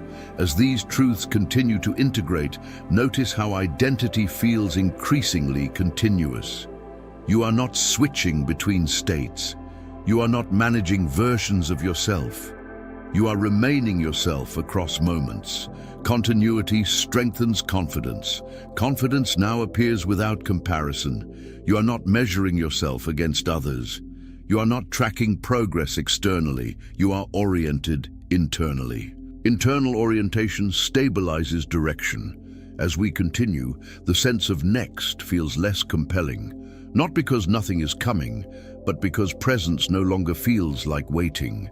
Presence feels complete on its own. Completion does not mean ending. It means sufficiency. Sufficiency allows the future to approach without anxiety. You are not leaning forward. You are not holding back. You are available when it arrives. Availability is the posture of peace. If thoughts arise that try to define or label this experience, allow them to pass. Labels tend to freeze what is still fluid. Fluidity is important here. It allows integration to continue. Integration has its own timing. As timing continues to unfold, trust remains steady without reinforcement. You are not reminding yourself of truth. Truth is operating beneath awareness. And within this operation, the acknowledgement that has quietly accompanied this entire journey may surface again, not as repetition, not as instruction, but as resonance with what is already active. God is fighting my battles for me. It does not interrupt the flow. It aligns with it. Remain present, remain receptive, remain grounded. If this prayer reached you, it is not by accident. If you stayed until this moment, it is because something inside you recognizes that God is moving. This channel is not just a place to listen. It is a community of faith, a place where tens of thousands of intercessors stand together in prayer, warfare, and trust in God's protection. Here, you are not alone. Here, prayers are lifted daily. Here, battles are not fought in silence. If you believe that God is fighting your battles, this community is for you. Subscribe now and become part of this movement of faith and spiritual protection. When you subscribe, you're not just supporting a channel. You're joining a growing army of believers who pray, intercede, and stand firm together. Before you leave, do 3 simple things. Subscribe to the channel so you don't miss the next prayers and spiritual warfare sessions. Like this video to help this prayer reach others who are silently fighting battles right now. Write in the comments, "God is fighting my battles for me." If you have a prayer request, leave it in the comments. Our community reads, our community prays, and God responds. Stay connected, stay covered, stay grounded, and remember, you are not fighting alone. Listen to me carefully. What you are about to hear is not a motivational message, and it is not a comforting thought. If this video found you today, it's because something in the spiritual realm has already noticed you. This is not random, and it is not coincidence. There are moments when heaven allows a message to reach you because what is happening around you cannot be explained only by the natural. Let me be very direct. Most people read Psalm 91 as a promise, but very few understand it as a war protocol.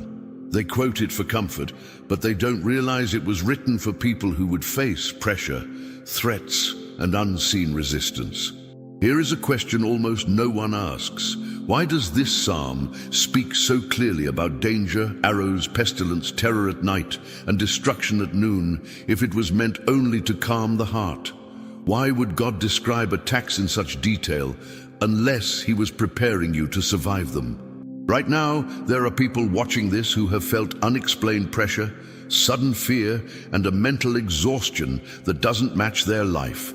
A heaviness that shows up without a clear reason, sleep that feels restless, thoughts that feel crowded, an inner alertness as if something is trying to get closer. And in silence, you've been asking yourself what changed, why you feel exposed, why things that never bothered you before suddenly feel heavier. This is why I need you fully present. Psalm 91 was never given to passive believers. It was given to people who would become targets, people who would walk forward while others stayed comfortable. And here is a truth most churches don't say plainly. When you move closer to purpose, you don't just attract favor, you attract resistance. Advancement always triggers opposition. Psalm 91 is not God hiding you from reality. It is God teaching you how to stand inside reality without being destroyed by it. It is not about escaping danger, it is about being preserved in the middle of it. Before this video ends, you will understand why certain attacks were blocked without you even noticing, why some things that should have broken you did not succeed, and why heaven is paying attention to you right now. Stay with me, because once you understand what Psalm 91 really activates, you will never pray it the same way again. Welcome to Psalm 91 Warfare. This is not just a YouTube channel. This is a living, active community of faith, prayer, and spiritual warfare. Right now, you are among more than 32,000 active intercessors who stand together in prayer, covering one another, families, homes, and destinies. Here, no one fights alone. This community exists for people who understand that life is not only physical, but spiritual. People who know that some battles are won on their knees before they are ever seen in the natural. Every video you watch here is part of a greater movement of agreement, where thousands are praying at the same time, declaring the same truths, and activating the same promises of God over their lives. When you stay connected to this community, you are not just listening to a message. You are entering a moment of spiritual alignment. As prayers are released, intercessors from different nations are lifting you up, even if they don't know your name. Heaven responds to unity, and there is power when believers stand together with one voice. If you want to be covered in prayer, if you want to stand in faith with others who refuse to give up, and if you want to grow stronger spiritually every day, then you belong here. Subscribe and make Psalm 91 Warfare part of your daily walk with God. This is a place of protection, authority, and perseverance. To seal this moment and take your place in this community, write this declaration in the comments. God fights my battles for me and for my family. As you do, know this: you are being prayed for, you are being covered, and you are not alone. Stay with us, stay connected, and stay under the covering of faith and prayer. Now I want you to act in faith, not later, not when the video ends, right now. If this message is speaking to you, don't stay silent. Silence never wins spiritual battles. Movement does. First, take a step of faith and subscribe to Psalm 91 Warfare.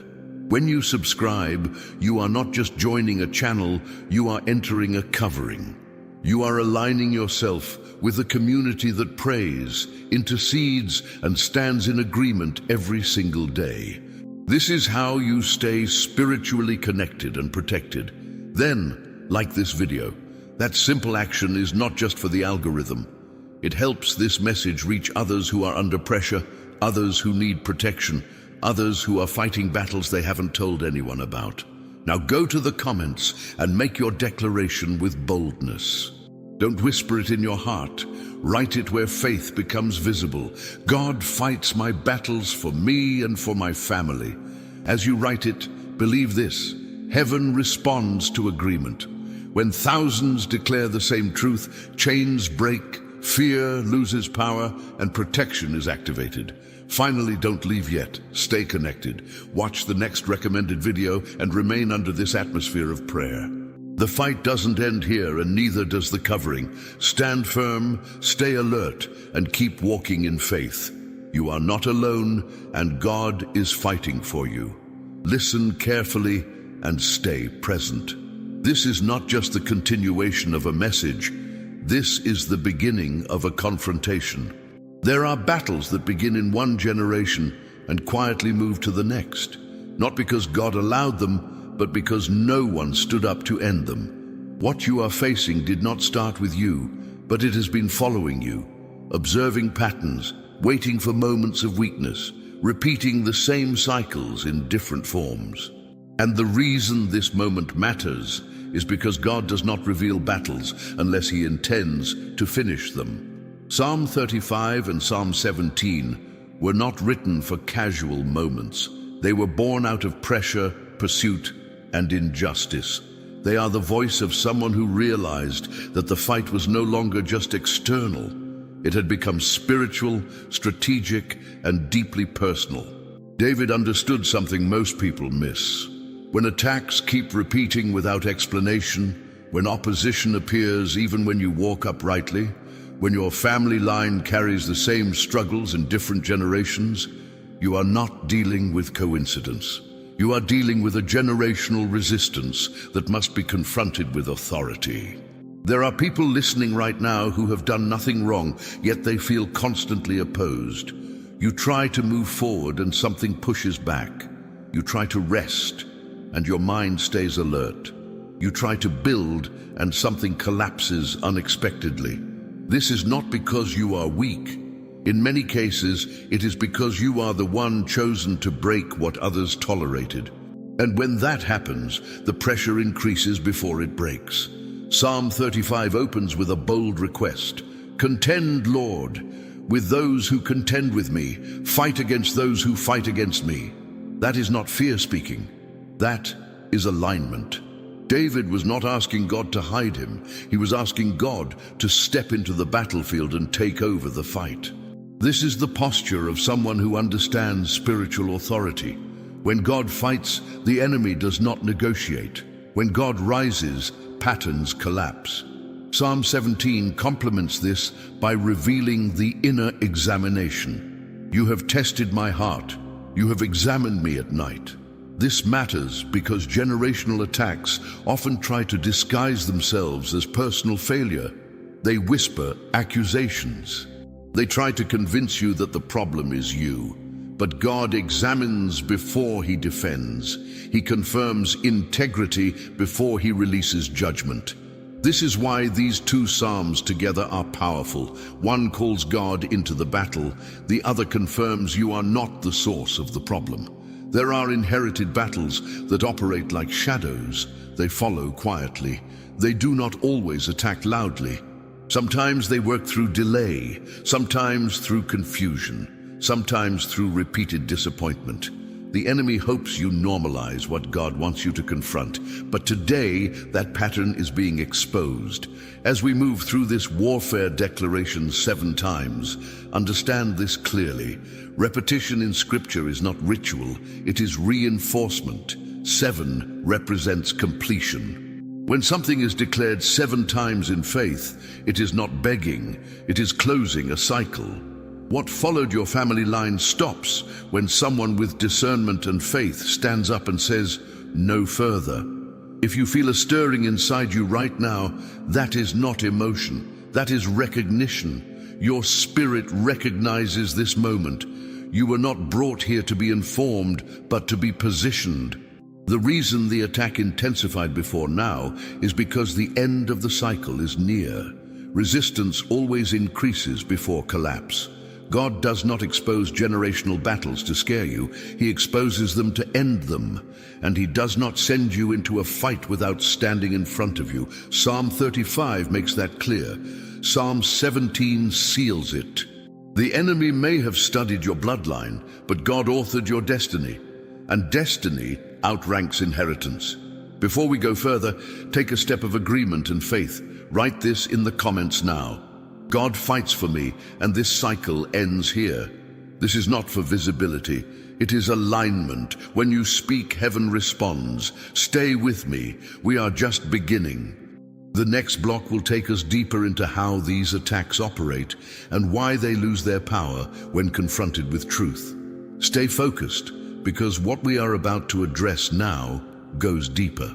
Many people can identify that something is wrong, but very few understand how generational attacks actually operate. The enemy's greatest advantage has never been power. It has always been familiarity. He studies patterns. He observes family lines. He looks for repeated weaknesses, repeated doors, repeated wounds that were never healed or confronted. And when he finds them, he exploits them quietly, generation after generation. This is why Psalm 35 is so confrontational. David does not pray politely. He does not minimize the threat. He names it. He exposes it. He calls it out directly. Contend with those who contend with me. That word, contend, implies a legal dispute, a case brought before a higher authority. David understood that spiritual warfare is not chaos. It is order. It is about jurisdiction. Whoever has legal ground has access. Whoever loses ground loses influence.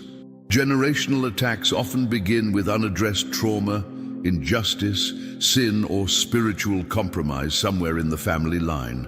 Over time, they stop looking like spiritual issues and start looking like normal life.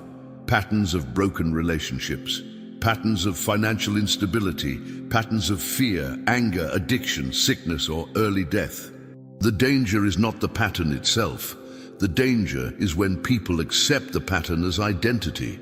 Psalm 17 addresses this directly when David says, "My steps have held fast to your paths. My feet have not slipped." This is critical. David separates his walk from the attack. He refuses to internalize the accusation. Generational warfare always tries to confuse the two. It wants you to believe that what is happening to you is because of who you are, not because of what is following you. But God does not confuse the innocent with the guilty. He examines before he judges. There are people listening right now who have spent years trying to fix themselves, improve themselves, correct themselves, when the real issue was never personal failure. It was inherited resistance. And the enemy was happy to let you stay exhausted, thinking the problem was you, as long as you never confronted him. But that season ends when truth enters. Psalm 35 reveals something else that is important. The enemy often attacks without cause. David says, "They hid their net for me without cause." This is a clear sign of generational warfare. When attacks have no clear origin, when hostility feels disproportionate, when opposition appears even when you're doing right, that is not coincidence. That is spiritual hostility reacting to calling. Generational attacks intensify when someone in the family line begins to walk differently. When you choose integrity, prayer, obedience, and spiritual awareness, you disrupt patterns. And disruption provokes reaction. The enemy does not want the cycle broken. He wants it normalized, ignored, or blamed on personality. But Psalm 35 gives language to confront unjust pursuit, and Psalm 17 gives confidence to stand clean before God while doing it. Understand this clearly.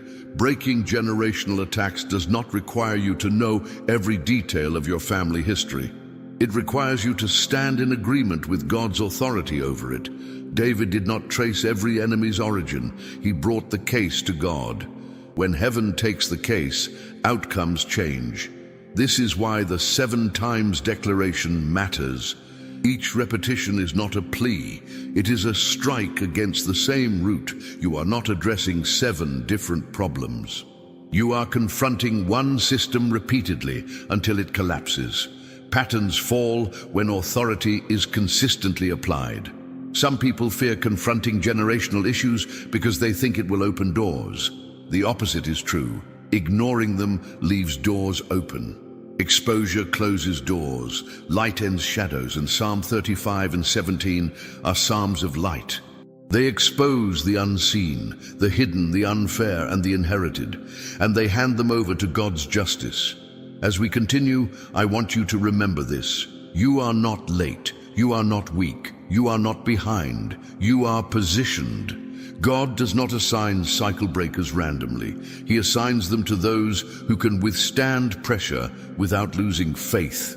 The very fact that you are here means you were trusted with this moment. Take another step of agreement now. Write this declaration in the comments. I will not carry what was never meant to follow me. This is not defiance.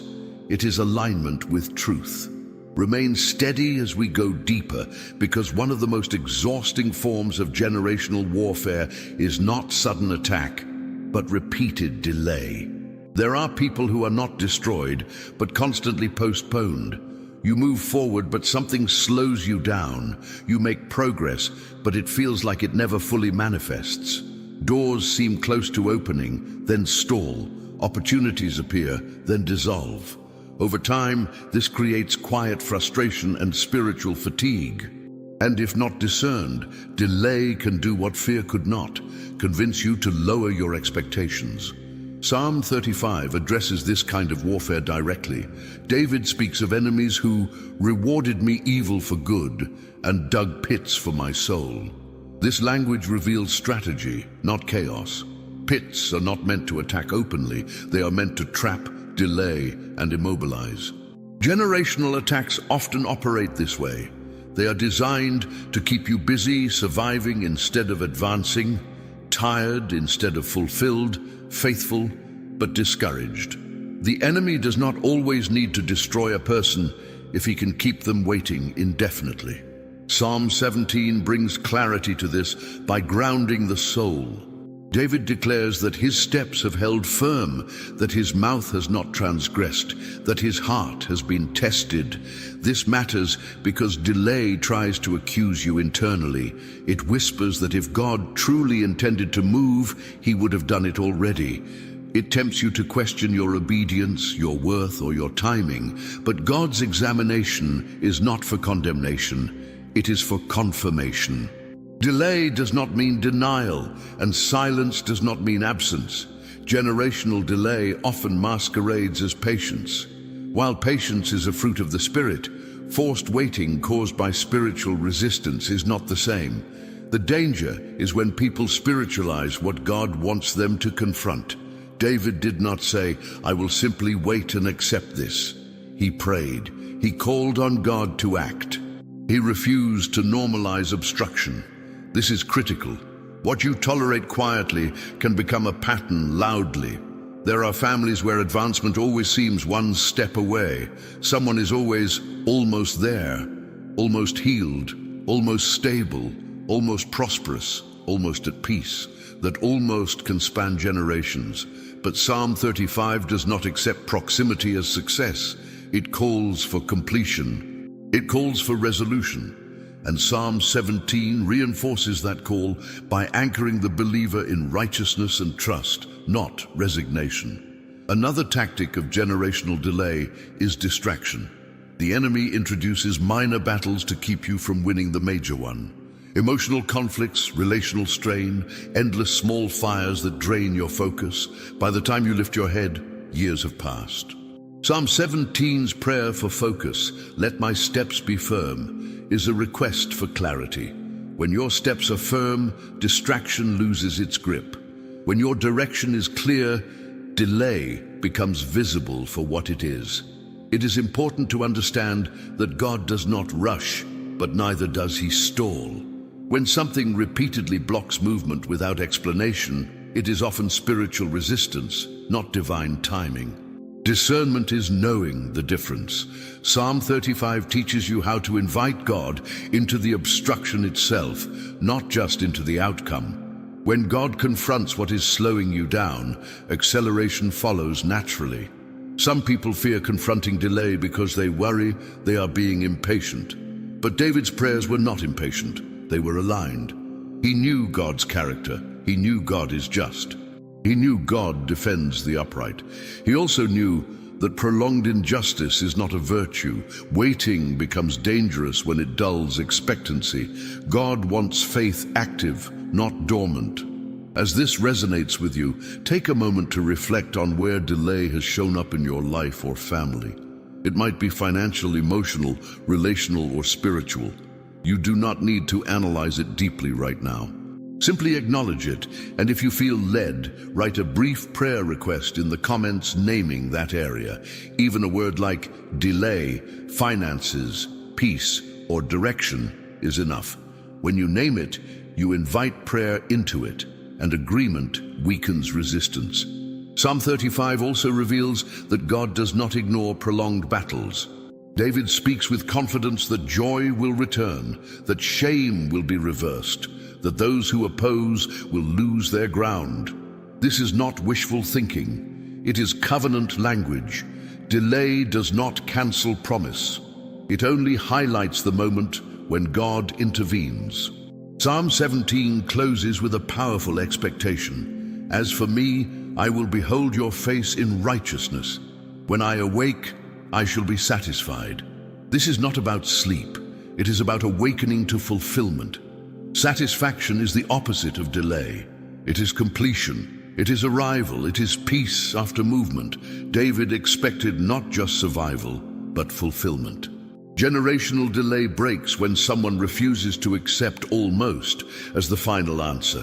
When you stand in prayer, clarity, and agreement, you shift the timeline, not by force, but by alignment. God accelerates what resistance tried to slow. What followed your family line does not control your future. If you feel that this speaks directly to your situation, place your prayer request in the comments now. This community stands in agreement for movement, clarity, and breakthrough. What is brought into prayer does not remain stagnant.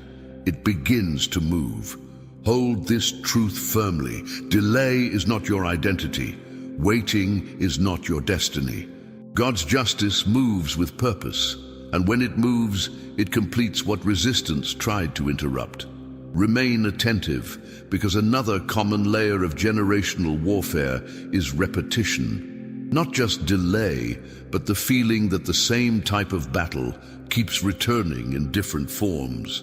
You change environments, you mature, you pray, you grow, yet the same resistance shows up again. Different faces, different seasons, but the same pressure. Over time, this repetition can quietly wear down hope, making you wonder if progress is even possible. Psalm 35 exposes this pattern clearly. David speaks of enemies who repay evil for good and gather against me when I was unaware. This reveals something important. Repetition does not always come from your actions. Sometimes it comes from a system that learned your family line. Generational attacks repeat because they were never fully confronted. They adapt, but they do not innovate. The enemy reuses what once worked, hoping it will keep working. Psalm 17 addresses the internal danger of repetition, discouragement. When the same kind of battle keeps resurfacing, the mind starts building conclusions. This always happens. Nothing ever changes. Why try again? These thoughts feel logical, but they are not truth. They are fatigue talking. And fatigue is one of the enemy's favorite tools because tired people stop resisting with authority. David's response is instructive. He does not ignore repetition, and he does not internalize it. He brings it before God. He allows God to examine his heart, not to condemn him, but to remind him of alignment. Repetition tries to confuse cause and effect. It tries to make you believe that because something keeps happening, you must be the reason. But God separates the pattern from the person. Many families experience repeating themes: constant conflict, recurring financial instability, cycles of broken trust, patterns of abandonment, or ongoing health struggles. Over time, these patterns become normal. Children grow up expecting them. Adults adjust their expectations around them, but what is familiar is not always acceptable. Psalm 35 does not treat repetition as normal. It treats it as opposition. Another subtle danger of repetition is emotional numbness. After facing the same battle enough times, people stop reacting. They stop praying with expectation. They stop asking boldly. They pray defensively instead of authoritatively. Psalm 17 pushes against this by restoring perspective. David reminds himself that God sees, God hears, and God acts. Repetition does not dull God's awareness, even if it dulls human emotion. This is why the 7 times declaration matters so deeply. Repetition created the pattern, but repetition in faith dismantles it. Each declaration is not redundant, it is targeted. You are not repeating words. You are applying pressure consistently until resistance collapses. What resists once may resist twice. What resists repeatedly eventually breaks when authority remains steady. There is also a spiritual lie hidden in repetition, that endurance alone is the goal. Endurance matters, but endurance without breakthrough leads to resignation. God does not only call his people to endure cycles, he calls them to end them. David endured, yes, but he also confronted, prayed, declared, and expected change. Psalm 35 shows us that God responds to unjust repetition. David asks God to intervene publicly, to reverse shame, to expose those who operate in hidden ways. This matters because repetition often thrives in secrecy. When no one talks about it, when no one prays specifically about it, when it remains unnamed, it stays powerful. Exposure weakens repetition. Psalm 17 reinforces this by anchoring identity. David does not allow repetition to redefine who he is.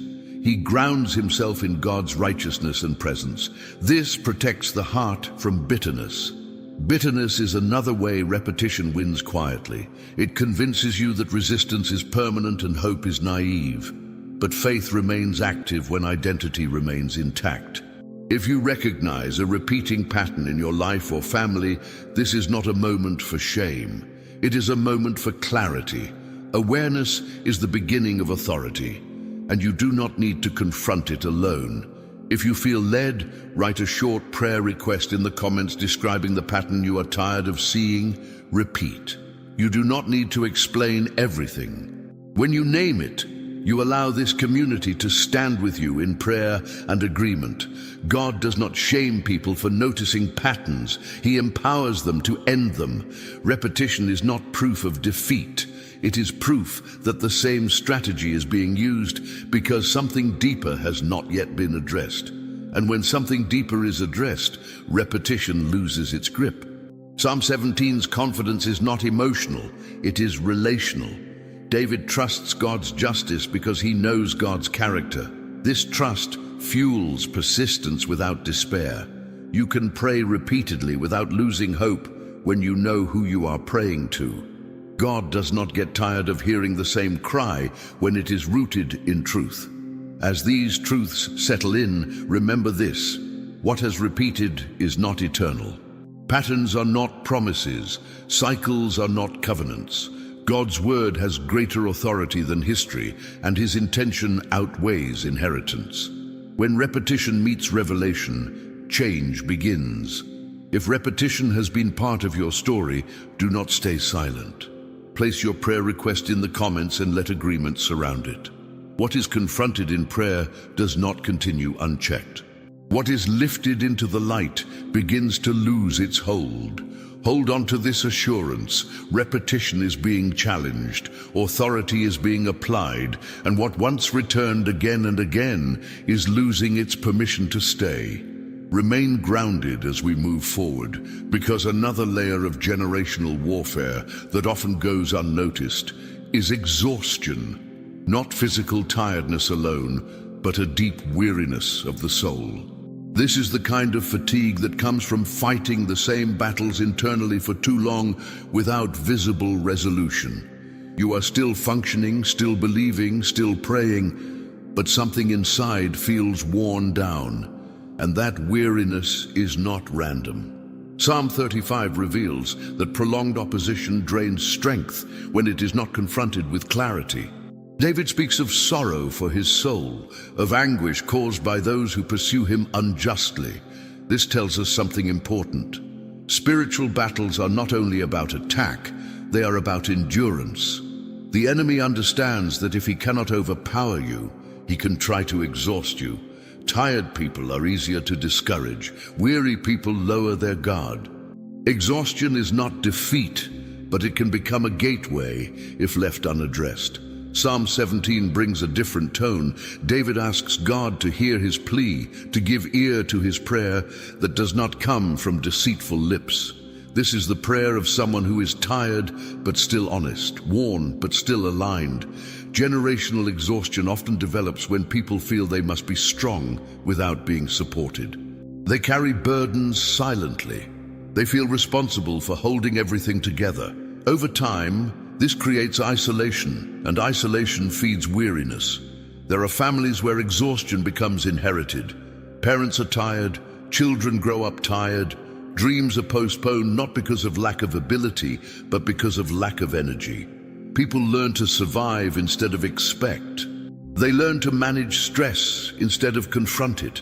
But God does not design his people to live depleted. Weariness is a signal, not a sentence.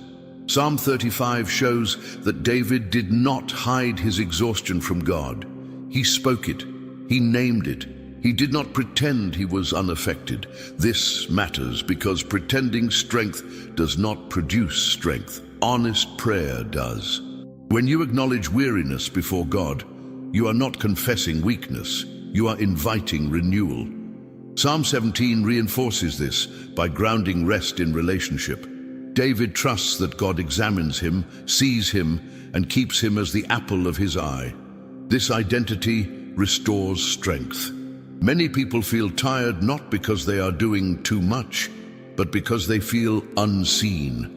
When you feel unseen, effort feels heavier. But when you know you are seen, endurance is renewed. Generational exhaustion often comes from carrying battles that were never yours to carry. Emotional burdens passed down, expectations inherited, responsibilities assumed too early. Over time, the soul learns to stay tense, always alert, always bracing for impact. This is not peace. This is survival mode, and Psalm 17's prayer for protection under God's wings is an invitation out of survival and into security. It is important to understand that rest is not avoidance. Biblical rest is restoration. It is not disengaging from the fight. It is being strengthened for it. David did not stop confronting his enemies. He rested in God while confronting them. This balance is key. Without it, people burn out spiritually even while doing the right things. Psalm 35 also reminds us that God is attentive to prolonged suffering. David speaks with confidence that God will not be silent forever. Silence can feel like abandonment when exhaustion is high. But silence is often preparation. God strengthens internally before he moves externally. What feels like waiting is often fortifying. If you feel tired in a way that prayer alone has not seemed to fix, this does not mean your faith is weak. It may mean you have been carrying too much alone. This is why community matters. This is why shared prayer matters. When burden is shared, strength multiplies. If exhaustion has been part of your story, emotional, mental, or spiritual, take a moment now and place a short prayer request in the comments. You do not need to explain everything. Even a simple word like strength, rest, or renewal is enough. When you do, you are allowing others to stand with you, and agreement releases relief. Psalm 17 ends with expectation, not depletion. David anticipates satisfaction, not survival. This is important. God's goal is not to keep you barely standing. His goal is to restore joy, clarity, and strength. Weariness is not the end of your story. It is a signal that restoration is needed and coming. Generational exhaustion breaks when someone chooses to stop carrying what was never assigned to them. When you release inherited pressure and receive divine strength, the cycle weakens. God replenishes what resistance tried to drain. As you sit with this truth, remember, you are allowed to rest without losing authority. You are allowed to ask for help without losing faith. You are allowed to be renewed without guilt. God sustains those he calls, and he restores those who have been worn down by long battles. If this resonates with you, do not keep it inside. Place your prayer request in the comments and let this community stand with you. What is shared in prayer does not remain heavy. It begins to lift. Hold on to this assurance. Strength is being renewed, weariness is being addressed, and what tried to exhaust you is losing its influence. Stay centered as we continue, because another hidden layer of generational warfare is confusion. Not loud confusion, but subtle disorientation. The kind that makes you question your decisions, doubt your discernment, and hesitate even when you're doing the right thing. Confusion blurs direction. It drains confidence. And over time, it can keep people circling the same ground instead of moving forward. Psalm 35 exposes how confusion is used strategically. David speaks of enemies who plot deceit and speak peace with their mouths, but devise deceit in their hearts. This reveals a tactic: distortion. When truth is distorted long enough, clarity weakens. Generational confusion often enters through mixed messages, inconsistent guidance, and environments where reality is constantly questioned. Children grow up learning to doubt what they see and feel. Adults learn to second-guess themselves, even when they are aligned with God. Psalm 17 brings stability into this fog. David asks God to hear his prayer and to keep him as the apple of his eye. This is grounding language. When God's gaze becomes your reference point, confusion loses its authority. Many people feel confused not because they lack wisdom, but because too many voices have been allowed to shape their decisions. Confusion multiplies when discernment is crowded.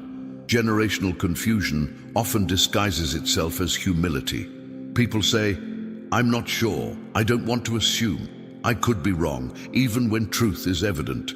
While humility is valuable, chronic uncertainty is not spiritual maturity. It is often a learned survival strategy.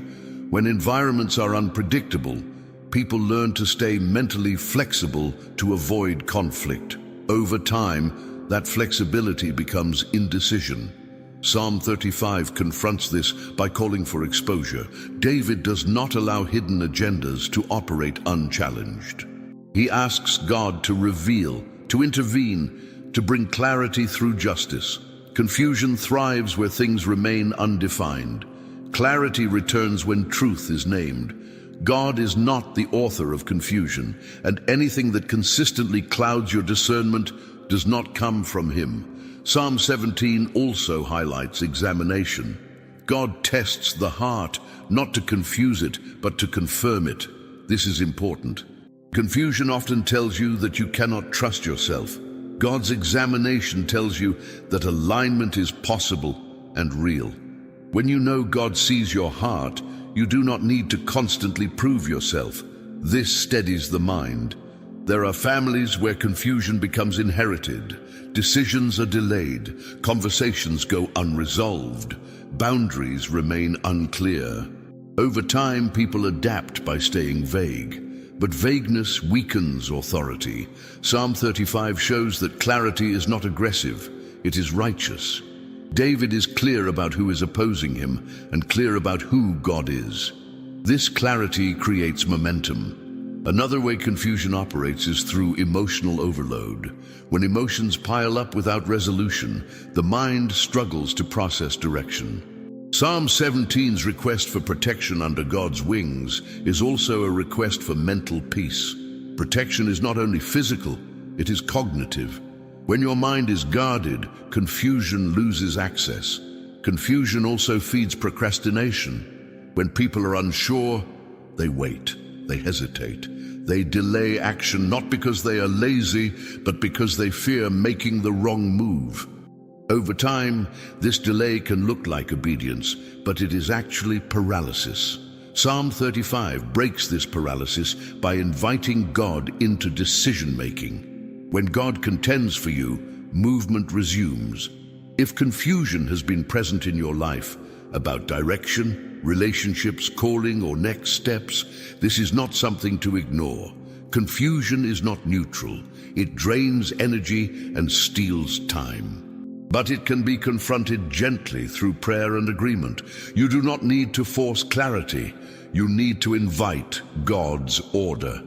As this speaks to you, take a moment to place a prayer request in the comments related to clarity or direction. You do not need to explain everything. Even words like clarity, decision, or guidance are enough. When you name confusion, you invite peace. And when many pray together, discernment sharpens. Psalm 17 ends with satisfaction, not confusion. Satisfaction implies understanding, resolution, and peace. God does not intend for his people to live constantly unsure. He guides, he leads, he confirms. Confusion may have followed your family line, but it does not have authority over your future. Psalm 35 reinforces that God is active, not distant. He sees deception, he confronts distortion, he restores order. When God enters the picture, confusion cannot maintain its grip. Light reorganizes what darkness scrambled. As you continue listening and praying, remember this: clarity is not something you earn through stress. It is something you receive through alignment. When your heart is anchored and your prayers are honest, direction becomes clearer. Confusion fades, not because answers suddenly appear, but because peace settles in. If confusion has weighed on you, do not carry it alone. Place your prayer request in the comments and allow this community to stand with you. What is shared in prayer does not remain tangled. It begins to straighten. Hold on to this truth. Order is being restored, discernment is sharpening, and what once kept you uncertain is losing its influence. Remain attentive, because another layer of generational warfare that often hides beneath the surface is guilt. Not healthy conviction, but inherited guilt. The kind that makes you feel responsible for things you did not cause, accountable for outcomes you did not choose, and ashamed without a clear reason. This kind of guilt keeps people apologizing for existing, shrinking their expectations, and carrying emotional weight that was never assigned to them. Psalm 35 confronts false guilt by exposing injustice. David speaks as someone who has been accused without cause, opposed without reason, and repaid evil for good. This matters because unjust accusation is a common weapon in generational battles. When guilt is passed down, people learn to assume blame before understanding truth. They over-explain. They overcompensate. They carry responsibility for broken systems they did not create. Over time, this erodes confidence and distorts identity. Psalm 17 provides the corrective lens. David invites God to examine him, not because he fears exposure, but because he trusts God's judgment. This is crucial. False guilt thrives when people fear being seen. True integrity thrives when people welcome examination. God's examination does not crush, it clarifies. When God examines, he separates what belongs to you from what does not. There are family lines where guilt becomes a default posture. Children grow up feeling like a burden. Adults feel guilty for resting, succeeding, or setting boundaries. Saying no feels wrong. Asking for help feels selfish. This is not humility, it is inherited distortion. Psalm 35 does not accept distorted narratives. David calls on God to defend his innocence publicly. He asks for vindication, not validation. Vindication restores truth. Another way guilt operates is through misplaced responsibility. People feel responsible for keeping peace at any cost, fixing everyone's problems, or holding families together. When things fall apart, they internalize the failure. Over time, this creates a savior complex rooted in guilt, not love. Psalm 17's prayer for protection under God's wings is a release from that burden. Protection implies coverage. Coverage implies that not everything rests on you. Guilt also weakens prayer.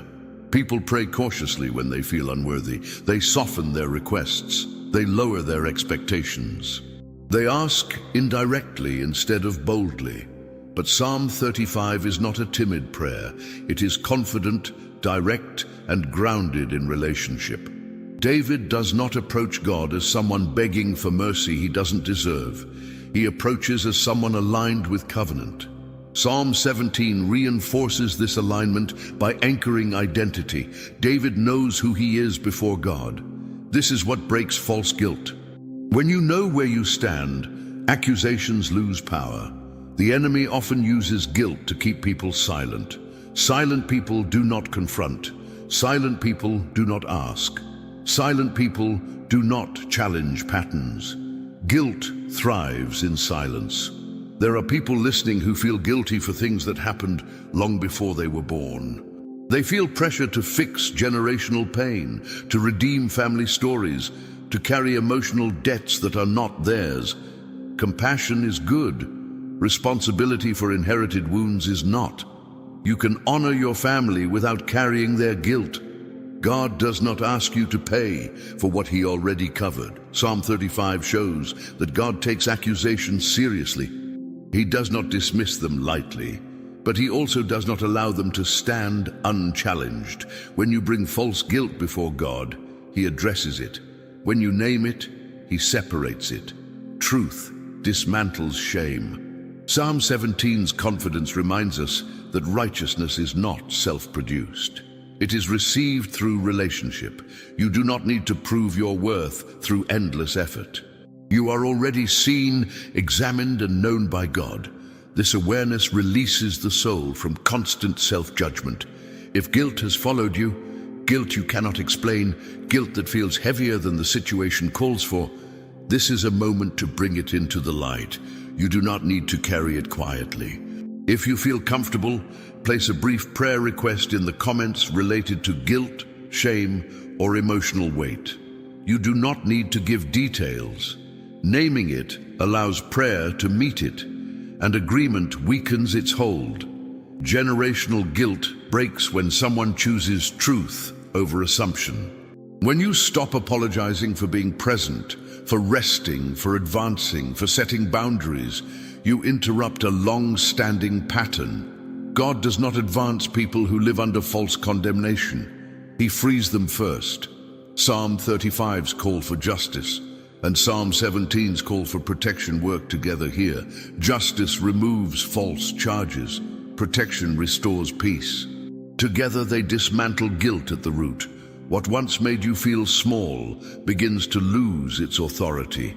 As this truth settles, remember, guilt is not a virtue, shame is not humility, responsibility is not ownership of everything. God invites you to walk upright, not burdened.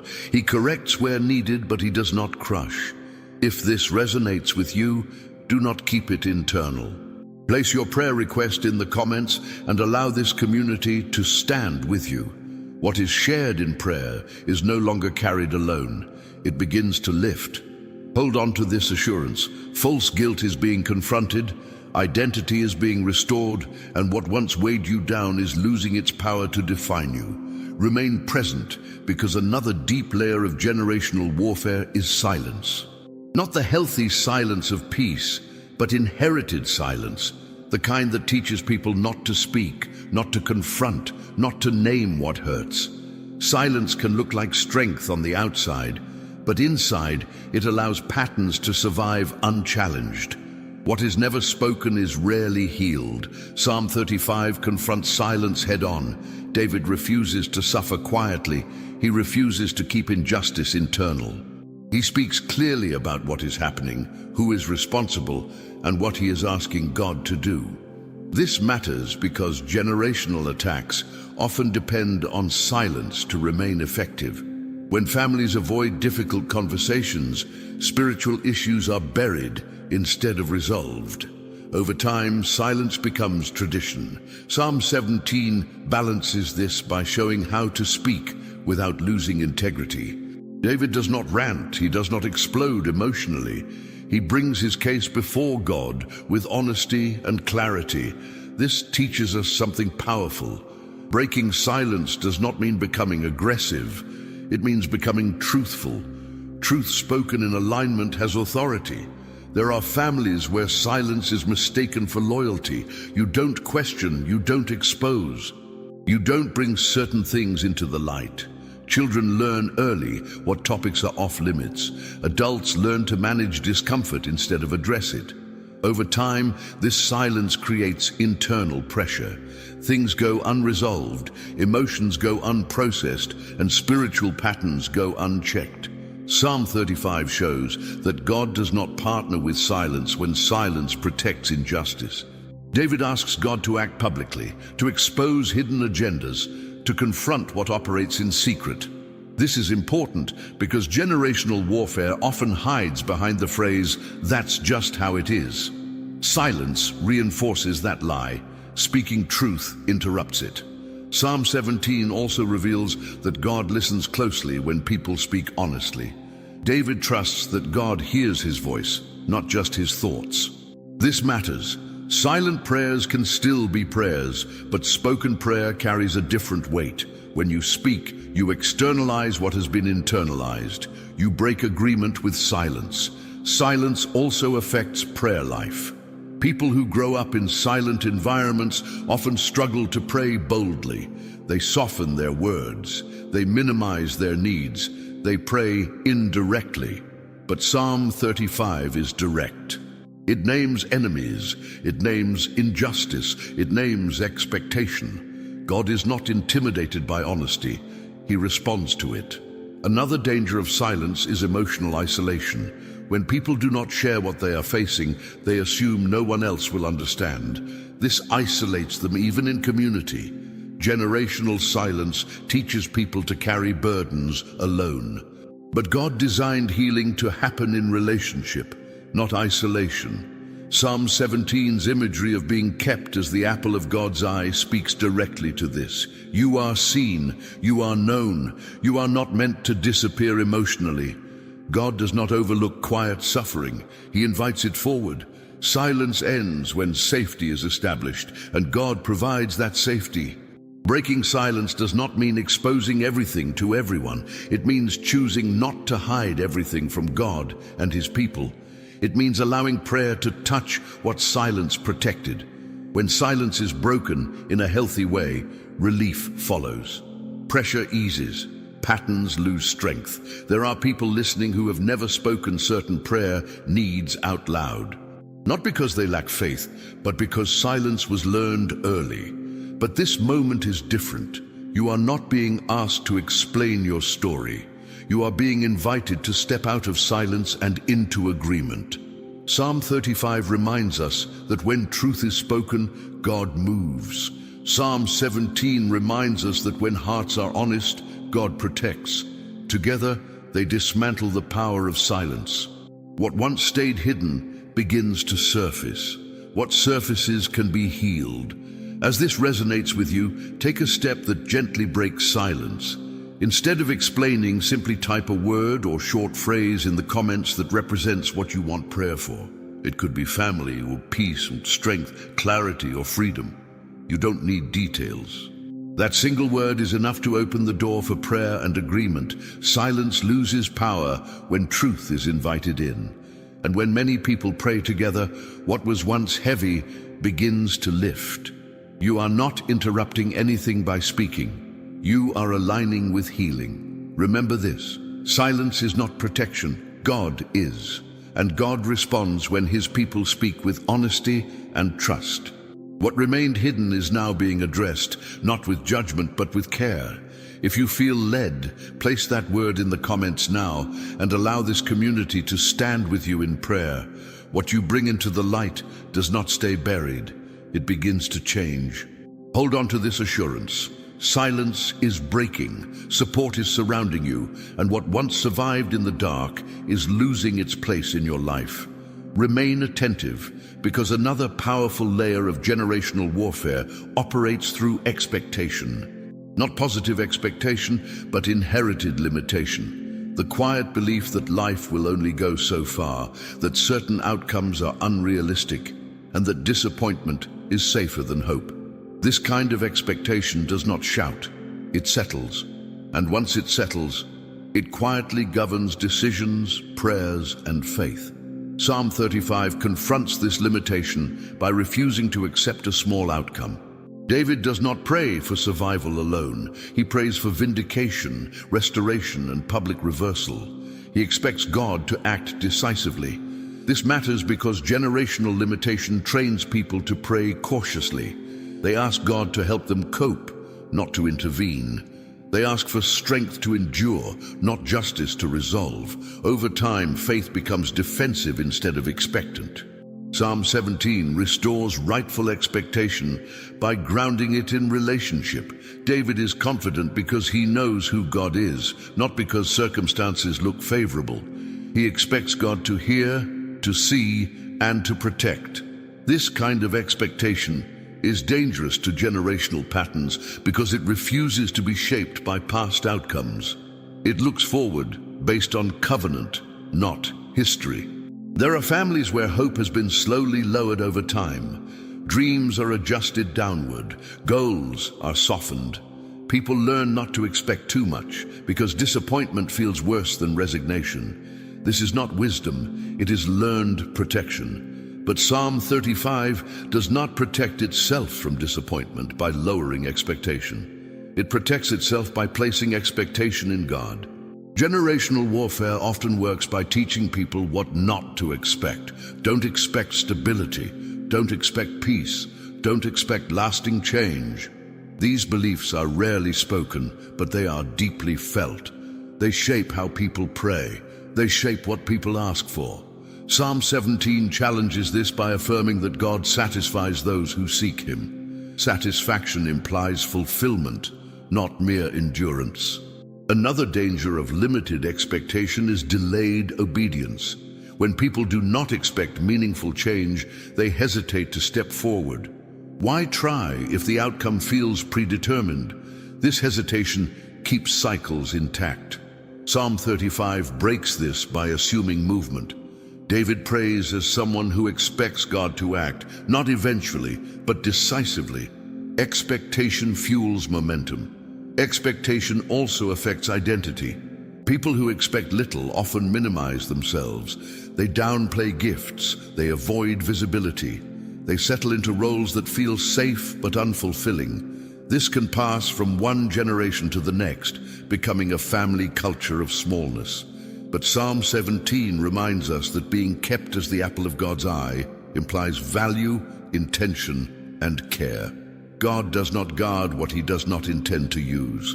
Limited expectation also weakens prayer language. People pray in generalities instead of specifics. They ask vaguely instead of boldly.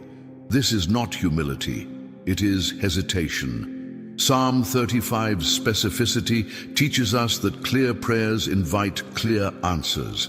David names what he wants reversed. He names what he wants restored. He names the outcome he trusts God to bring. It's important to understand that expectation does not control God.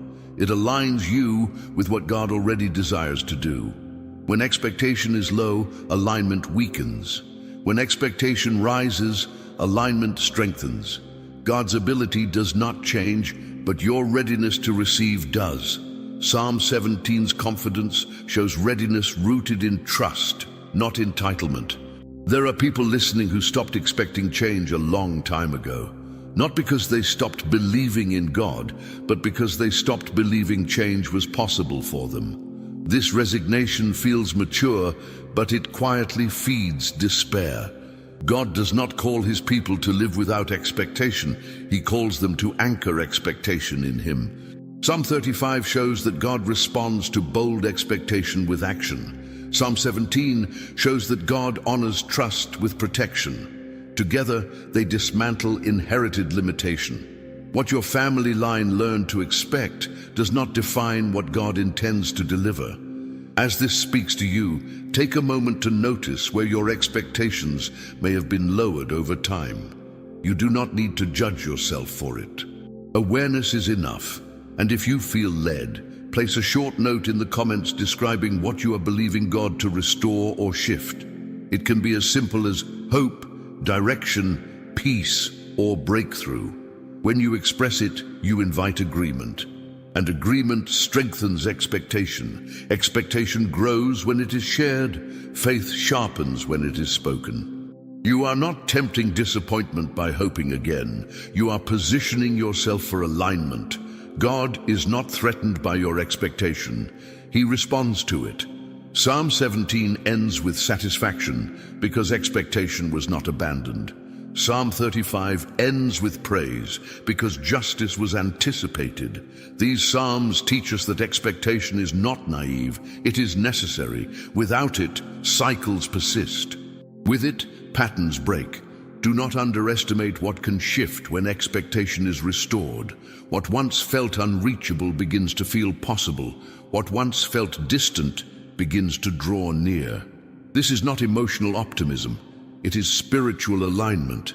If expectation has been damaged in your life, do not keep that private. Place a word or phrase in the comments that represents what you are believing for now. This is not about explanation, it is about agreement.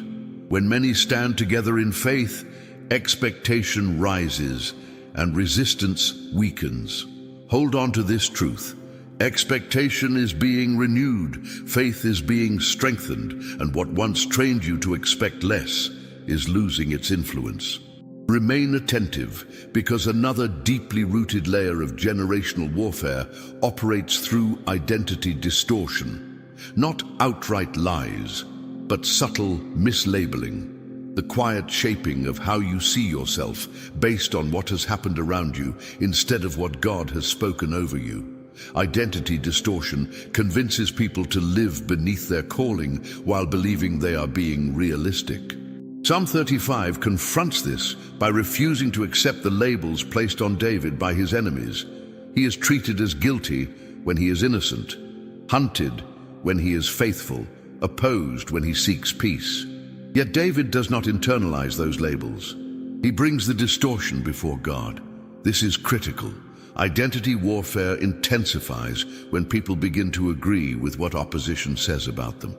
Psalm 17 restores identity by grounding it in God's examination rather than human opinion. David trusts that God sees his heart clearly.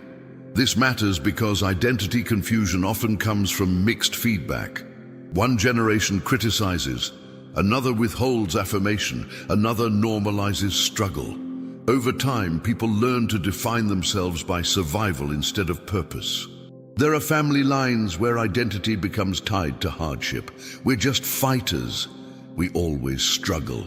Nothing comes easy for us. These statements feel honest, but they quietly limit identity. They reduce people to patterns instead of promise.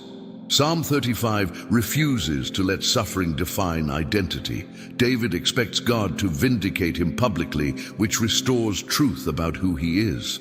Identity distortion also affects spiritual authority.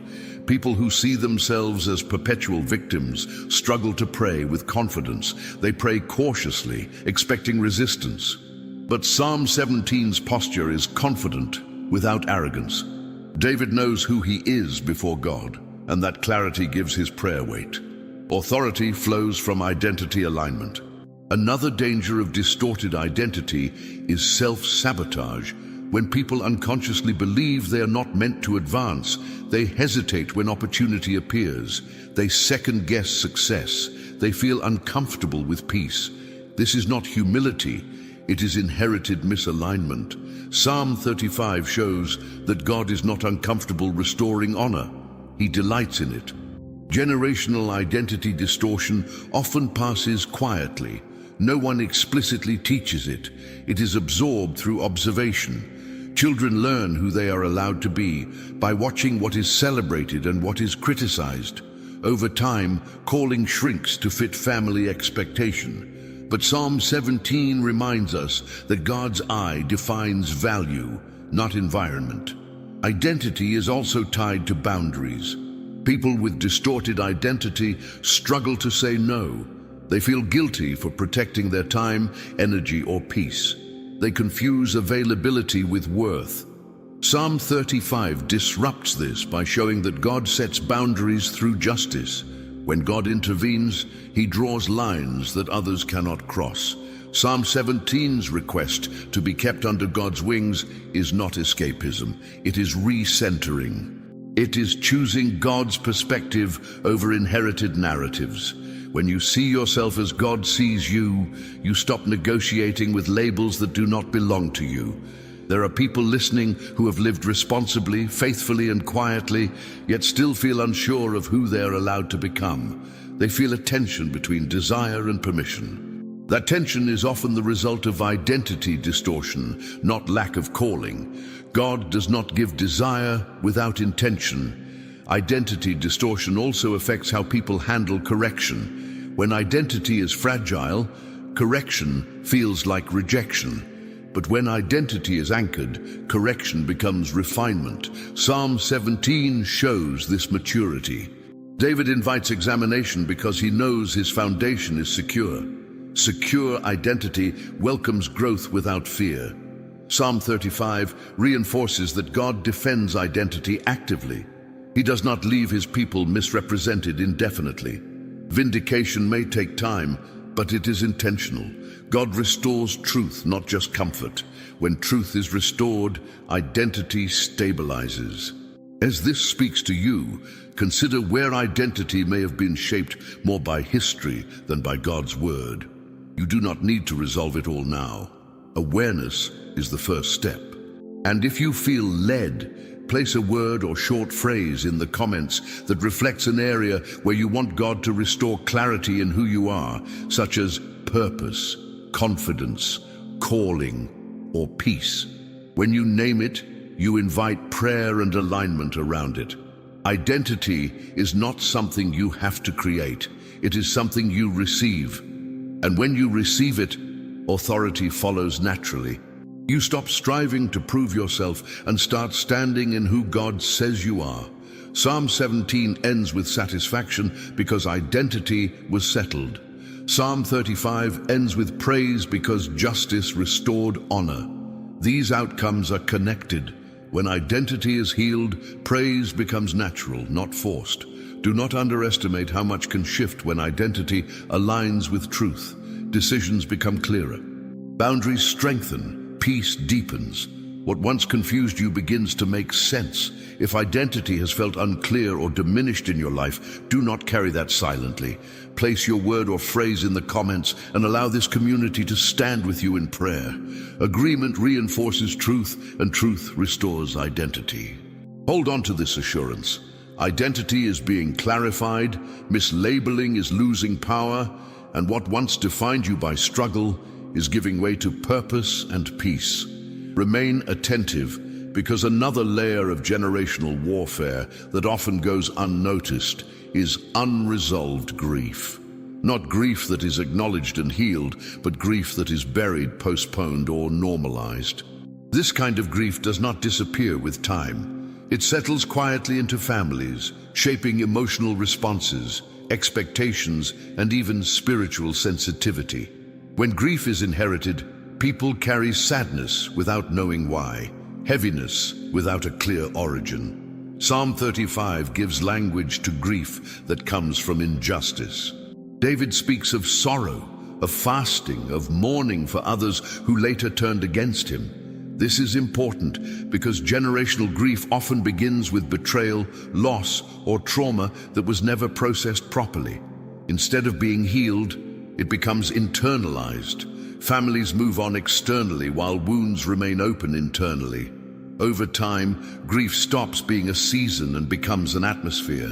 Psalm 17 brings grief into God's presence without shame. David does not hide his pain, but he also does not let pain define him. He asks God to hear his cry, to attend to his prayer. This teaches us that grief is not a weakness, it is a signal. When grief is acknowledged before God, it can be healed. When it is ignored, it quietly shapes identity and behavior. There are families where grief is inherited through silence. Losses are never discussed, emotions are minimized. Children sense sadness but are never given language for it. They grow up carrying emotional weight that does not belong to them. This kind of grief often manifests as anxiety, numbness, irritability, or unexplained heaviness. Psalm 35 shows that God is not distant from sorrow caused by injustice. He is attentive to it. Another danger of unresolved grief is emotional shutdown. To survive pain, people learn not to feel deeply. They protect themselves by staying guarded. Over time, this protection becomes isolation. Psalm 17's imagery of being held under God's wings invites vulnerability. It suggests safety. Healing grief requires safety, not pressure. Generational grief also affects faith. People believe in God, but struggle to trust Him fully. Prayer feels distant. Worship feels muted. This is not rebellion. It is pain that was never processed. Psalm 35 shows that God welcomes honest grief. David does not pretend to be unaffected. He speaks openly about his sorrow. God does not require composure before compassion. Psalm 17 also reminds us that God examines the heart at night.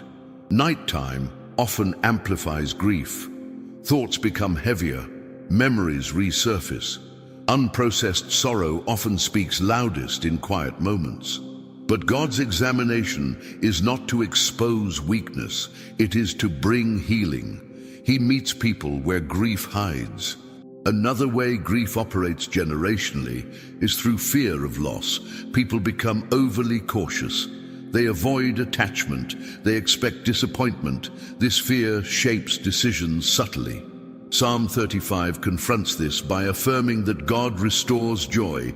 Grief does not have the final word. Restoration is possible. It is important to understand that healing grief does not dishonor the past.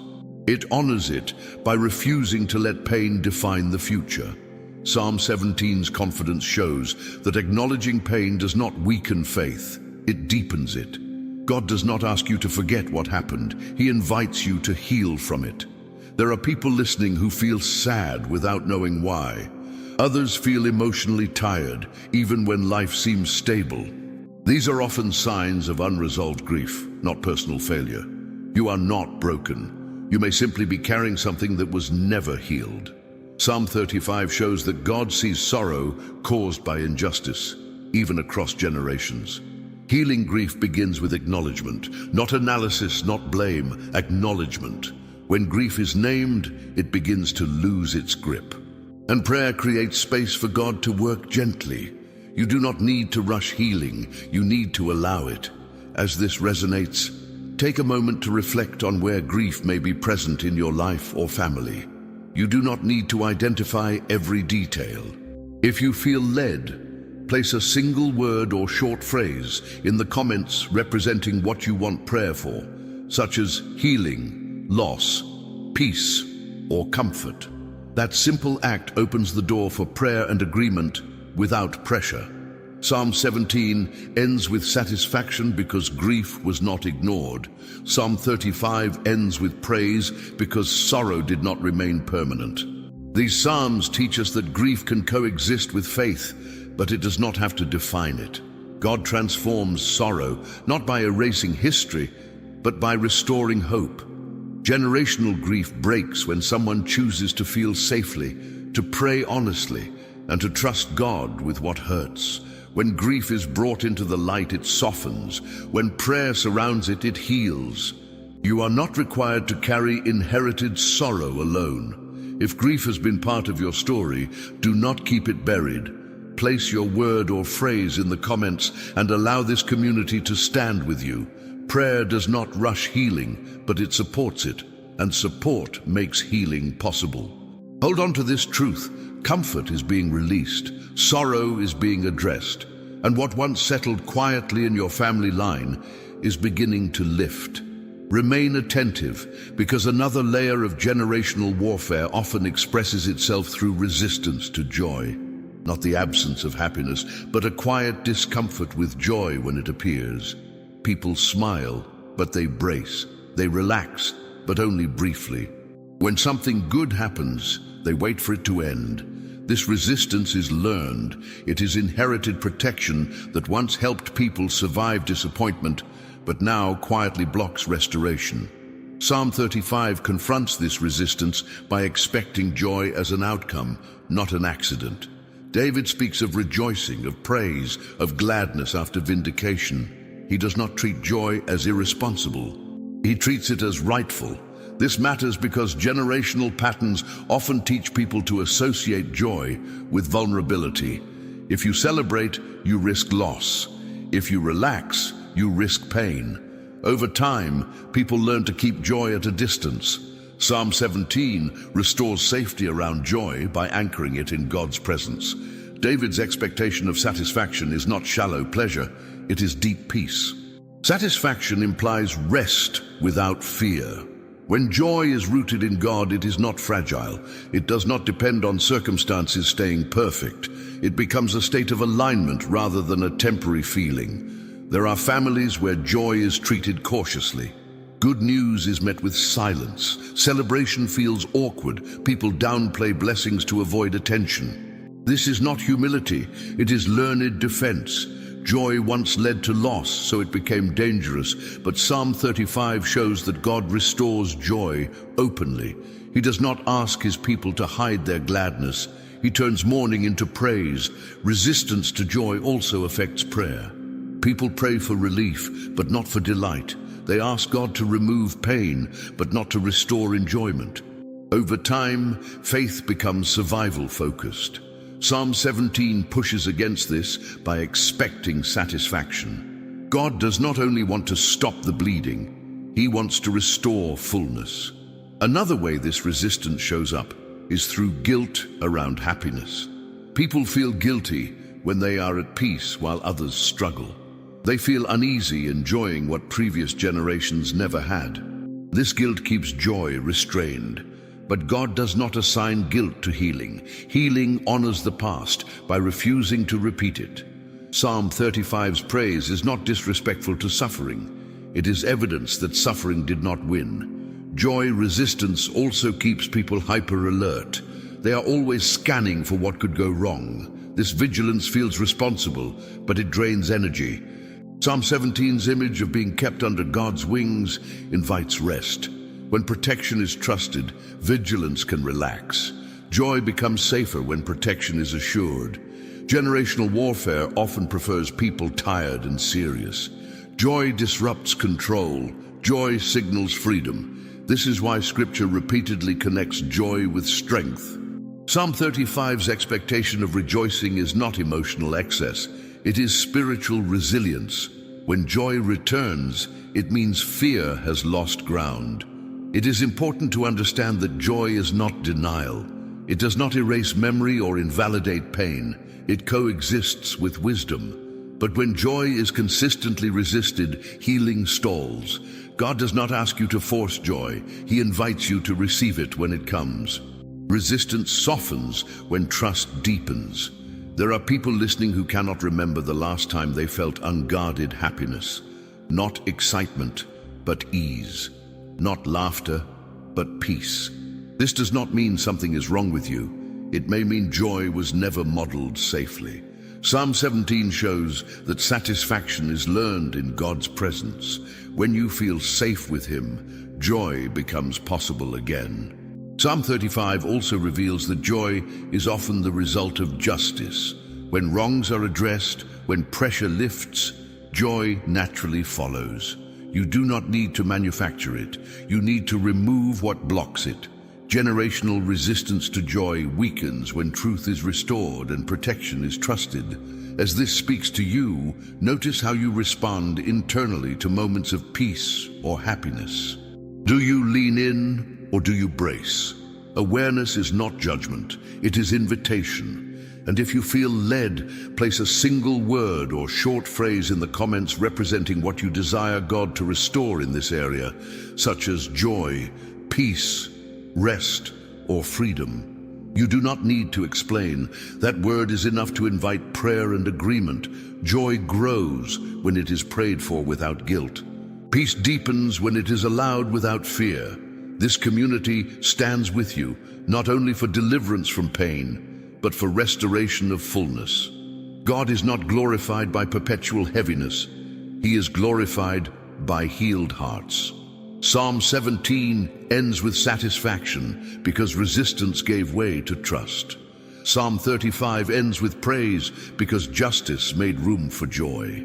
These outcomes remind us that joy is not optional decoration. It is evidence of freedom. When joy returns, something has shifted deeply. If resistance to joy has been part of your story, do not keep that hidden. Place your word or phrase in the comments and allow this community to stand with you in prayer. Agreement creates safety. Safety allows joy to return. Hold on to this assurance. Joy is becoming safe again. Peace is settling in, and what once taught you to brace is losing its influence over your heart and life. Remain attentive, because another layer of generational warfare often operates through fear of authority. Not fear of God, but fear of taking responsibility, fear of leading, fear of deciding, fear of standing firm when opposition appears. This fear teaches people to stay small, to avoid visibility, and to retreat when pressure rises. Over time, it creates families where calling is present, but authority is never exercised. Psalm 35 confronts this fear directly. David does not shrink back when opposition intensifies. He does not ask God to remove responsibility from him. He asks God to stand with him as he confronts what is unjust. This is important because authority is not something you invent. It is something you step into. When David prays, he does so as someone aware that he has a role to play in the confrontation. God fights, but David still stands. Psalm 17 reinforces this by showing confidence without arrogance. David knows he can speak because God hears. Fear of authority often comes from fear of making mistakes. People hesitate because they believe one wrong decision will destroy everything. But God's examination of the heart provides safety. When your heart is aligned, authority does not require perfection. It requires obedience. Generational fear of authority often develops in environments where leadership was punished, criticized, or crushed. People watched those who stood up get attacked. They learned that visibility brings pain. Over time, the safest option seemed to be staying quiet, blending in, or letting others decide. But safety through avoidance eventually becomes limitation. Psalm 35 does not protect itself by avoiding confrontation. It protects itself by inviting God into it. Another way this fear manifests is through over-dependence. People wait for permission for everything. They seek constant confirmation. They doubt their own discernment.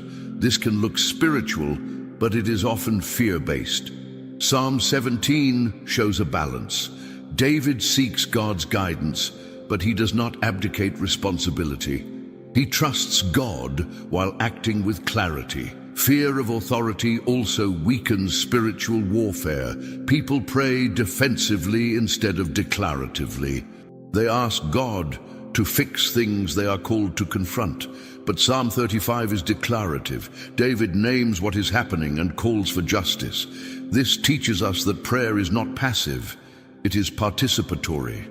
God invites his people to stand with him, not hide behind him. There are families where authority was abused, and the response was to reject authority altogether. Others experienced chaos, and authority felt unsafe. In both cases, fear replaced confidence. But Psalm 17 shows that God's authority is protective, not oppressive. When authority is aligned with God, it brings order, not harm. Another subtle effect of this fear is delayed maturity. People remain in dependent roles longer than necessary. They hesitate to lead in their homes, communities, or spiritual lives. This hesitation keeps generational patterns intact. Cycles rarely break through passivity. They break when someone chooses to stand, even with trembling faith. Psalm 35 also reveals that opposition often increases when authority begins to emerge. David's enemies intensify their actions because his presence threatens them. This is important to understand. Resistance is not proof you are wrong. Often it is proof you are effective. Fear interprets resistance as danger. Faith interprets it as confirmation. Psalm 17's trust in God's protection stabilizes authority. David knows that standing does not mean standing alone. God covers those who step forward in alignment. This coverage allows authority to function without fear. When protection is trusted, courage grows. Generational fear of authority also affects boundaries. People struggle to say no, to enforce limits, to protect their time and peace. They fear disappointing others or creating conflict. But Psalm 35 shows that boundaries are part of justice. God draws lines. He intervenes. Boundaries are not rejection, they are order. It is important to recognize that stepping into authority does not mean becoming harsh. Authority rooted in God is calm, clear, and steady. It does not need to dominate to be effective. Psalm 17's gentle confidence shows that authority can coexist with humility. There are people listening who sense they are meant to lead in some capacity, in prayer, in family, in decision-making. But fear has kept them hesitant. This does not mean you lack calling. It often means calling has been delayed by inherited fear. Awareness is the first step toward freedom. As this resonates, consider where fear of authority may have influenced your choices. You do not need to resolve it all now. If you feel led, place a short word or phrase in the comments expressing where you want God to strengthen you, such as courage, confidence, leadership, or boldness. You are not declaring perfection, you are inviting prayer and agreement. Authority grows when it is supported by prayer. Courage strengthens when it is shared. This community exists not to pressure you, but to stand with you as you step into what God has already placed within you. Psalm 35 ends with praise, because authority was exercised and justice followed. Psalm 17 ends with satisfaction, because confidence was rooted in God's protection. These outcomes remind us that authority does not have to be feared. When aligned with God, it becomes a source of stability, not stress. Do not underestimate what can change when fear of authority loosens its grip. Decisions become clearer, boundaries strengthen, purpose begins to express itself naturally. What once felt intimidating becomes manageable. If fear of authority has shaped your story, do not keep that hidden. Place your word or phrase in the comments and allow this community to stand with you in prayer. Agreement reinforces courage, and courage weakens fear. Hold on to this assurance.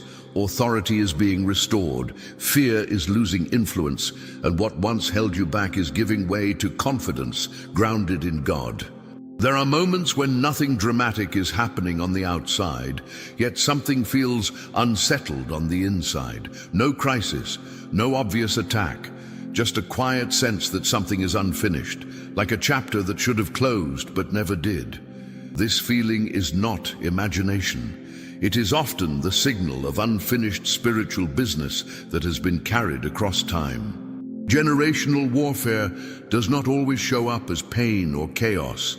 Sometimes it shows up as incompletion, things that almost resolved but didn't, healing that started but stalled, change that was initiated but never sustained. Families move forward externally, but internally something remains unresolved. Psalm 35 and Psalm 17 speak directly to this kind of lingering tension. Psalm 35 reveals David dealing with battles that should have ended already, enemies that should have moved on, conflicts that no longer made sense. This tells us something important. Not every ongoing struggle is meant to be ongoing. Some battles persist simply because no one officially closed them. Spiritually speaking, unfinished matters linger until they are addressed with authority. Psalm 17 complements this by showing David inviting God to examine him fully, even in the quiet places. This matters because unfinished spiritual business often hides in areas people avoid revisiting. Old wounds, old injustices, old losses. Not because people lack faith, but because revisiting pain feels exhausting. Over time, avoidance becomes normal, but what is avoided remains active. There are family lines where nothing ever feels complete. Relationships remain strained but unspoken. Forgiveness is implied but never expressed. Closure is assumed but never confirmed. This creates emotional and spiritual limbo. People move on physically, but internally they remain tethered. Psalm 35 confronts this by demanding resolution. David does not settle for partial justice. He asks God to act decisively. Unfinished business also affects momentum. People struggle to fully commit to new seasons because part of them is still anchored in old ones. They hesitate to trust, to rest, to celebrate. Not because they are pessimistic, but because something feels unresolved. Psalm 17's prayer for protection and satisfaction points toward closure. Satisfaction implies completion, not continuation. Another way unfinished business manifests is through recurring memories. Certain moments replay, certain emotions resurface, not constantly, but unexpectedly. These are often signs that something was never fully processed. Psalm 35 shows that God is attentive to unresolved injustice. Time does not neutralize injustice. Truth does. When injustice is brought before God, it loses its ability to linger. Generationally, unfinished matters are often inherited silently. Children sense tension without context. Adults feel heaviness without clarity. Families normalize avoidance. But normalization does not equal resolution. Psalm 17's invitation for God to examine the heart breaks this pattern. Examination is not about reopening wounds unnecessarily. It is about closing what was left open. Unfinished spiritual business also affects prayer language. People pray broadly because specifics feel uncomfortable. They ask God to bless the future while avoiding the past. But Psalm 35 is specific. David names the conflict. He names the injustice. He names the desired outcome. Clarity accelerates resolution. It is important to understand that closure is not forgetting. It is integration. It is acknowledging what happened, releasing what no longer belongs to you, and allowing God to bring order. Psalm 17 shows that closure happens safely under God's care. You are not exposed when God examines you. You are covered. There are people listening who have sensed this incompletion for years, not in a dramatic way, but in subtle hesitation, a reluctance to fully trust peace, a tendency to stay guarded even in calm seasons. This is often the residue of unfinished spiritual business, and God does not expose this to overwhelm you. He exposes it to finish it. Psalm 35 teaches that God is willing to confront what people avoid. Psalm 17 teaches that he does so gently, with protection. Together they create a space where resolution is possible without re-traumatization. God does not rush healing, but he does complete it. Unfinished business also keeps people emotionally tied to roles they have outgrown. They remain caretakers, mediators, or peacemakers long after the need has passed. This drains energy and blurs identity. Psalm 35 breaks this by restoring rightful roles. Psalm 17 restores rest by reaffirming position under God's care. As this resonates, take a moment to notice if there is something in your life that feels unresolved. You do not need to name it fully or analyze it deeply. Awareness is enough for now.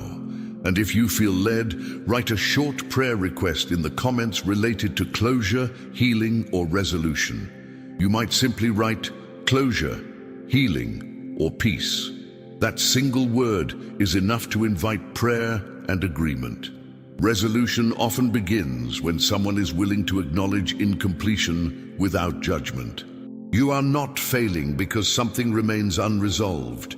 You are becoming aware, and awareness is the doorway to completion. Psalm 17 ends with satisfaction because nothing was left hanging. Psalm 35 ends with praise because justice was finished, not postponed. These endings remind us that God does not specialize in endless processes. He completes what he begins. You are not meant to carry unfinished battles indefinitely. What was paused can be resolved. What was delayed can be completed. What was avoided can be healed safely in God's presence. If unfinished spiritual business has been part of your story, do not keep that quiet. Place your word or short phrase in the comments and allow this community to stand with you in prayer. Agreement creates movement. Movement brings resolution. Hold on to this truth. Closure is being released, lingering matters are being addressed, and what once remained open is moving toward completion under God's care. It doesn't always feel dramatic when a generational pattern begins to break. Sometimes there is no surge of emotion, no sudden clarity, no visible sign that anything has changed.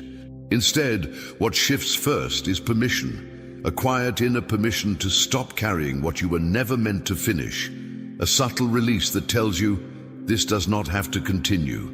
That permission is powerful, and it is often the moment when spiritual authority starts to take effect. Psalm 35 shows us that David did not wait for circumstances to improve before he prayed with authority. He prayed from alignment, not from relief. He understood that permission to confront injustice comes from God, not from how safe the situation feels. This is important because many people wait for confirmation before they act, when God is waiting for alignment before he moves. Generational warfare weakens the moment permission shifts from tolerance to confrontation. Psalm 17 reinforces this by showing that permission is internal before it is external. David trusts that God has examined him and found him aligned. This internal confirmation gives him the freedom to ask boldly. When you know where you stand with God, you stop asking for permission from fear, from history, or from inherited expectation. You begin to move from truth instead of habit. There are family lines where people learn to endure instead of conclude. They were strong, faithful, resilient, but never free. Over time, endurance became identity. People were praised for surviving, not for resolving. But God does not only reward endurance, he completes cycles. Psalm 35 does not glorify suffering, it anticipates justice. Psalm 17 does not celebrate survival, it expects satisfaction. Permission also affects boundaries. When people lack permission internally, they overextend. They feel responsible for outcomes they cannot control. They struggle to step away from roles that no longer belong to them. But when permission is restored, boundaries become clearer. You no longer need to explain every decision. You no longer need to justify rest. You stop negotiating peace. Another sign of permission returning is emotional lightness, not constant happiness, but less heaviness. Decisions feel slightly easier. Resistance feels less intimidating. You still face challenges, but they no longer feel defining. This is often the first fruit of generational cycles loosening their grip. Psalm 35 describes this shift as relief from shame. Psalm 17 describes it as safety under God's care. Permission also changes how people pray. Instead of asking God to fix everything, they begin to pray with specificity. They name what needs to end. They name what needs to heal. They name what needs to be restored. Specific prayer is a sign of internal authority. Psalm 35 models this clearly. David does not generalize injustice. He addresses it. He trusts that God can handle clarity. Generational warfare thrives in vagueness. When things are never named, they are never resolved. Permission breaks vagueness. It allows you to say, "This stops here," without needing to argue with the past. You do not need to convince history. You need to align with truth. Psalm 17 also teaches us that permission does not mean isolation. David invites God's involvement deeply. He does not rely solely on self-awareness. He remains dependent, connected, and humble. Permission is not independence from God. It is confidence with God. This balance protects you from arrogance while empowering you to stand. There are people listening who have felt a quiet inner shift recently. Nothing external changed, but something internal softened. Old pressure felt less urgent. Old fear felt less convincing. This is often the beginning of freedom. God loosens what was bound before he removes it completely. He prepares the heart before he changes the environment. Permission also allows grief to complete, joy to return, and expectation to rise. Without permission, people suppress all three. With permission, emotions begin to move again. Healing requires movement. Psalm 35 shows movement toward justice. Psalm 17 shows movement toward peace. Together, they guide the soul out of stagnation. It is important to understand that permission does not erase responsibility. It redirects it. You are no longer responsible for maintaining patterns. You become responsible for alignment. God handles outcomes. You handle obedience. This exchange brings relief. Generational patterns often rely on internal agreements. This is just how it is. Nothing ever changes. We don't get that. Permission breaks these agreements quietly. You do not need to confront every belief out loud. The moment you stop agreeing internally, power shifts. As this speaks to you, Notice where you may have felt permission returning recently, or where you desire it to return. You do not need to analyze it fully.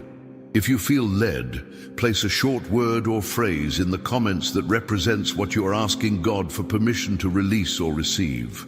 It might be peace, closure, rest, freedom, or direction. That word is enough to invite prayer and agreement. Permission grows stronger when it is supported. Agreement reinforces internal shifts. This community stands not to pressure you, but to support the work God is already doing quietly within you. What begins internally often becomes visible in time. Psalm 35 ends with praise because permission led to justice. Psalm 17 ends with satisfaction because permission led to peace. These outcomes remind us that God does not stir awareness without intention. He begins what he plans to finish. You are not imagining this shift. You are not becoming careless. You are becoming aligned, and alignment brings authority without striving. If permission has been something you've been missing, permission to rest, to heal, to move on, to expect more, do not carry that alone. Place your word or phrase in the comments and allow this community to stand with you in prayer. Agreement strengthens what God has already initiated. Hold on to this assurance.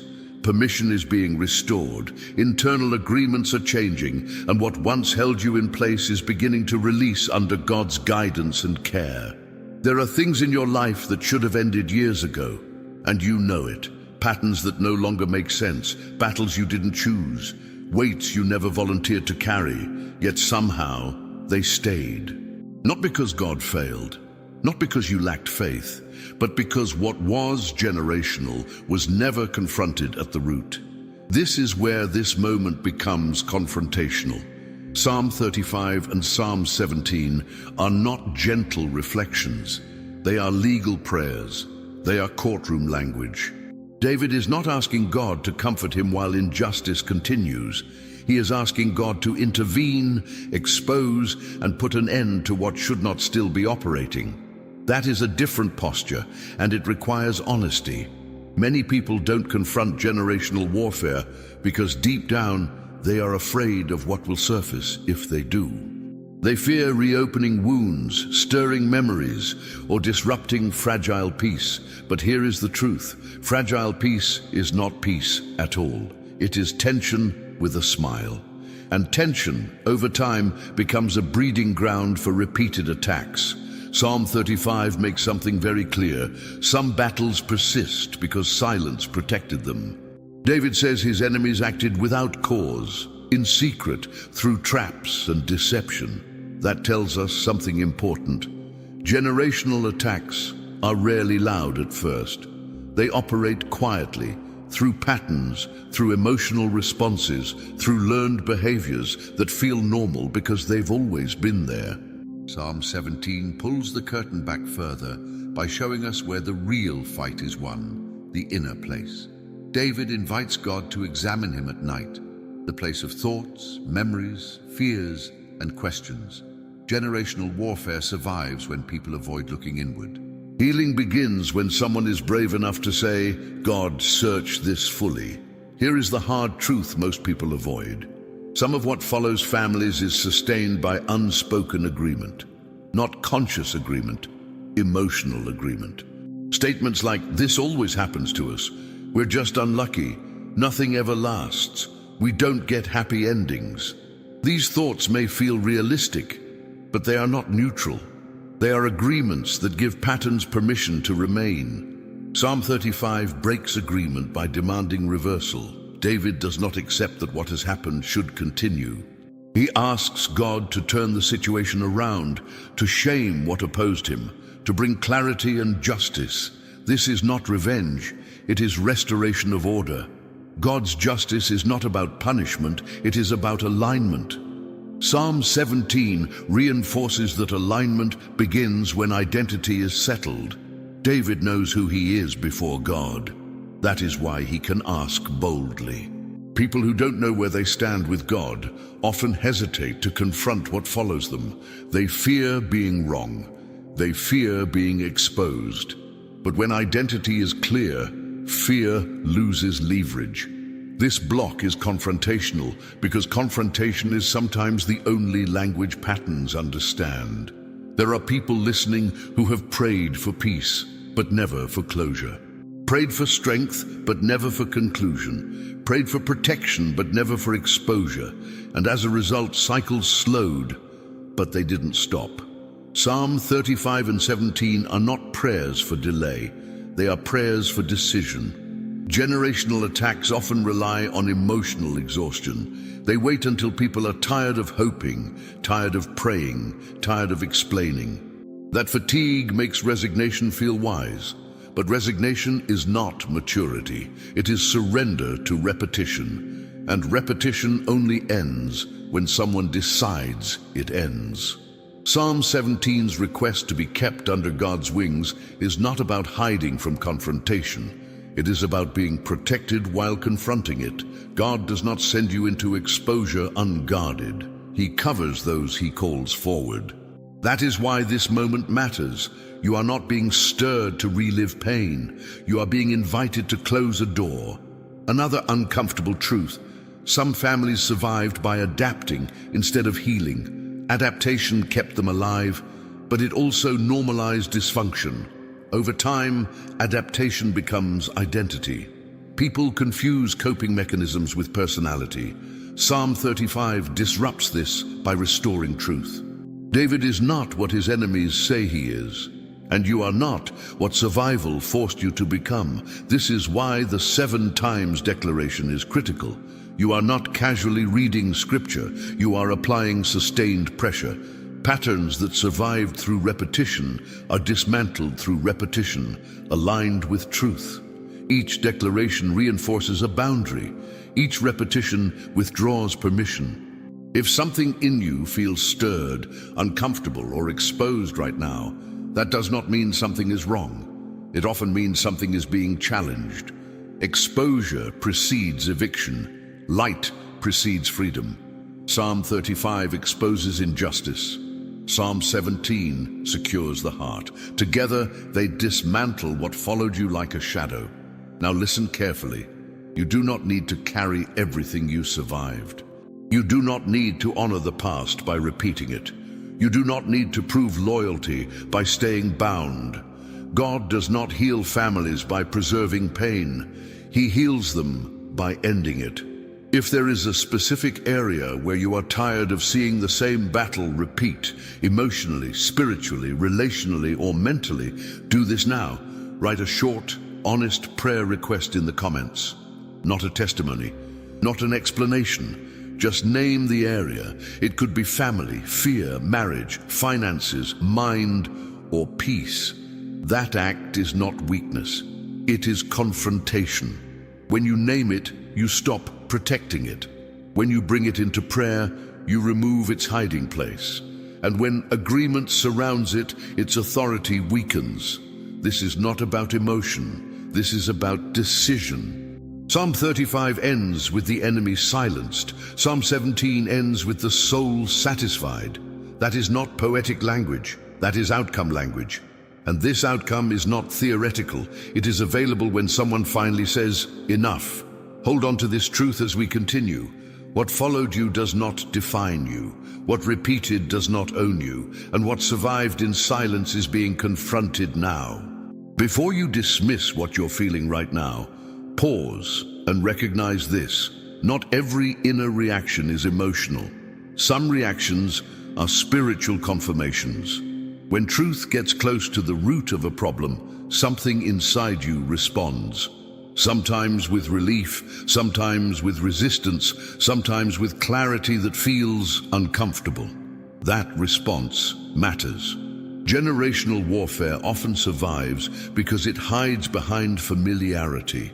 When something has been present for a long time, it stops feeling like an intruder and starts feeling like part of life. People adjust, they compensate, they build routines around it. But Psalm 35 does not negotiate with familiarity. David does not ask whether the battle is old or new. He asks whether it is just, and if it is not, he calls for divine intervention. Psalm 17 adds an important layer here. David is not only confronting what is happening around him, he is stabilizing what is happening within him. He invites God to examine his heart, especially in the quiet moments. This tells us something critical. Lasting breakthrough does not come only from external confrontation, but from internal alignment. When the heart is steady, confrontation becomes effective. One of the reasons generational attacks persist is because people fight symptoms instead of roots. They address surface issues, behavior, habits, circumstances, without touching the underlying agreements that allowed those issues to form. Psalm 35 targets the source. It calls out those who contend without cause. It refuses to accept confusion, injustice, or repetition as normal. Root-level prayer produces root-level change. Psalm 17 supports this by protecting identity during the process. When roots are exposed, people can feel vulnerable. Old memories surface, old questions reappear, but God's protection ensures that exposure does not become harm. You are not being destabilized, you are being realigned. God does not uproot without intending to replant something healthier. There are people listening who have tried many times to fix their situation. You adjusted habits, you changed environments, you improved boundaries, and yet something still followed. This is often because the issue was never purely situational. It was systemic. Generational systems do not respond fully to surface adjustments. They respond to authority and truth. Psalm 35 shows us that authority does not mean aggression. It means clarity. David is clear about what he will no longer tolerate. He does not ask God to make him comfortable with injustice. He asks God to confront it. Comfort can coexist with injustice for a season. Clarity cannot. Psalm 17 reminds us that clarity is safest when rooted in God's presence. David does not confront from anger, he confronts from alignment. This matters because confrontation without alignment creates chaos.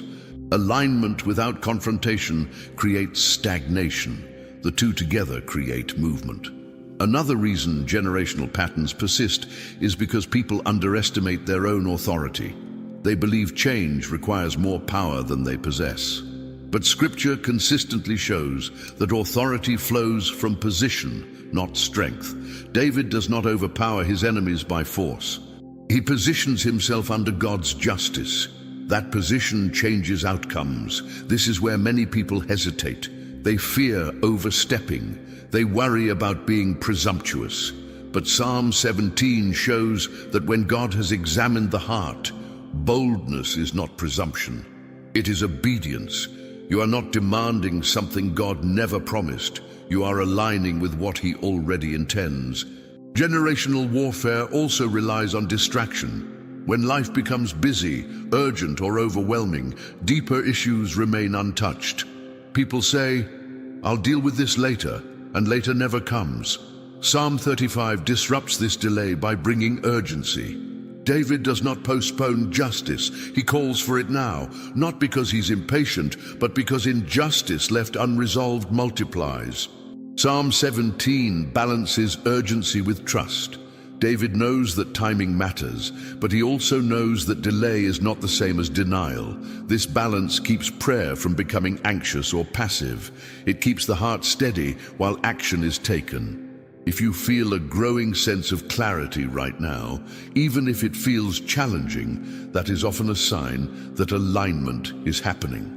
Clarity can feel uncomfortable when it contradicts long-held patterns, but discomfort is not danger. Sometimes it is the sensation of a boundary being drawn. There are people who sense that something must change, but they are unsure how to name it. You don't need perfect language. You don't need a full explanation. What matters is willingness. Willingness opens the door for God to work where words fall short. If you feel prompted, take a moment now and leave a brief prayer request in the comments, naming the area where you need God's intervention at the root. You can keep it simple.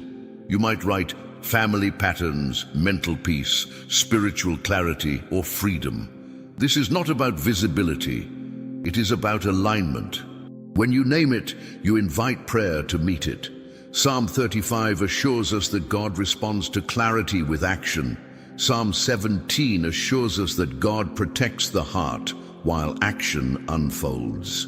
These two truths together create safety and momentum. You are not late to this process. You are not reopening what should have stayed buried. You are allowing God to finish what was left unresolved. Finishing brings peace. Finishing brings freedom. Hold on to this as we continue. Roots are being addressed. Authority is being exercised. And what followed you quietly is being confronted openly. This is not imagination. It is alignment in motion. There comes a point when awareness is no longer enough. You can recognize patterns, name cycles, understand roots, and still feel something unresolved. That's because recognition prepares the ground, but decision changes the territory.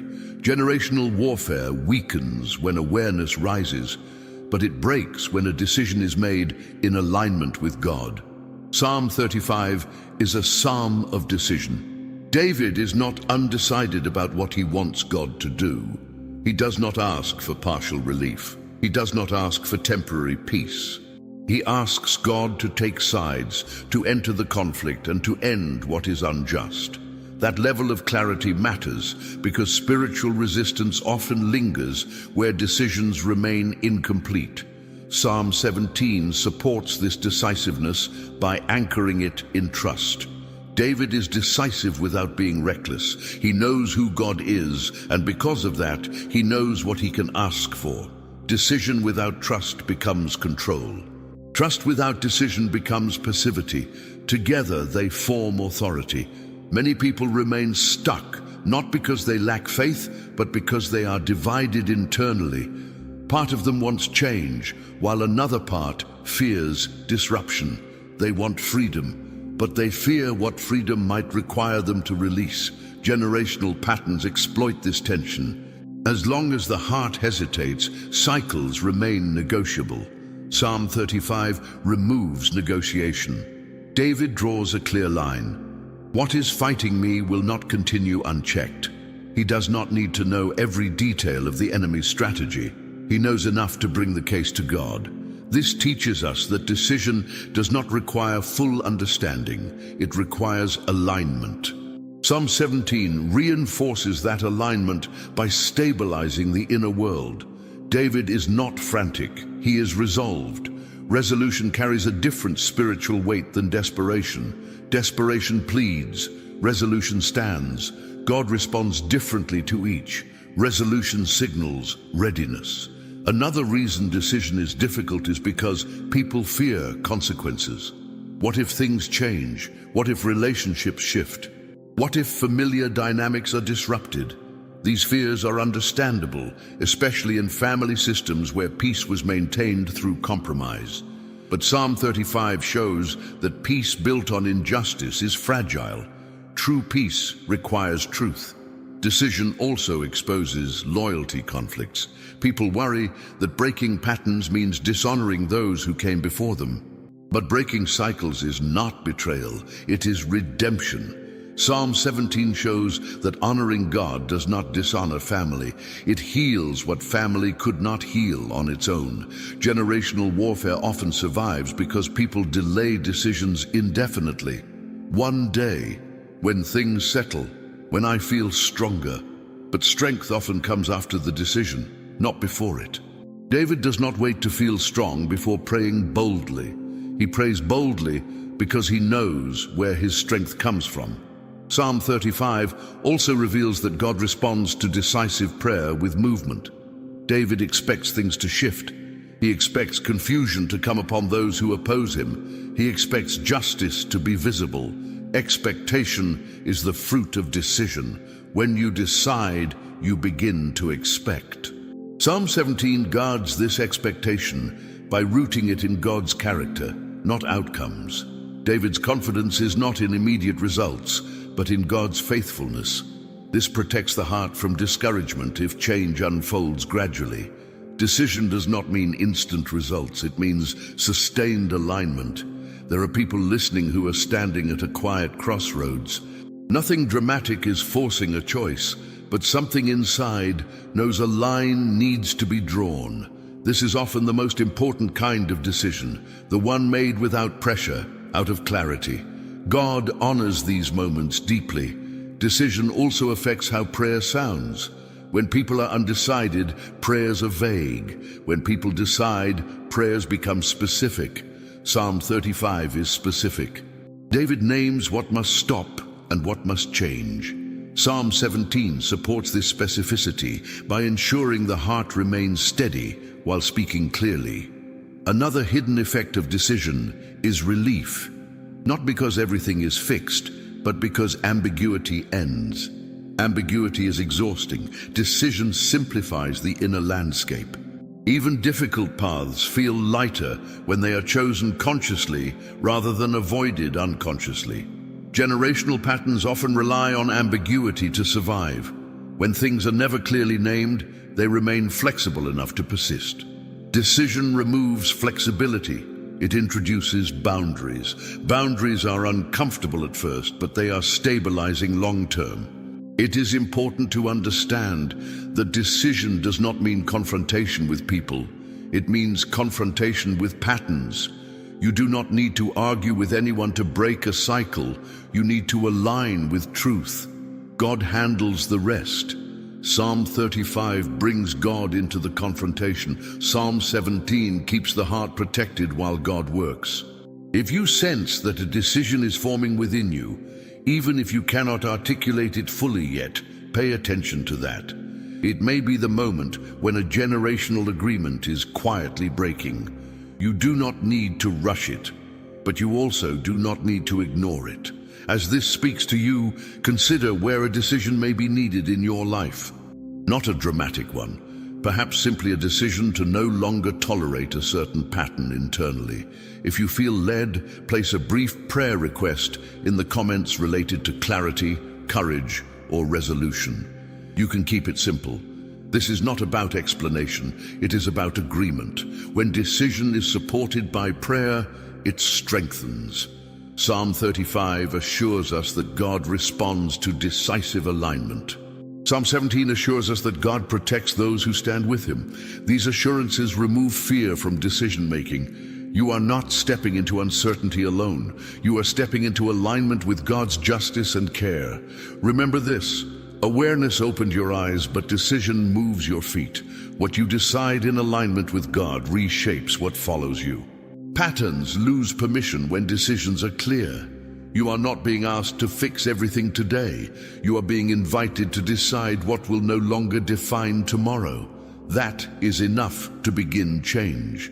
If a decision is forming in you, do not carry it alone. Place your prayer request in the comments and allow this community to stand with you. Agreement reinforces resolve, and resolve weakens resistance.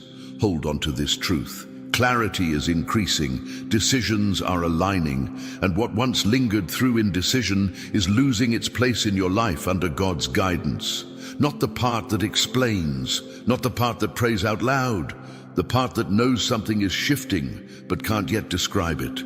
This is often where generational warfare makes its last stand. When patterns begin to lose authority, they don't always attack harder.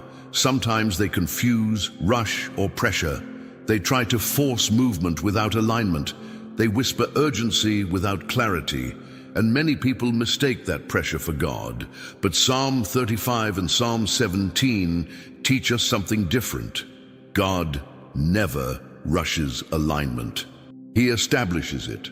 Psalm 35 shows David refusing to be hurried by opposition. Even under pressure, he is deliberate. He names what is happening. He calls God into it. He does not react impulsively. This matters because generational systems love reaction. Reaction keeps people moving without thinking, changing without healing, shifting without closing doors. Reaction creates motion, but not freedom. Psalm 17 steadies the inner world, so reaction loses power. David invites God to search him, especially in the quiet places. This is where rushed decisions are slowed and clarified. God does not pressure you into freedom. He leads you into it. Pressure creates anxiety. Guidance creates peace. Knowing the difference is crucial when cycles are breaking. There are moments when resistance increases, not because you are doing something wrong, but because you are doing something new internally. Old patterns feel threatened when you stop reacting automatically, when you pause, when you listen, when you choose alignment over impulse. That pause is powerful. It removes momentum from what once controlled you. Generational warfare often trained people to move fast emotionally, fix it quickly, smooth it over, avoid conflict, adapt immediately. Over time, speed became safety. But safety built on speed is fragile. Psalm 35 shows that safety comes from justice, not avoidance. Psalm 17 shows that justice is safest when the heart is anchored. Another tactic that appears at this stage is false urgency. Thoughts like, "You need to decide now. You're running out of time. If you don't act immediately, you'll miss your chance." This pressure can feel spiritual, but it often isn't. God invites, He doesn't rush, He leads, He doesn't shove. Urgency without peace is rarely divine. Psalm 35's confidence allows David to wait without surrendering. Psalm 17's trust allows him to rest without disengaging. This balance dismantles false urgency. You are not late, you are not behind, you are not missing your moment, you're being positioned. There are people listening who feel torn between moving forward and holding back. This tension is not failure, it is discernment awakening. Discernment pauses before it proceeds, it listens before it acts. And when discernment rises, generational noise loses volume. This is also where patience gets redefined. Patience is not passivity, it is strength under control. Psalm 35 is patient without being passive. Psalm 17 is calm without being inactive. Together they show that patience is often the posture that precedes decisive movement. Another reason pressure increases at this stage is because old identities resist change. When you stop reacting, you stop playing your old role. The peacemaker who absorbed everything, the fixer who carried everyone, the strong one who never asked. When those roles loosen, systems feel exposed. Exposure often feels uncomfortable before it feels free. Psalm 35 does not protect old roles. It restores truth. Psalm 17 does not cling to old identities. It anchors new ones. This is why this moment feels different. You are not just changing behavior. You are stepping out of agreement with roles that were never meant to define you forever. Pressure also tries to distract you with side issues, minor conflicts, emotional spikes, old conversations resurfacing. This is not coincidence. Distraction attempts to pull attention away from alignment. Psalm 35 keeps focus on the real issue. Psalm 17 keeps the heart guarded while focus is maintained. If you feel mentally scattered lately, pause instead of pushing. Scattering is often a sign that something important is being challenged. Clarity returns when pressure is resisted, not obeyed. God does not compete with noise. He waits for stillness. There are families where pressure became normal. People learned to operate under constant tension. Calm felt unfamiliar. Stillness felt unsafe. But God does not heal through pressure. He heals through presence. Psalm 17's imagery of being held under God's wings is not poetic. It is corrective. It retrains the nervous system of the soul. Pressure also distorts prayer. People pray frantically instead of faithfully. They repeat words instead of resting in truth. Psalm 35 and 17 model something else. Steady, grounded prayer. Prayer that knows where it stands. Prayer that does not need to rush God because it trusts Him. If this resonates, notice where pressure has been influencing your decisions lately. You don't need to judge yourself for it. Awareness is enough. And if you feel led, write a short prayer request in the comments asking for peace, clarity, or stability in a specific area of your life. You don't need to explain the whole story. Even a single word invites agreement. Pressure weakens when peace is invited. Confusion quiets when clarity is prayed for, and alignment strengthens when it is supported by community prayer. Psalm 35 assures us that God does not abandon those under pressure. Psalm 17 assures us that He protects the heart while truth settles. These promises remove the need to rush. You can move forward at the pace of alignment, not anxiety. Let this settle. You are not being pushed into something uncertain. You are being led out of something old.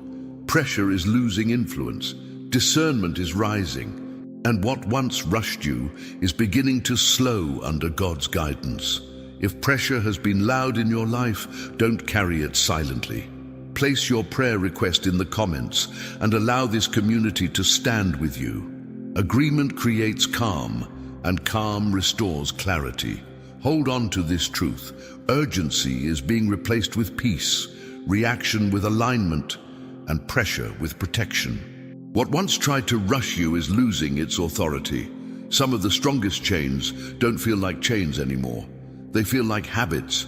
They feel like personality. They feel like, this is just how I am. That's why this layer is dangerous. Generational warfare often survives by blending in. When something has been around long enough, it stops being questioned. People stop asking where it came from. They stop wondering if it should still be there. And slowly, what began as an attack turns into an identity trait. Psalm 35 and Psalm 17 confront this directly because God never confuses survival patterns with calling. Psalm 35 shows David refusing to normalize opposition. He does not say, this has been happening for a long time, so I'll adjust. He says, contend with those who contend with me. In other words, time does not legitimize injustice. Longevity does not equal permission. Just because something has been present doesn't mean it is authorized. Psalm 17 strengthens this stance by anchoring identity in God's examination, not in experience. David does not define himself by what he endured. He defines himself by who God says he is. This is critical because generational patterns love to rename endurance as destiny. They want you to believe that what you learned to live with is what you were meant to live as. Here's where it gets uncomfortable and necessary. Some people have mistaken coping mechanisms for character. Hyper-independence became strength. Emotional numbness became self-control. Overthinking became wisdom. Avoidance became peacekeeping. These adaptations may have helped you survive something real, but survival is not the finish line. Psalm 35 does not celebrate coping, it demands justice. Psalm 17 does not protect dysfunction, it restores wholeness. Generational warfare often teaches people to adapt instead of heal. Healing requires vulnerability. Adaptation requires alertness. Over time, alertness becomes exhausting. People stay guarded even when danger has passed. They brace even when God is providing peace. This constant readiness becomes a prison disguised as responsibility. Psalm 17's imagery of being kept under God's wings is deeply corrective here. It suggests safety without vigilance, protection without hyper-awareness, rest without loss of control. For someone trained by generational pressure, that can feel foreign, even unsafe at first. But safety that feels unfamiliar is often real safety. Psalm 35 also reveals something important. When injustice is normalized, people begin to defend what hurts them. They explain it, they rationalize it, they minimize it. They say things like, it could be worse, or that's just how our family is. But God does not ask you to protect what He intends to remove. Another way this blending happens is through humor. Families joke about dysfunction. Pain is laughed off. Struggle becomes a shared punchline. Humor can be healthy, but it can also be a shield. Psalm 35 cuts through that by taking pain seriously without becoming bitter. God does not need you to dramatize your pain, but He also does not need you to disguise it. Psalm 17 balances this by keeping the heart soft. David invites examination without self-contempt. This is important. When identity begins to separate from coping, people sometimes feel exposed. They wonder, if I'm not this, then who am I? God does not remove old layers without preparing new ground. Identity is not erased, it is clarified. There are people listening who feel tired of being the strong one, tired of being the fixer, tired of being the calm one in chaos. These roles may have been necessary once, but they are not eternal assignments. Psalm 35 breaks roles imposed by injustice. Psalm 17 restores roles rooted in relationship. Generational systems often reward functionality over health. As long as things work, no one questions the cost. But God is not impressed by functionality that drains the soul. He values truth over performance. When truth surfaces, systems shift, sometimes quietly, sometimes abruptly. This is why resistance sometimes shows up when people begin to rest. Not because rest is wrong, but because rest threatens systems built on overfunctioning. Psalm 35 confronts the system. Psalm 17 protects the person. Together they allow rest to become safe. Another sign that identity and coping are separating is emotional unfamiliarity. You may notice reactions changing. Things that once triggered you don't hit the same way, or new emotions surface, grief, anger, relief, without clear cause. This is often part of recalibration. The nervous system of the soul is learning something new. God does not rush this process. He's patient, but he is intentional. Psalm 35 shows intention toward justice. Psalm 17 shows patience toward the heart. You are not expected to know who you are becoming immediately. You are only invited to stop clinging to who you had to be. There are family lines where authenticity was unsafe. People learned to perform roles to maintain stability. Over time, authenticity felt risky. But healing requires honesty. Psalm 35 models honest confrontation. Psalm 17 models honest surrender. Neither requires perfection, only willingness. If this is resonating and you feel like certain traits, habits, or roles no longer fit, but you're not sure what replaces them yet, and that's okay. That in-between space is not confusion, it's transition. God often loosens before he replaces. As this settles, take a moment and ask yourself gently, what have I been calling me that might actually be a response to pressure? You don't need to answer it fully. Curiosity is enough for now. And if you feel led, place a brief prayer request in the comments, naming what you are ready to release or what you want God to restore in your sense of self. You might write identity, rest, healing, freedom, or clarity. One word is enough. When you name it, you invite prayer into that space. This community does not pray to force change.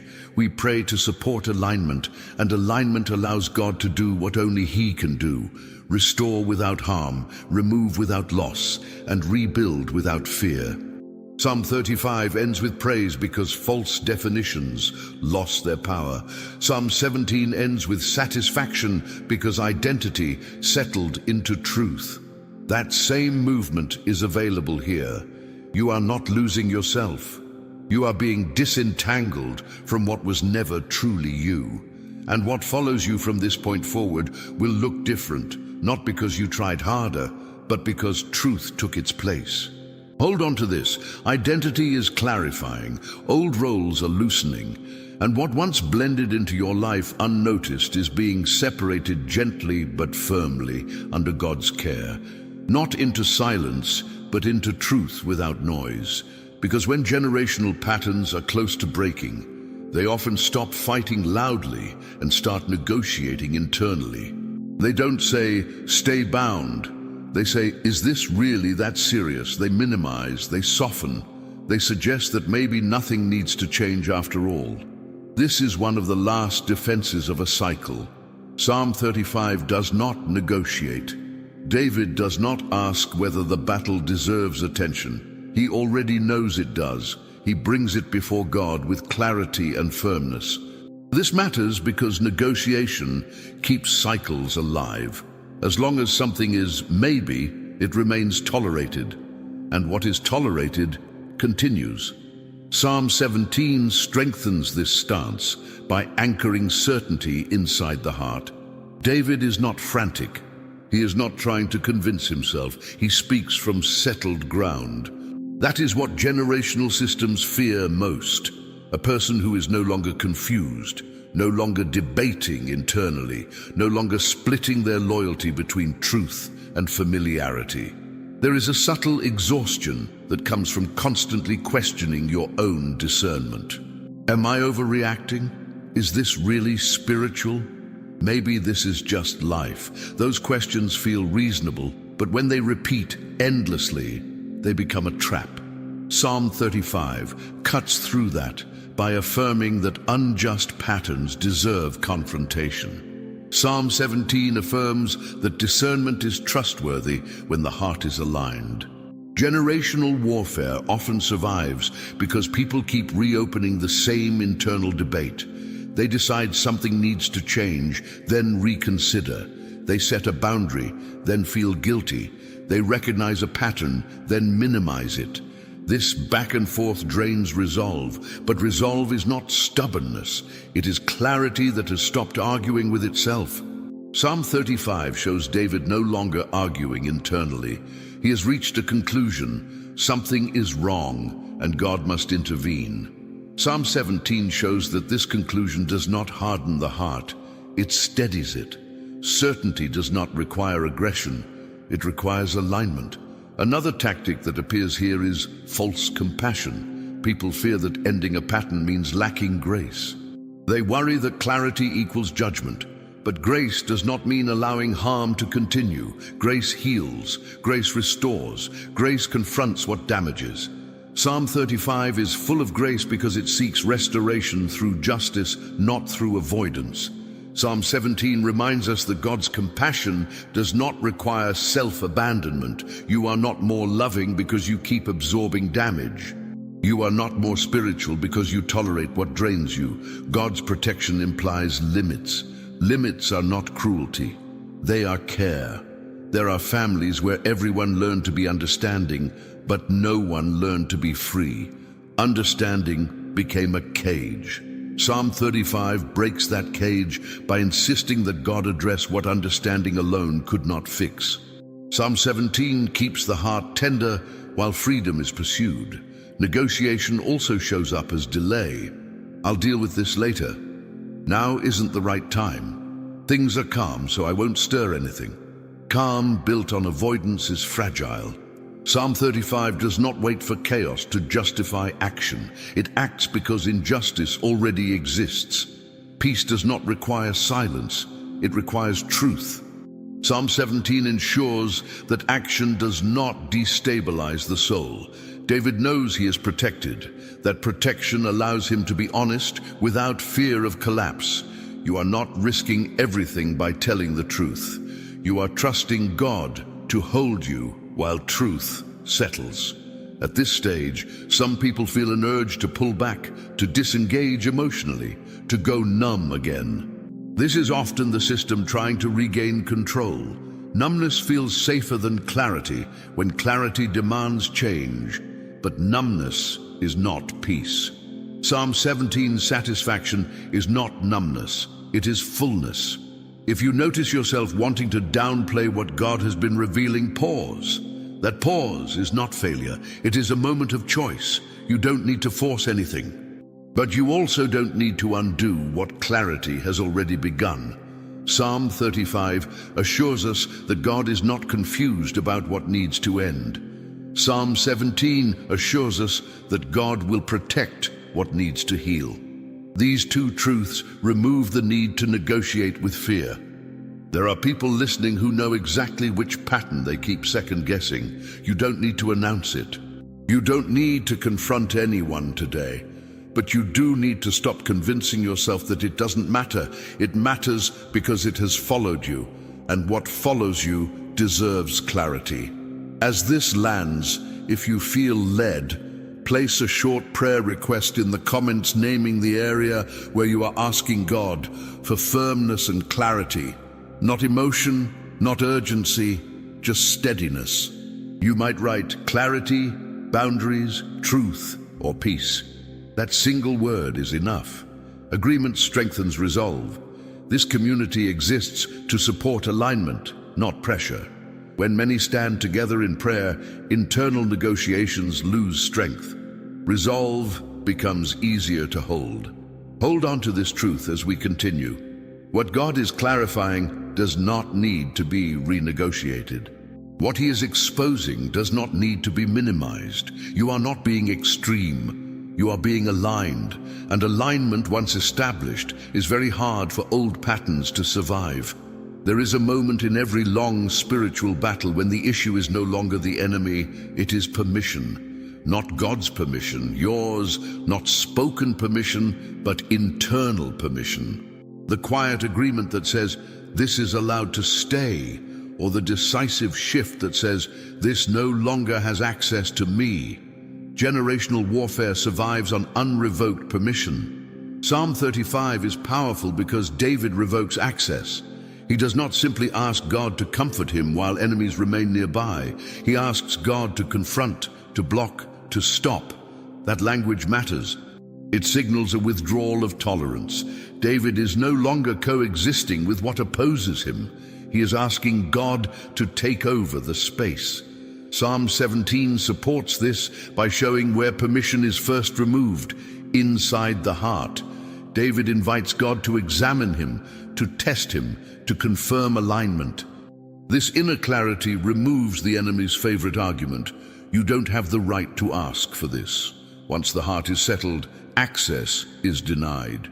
Many people think generational patterns stay because they are powerful. Often, they stay because they were never explicitly dismissed, not welcomed, just never confronted. Silence, delay, and adaptation create a kind of passive permission. Psalm 35 breaks that silence. Psalm 17 seals the decision internally. There are family systems where people learn to make space for dysfunction, not because they wanted it, but because it felt unavoidable. Over time, making space became habit. Habits become environments. Environments shape identity, but what once felt unavoidable is not unchangeable. Permission can be revoked. Revoking permission does not require confrontation with people.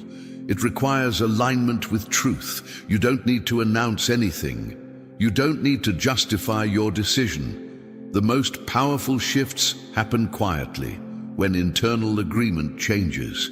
Psalm 35 shows that God responds to internal alignment with external action. Another reason permission is hard to revoke is fear of consequences. People worry that if they stop tolerating something, everything will fall apart. But often, what falls apart was being held together by exhaustion. Psalm 17's image of being kept under God's wings speaks directly to this fear. You are not exposed. When you stop carrying what you were never meant to carry, you are covered. Generational warfare also relies on emotional loyalty. People feel guilty withdrawing permission because it feels like betrayal. But ending a pattern is not betrayal. It is stewardship. You are responsible for what you carry forward, not for preserving what harmed you. Psalm 35 seeks justice, not vengeance. Psalm 17 seeks protection, not separation from God. When permission is revoked, things often feel quieter before they feel better. There is a pause, a stillness. Old noise fades, new direction hasn't fully emerged yet. This in-between can feel unsettling if you're used to constant pressure, but stillness is not absence, it is recalibration. Psalm 17 shows that satisfaction comes after alignment, not before. You don't revoke permission because everything feels safe. Things feel safer because permission has been revoked. The order matters. Another sign permission is shifting is reduced emotional reaction. Things that once triggered intense responses now feel distant. This does not mean you are disengaged. It means access has changed. The system no longer knows how to reach you the same way. Psalm 35 describes enemies losing ground. Psalm 17 describes the heart remaining intact. Generational patterns often test boundaries after permission is revoked. They look for old access points, old guilt, old fear, old obligation. This is normal. It does not mean the decision failed. It means the boundary is being noticed. Consistency, not intensity, secures the shift. You're not required to defend your peace to anyone. You are not obligated to re-explain decisions that were made in alignment with God. Psalm 35 does not argue with the enemy. It hands the case to God. Psalm 17 does not justify itself. It rests in protection. If you feel a quiet resolve settling in you, not emotional, not dramatic, just firm, that is often the sound of permission being revoked. That firmness does not need to shout. It only needs to remain. As this resonates, take a moment to consider where permission may still be quietly active in your life. Not because you want it there, but because it was never questioned.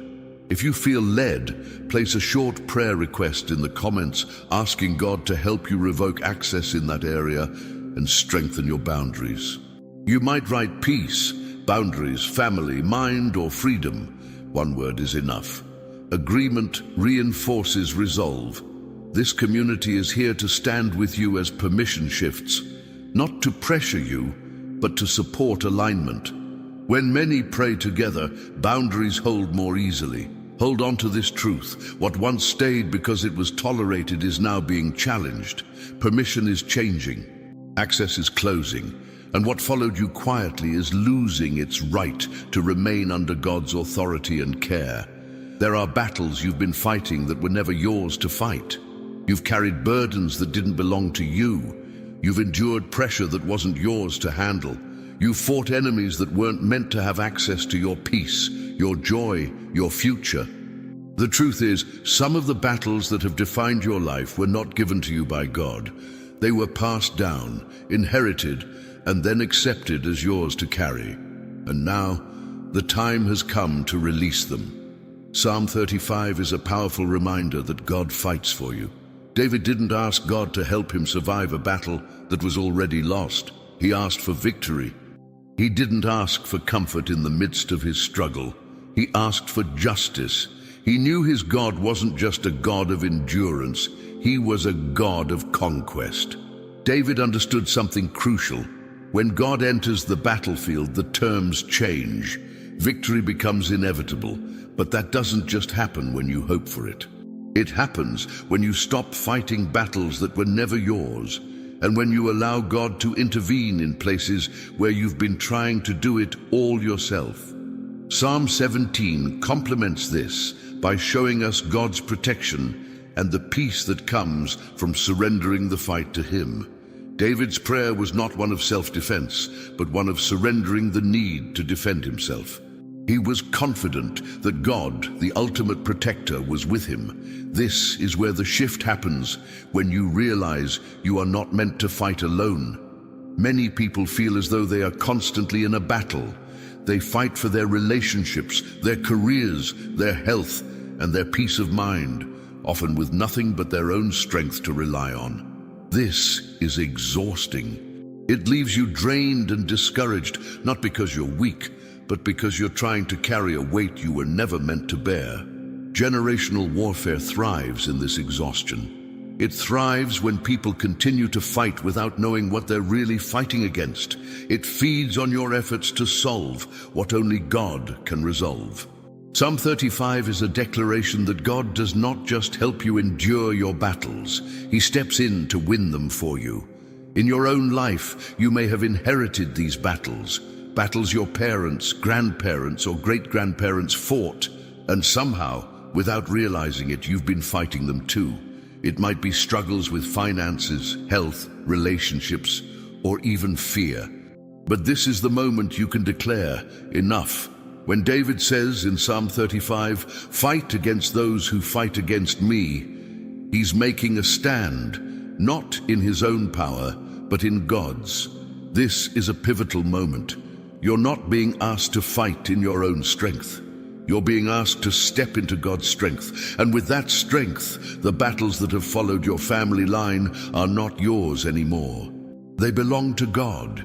If you've been feeling the weight of those inherited battles, it's time to recognize that you don't have to carry them any longer. You don't have to keep repeating what's been passed down.